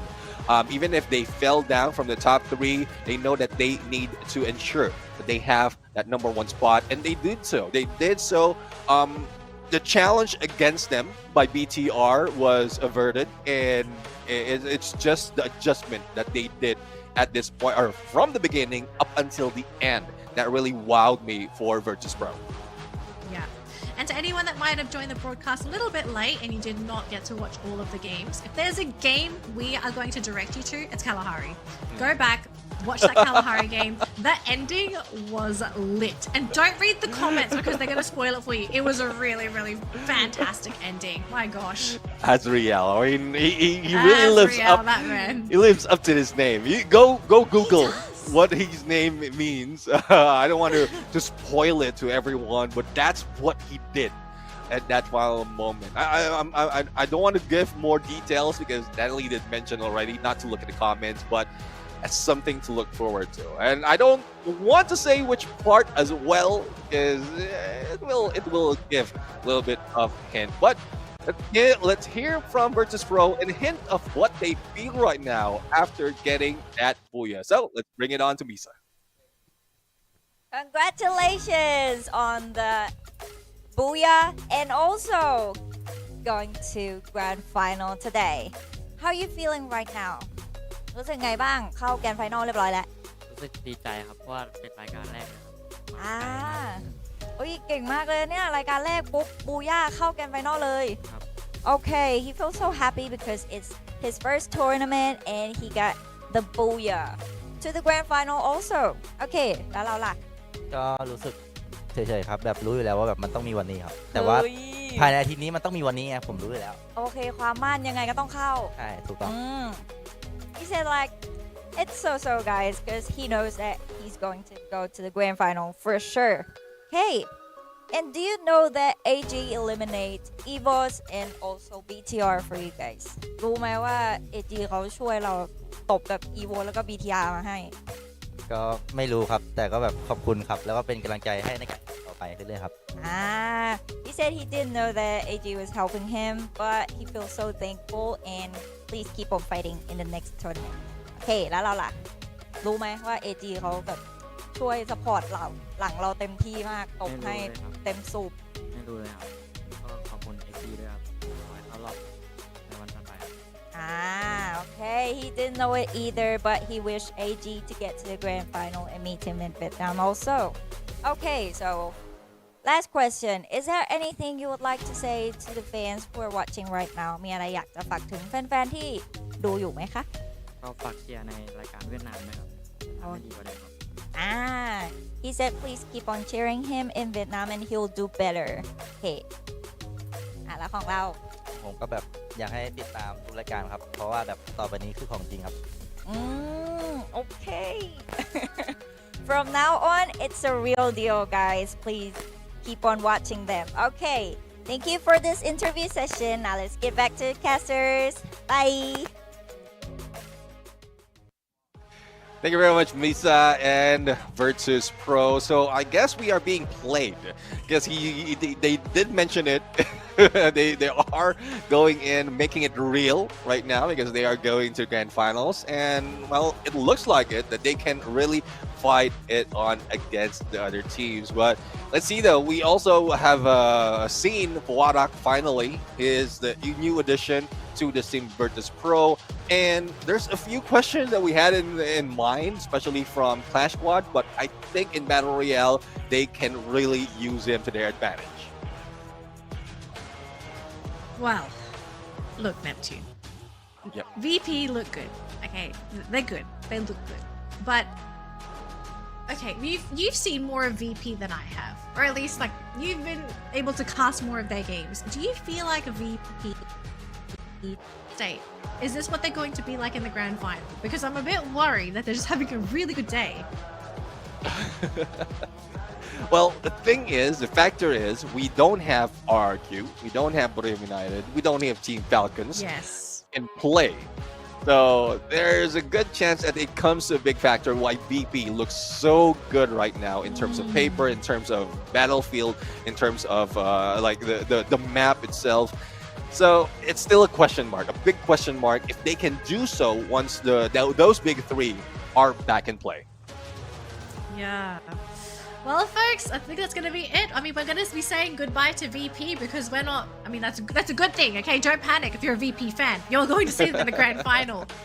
But there's still going to be more Free Fire this weekend. We've got more tomorrow, the day after. So make sure you come back tomorrow and the day after to watch some more of the Free Fire games and to find out who's going to make it through, because I think, are you surprised that there are still certain teams left in the competition, Neptune? Is there anyone that you would have thought would have already made it out aside from EVOS? Because I think a lot of people thought EVOS was basically due to come out of the group. Yeah, I mean, Evo's Divine, we also have WAG that we're expecting. But we're going to head into the challenge right now and let's see who got to win on Evos as well as WAG. All right, thank you, casters. Survivors, as we all know, at the It seems end like of it is- every match day, we it always is, have an interesting LBS challenge or challenge of the day. And today's challenge is actually for AimGod. He has to go against one of the Vietnamese team, if I'm not mistaken, and they're going to challenge his elimination points. But as you can see, AimGod is still wearing his jersey, which means that he won the challenge today! Yay! Jadi kamu menang Yay! di Do you get challenge money hari for ini this? Karena hukumannya, No, kalau the kalah, itu loser kamu nggak will boleh pakai be jersey, kamu harus doing pakai some kaos based on the yang challenge. ada foto sang pemenang. Nanti kita berarti bakal lihat nih, Do we know what the kira-kira condition seperti is? apa kaos gambar wajahnya AimGod yang udah dicetak di sana. Tapi kita ngobrol-ngobrol dulu deh. Ini elimination points. If I'm not mistaken, this isn't your first rodeo when it comes to daily challenges and going up against another team with elimination points. Were you nervous, or did you just feel like, no biggies, I've got this, and I've done this. There's no worries at all. Kamu ngerasa worry nggak sih? Karena kan kalau nggak salah kamu juga pernah ya di challenge dengan hal yang serupa, elimination point. Apakah kamu deg-degan atau enggak, gue pasti bisa gitu? Enggak sih. Gak ada deg-degannya sama sekali? Okay, as you can see on his face, he's not nervous at all. Anything you'd like to say to your opponents? Ada yang mau disampaikan ke lawan kamu yang kalah elimination points-nya hari ini? Gak ada? Nothing to say at all? Not even like, thank you for losing perhaps? Thank you for losing. Baiklah, kalau gitu kalau Elliot lagi nggak mau ngomong apa-apa, kita langsung aja lihat nih. Aku penasaran banget soalnya kira-kira konsekuensinya seperti apa, hukumannya seperti apa. Let's go see what's going on in Vietnam. Let's go see the losing team, okay? Let's go for it. Oh, it's Yunsul. Okay. There we go. Thank you, Caroline and Evo's AimGod. And it's Yonso. Right next to me is Alan, our main character today, and Clam from WAG. So this is our betting scenes, and currently, if someone loses, they have to wear a T-shirt from having a logo on them and also a crown. And here we are, our betting so here. Cute. So bad, but That's it's a okay. cute shirt. We will get back stronger next time. So before we end our little conversation, let's hop into our first questions Sorry, it could have with been Alan, worse. okay? Okay, xin chào tất cả mọi người. Mình là Yusu và bên cạnh mình đây chính là Could be Alan way và worse. Lam, và chúng mình đã phải trả kèo bằng cách là mặc áo có logo của đội tuyển Esports và có vương miện ở trên đấy. Thì trước khi mà chúng ta ngừng kết thúc ở đây thì hãy cùng mình trò chuyện cùng với Alan và Lam một chút nhé. Xin chào mọi người, thì ngày hôm nay là một ngày thi đấu rất là căng thẳng và các đội đều nỗ lực giành lấy được tấm vé để vào chung kết sớm. Nhưng mà ngoài ra là chúng ta cũng đã được chứng kiến một cái cuộc đua rất là kịch tính giữa WAG Alan và Evo's AimGod, nhưng mà không may là kết quả không nghiêng về phía của chúng ta. Không biết là tại vì Yusu có quan sát được Do thì we have ngày a hôm lot nay to là do phong độ của for Alan closing, và or cả is it just WAG dường kind như of là like chưa a- có được như kỳ vọng. Okay, we'll see Không biết this là các team. bạn đang gặp phải khó khăn gì vậy ạ? Theo mình nghĩ là đội tuyển của mình đang có khá là nhiều vấn đề về mặt kỹ năng lẫn là chiến thuật, nên là cảm ơn tất cả mọi người đã theo dõi và ủng hộ cho tụi mình, và tụi mình Did cũng they xin show a lỗi vì graphic for đã the teams playing tomorrow? không làm No. tốt như kỳ vọng, và xin lỗi bác gấu ạ. Oh, they will. Cảm ơn Okay. mọi người đã theo dõi và tụi mình sẽ cố gắng hơn vào ngày hội nghị mai. Thực sự nghe rất là thương luôn ấy. So basically in our team we are having problem both about teammates and tactics, and we still try our best to fix it. Thank you everyone for always supporting for us and always watching us playing the game, even though we didn't make it good. And especially, we would like to say sorry to Baek Gao, our president in the team, you know, because I think that we let him down the most. Moving to our second questions. Đến với câu hỏi thứ hai thì mình sẽ dành cho Clam nhé. Ok, liên tục thua thiệt trước các kèo cùng với Esports thì các bạn đánh giá như thế nào về đối thủ truyền kiếp này? Và Clam nghĩ rằng là dự đoán đi, WAG hay là Esports sẽ vào chung kết sớm? Đến thời điểm này, lúc ban đầu thì mình nghĩ là team mình mạnh nên mình mới tự tin mình gáy nhiều đến như vậy. Nhưng mà đến thời điểm này thì mình nghĩ Esports sẽ vào chung kết sớm hơn WC. Và WC thì hiện tại đang gọi là rất là nhiều vấn đề cần phải giải quyết và hơi bị kiểu tự tin quá nên mình nghĩ Esports mạnh hơn.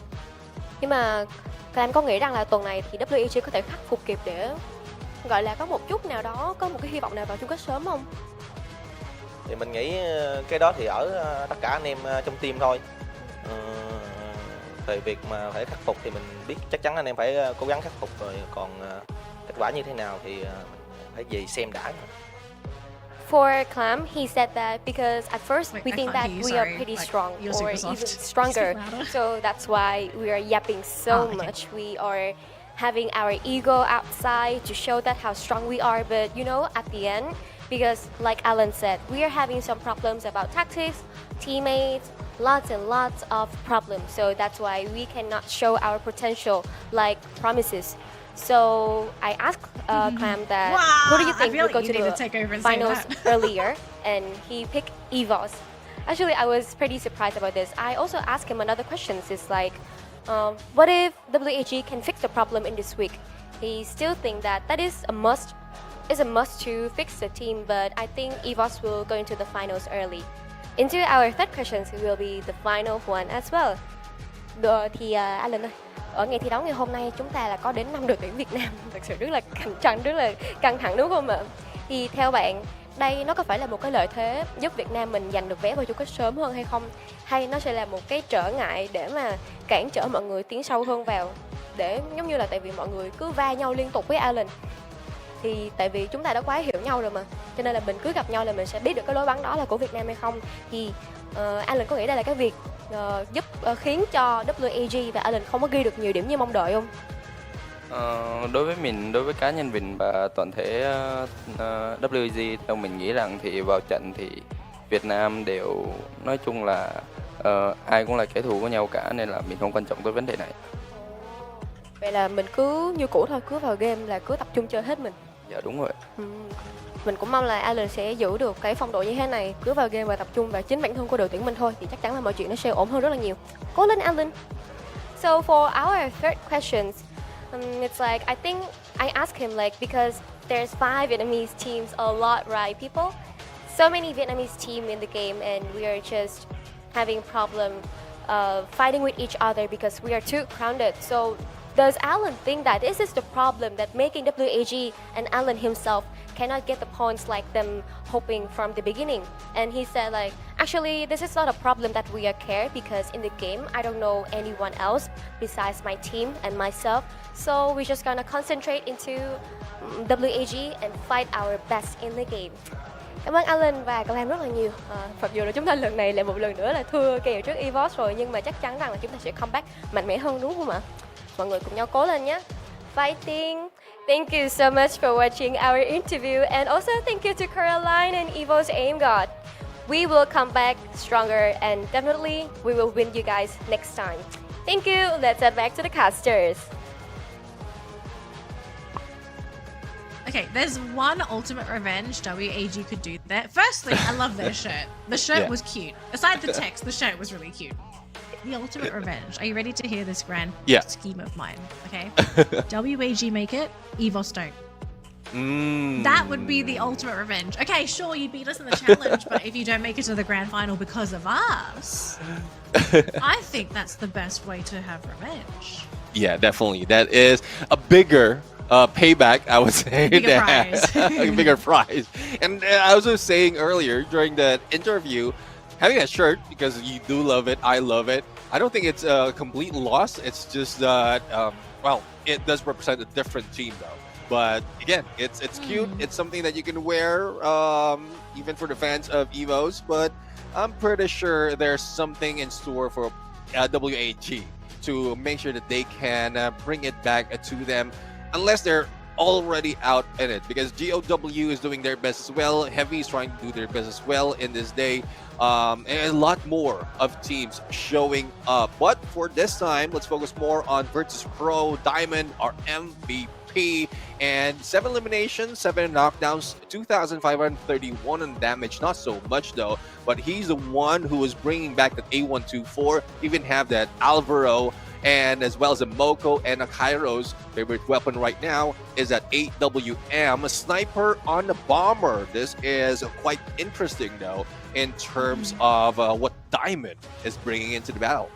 I kind of want to see the whole team stat here for VP because I have a theory, but I kind of need to see the numbers to see whether my theory is technically correct or if I might be thinking of something else.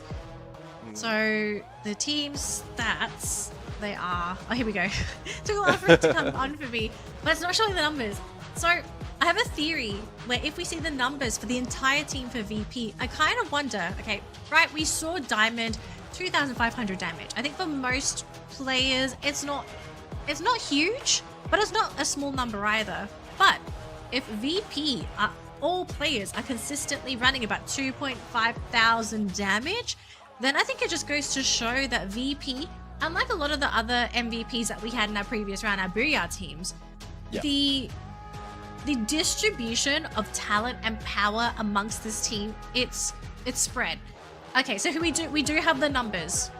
So I think compared to a lot of the other teams, I really feel like VP's numbers, the entire team's numbers are elevated for all players.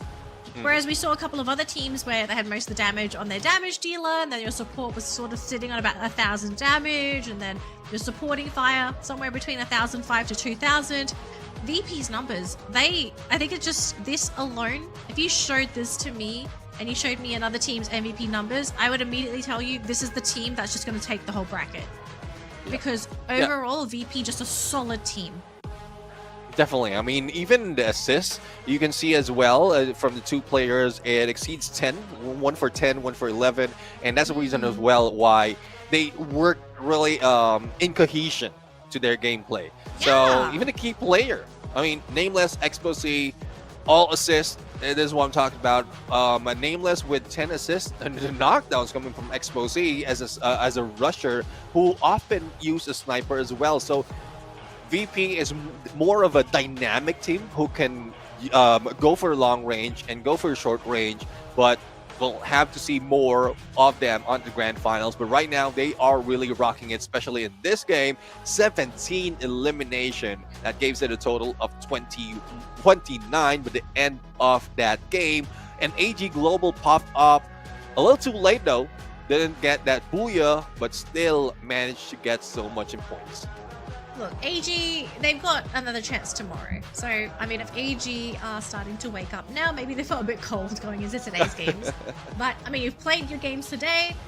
If you can wake up tomorrow, I think I could definitely see AG making it through to the grand final as well, stealing it away from EVOS. But the thing is, you still have to deal with Bigatron. You still have to deal with EVOS, Heavy's still around, GOW, like these other teams are also vying for that position.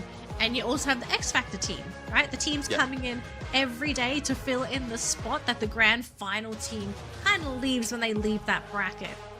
So, I mean, AG, anything is possible, but they really need to step up their performance. If what they've done today is their best, I don't see this team being able to make it to grand finals. Yeah, I mean, we'll have to find out though, because our list of Thailand teams that are really getting into the grand finals are thinning out. So AG is in there from today. And then come tomorrow, we have Core Memory also coming in from Thailand. So it's either one of those or probably none of those. But 3 have already taken it. And VP, the team of the day, is one who will grab it for today. And it seems like it's not the first time that they did take that team of the day, game or day number 6. So that will be week 2, day number 3. They also grab it for themselves. So there's really a chance for VP to get in and do some damage when it comes to the grand finals, joining the top 3 that they have from last week. Yeah, but to be fair, the competition in the grand finals is really steep, especially once you see who's already there, right? Like, you think VP is going to be an issue? VP at the moment is like a tiny itch. Like, in the middle of your back, it's a tiny itch. But then you see who's already there. You see it's Boyram is there. You see RRQ is there. That's like being run over by a truck. Okay, that's a different level of pain. But if VP, he can turn it, because I think this team, I think in the past, before they were VP, you guys know who they were. They had consistency issues. They're a team that can either play so well that they beat the top dogs at their own game, or they make silly little mistakes and they kind of just collapse on themselves, right? VP, they gotta polish up. Polish up whatever issues you currently have. You've got to try and fix it. And hopefully you have enough time before the grand final to really just sync up as a team. Because Free Fire is a team game. It's not a matter of just fixing one person, okay? It's not a one-person problem. This is a 4-man problem, maybe 5-man if you want to include your coach, and let's make it 6 if you've got a standing, okay? It's a 6-person homework assignment. Fix your problems. You're running out of time. Running out of time and running out of spot as well, because 4 has already been taken right now, and looking at it, 3 coming from Thailand. Well, it could have been another Indonesian team. It was sort of close, but like VP really wants to take that easy way out, but there's still a good chance that they can do it tomorrow and next day. But again, another team from Thailand introduced, but as pointed out in the chat, 4 Indonesian, 5 Vietnam will still be playing for tomorrow, and that is a tough battle because from both regions they want that spot as well. Oh, look, everyone playing tomorrow wants that spot. It's not just the regions. Everybody wants that spot.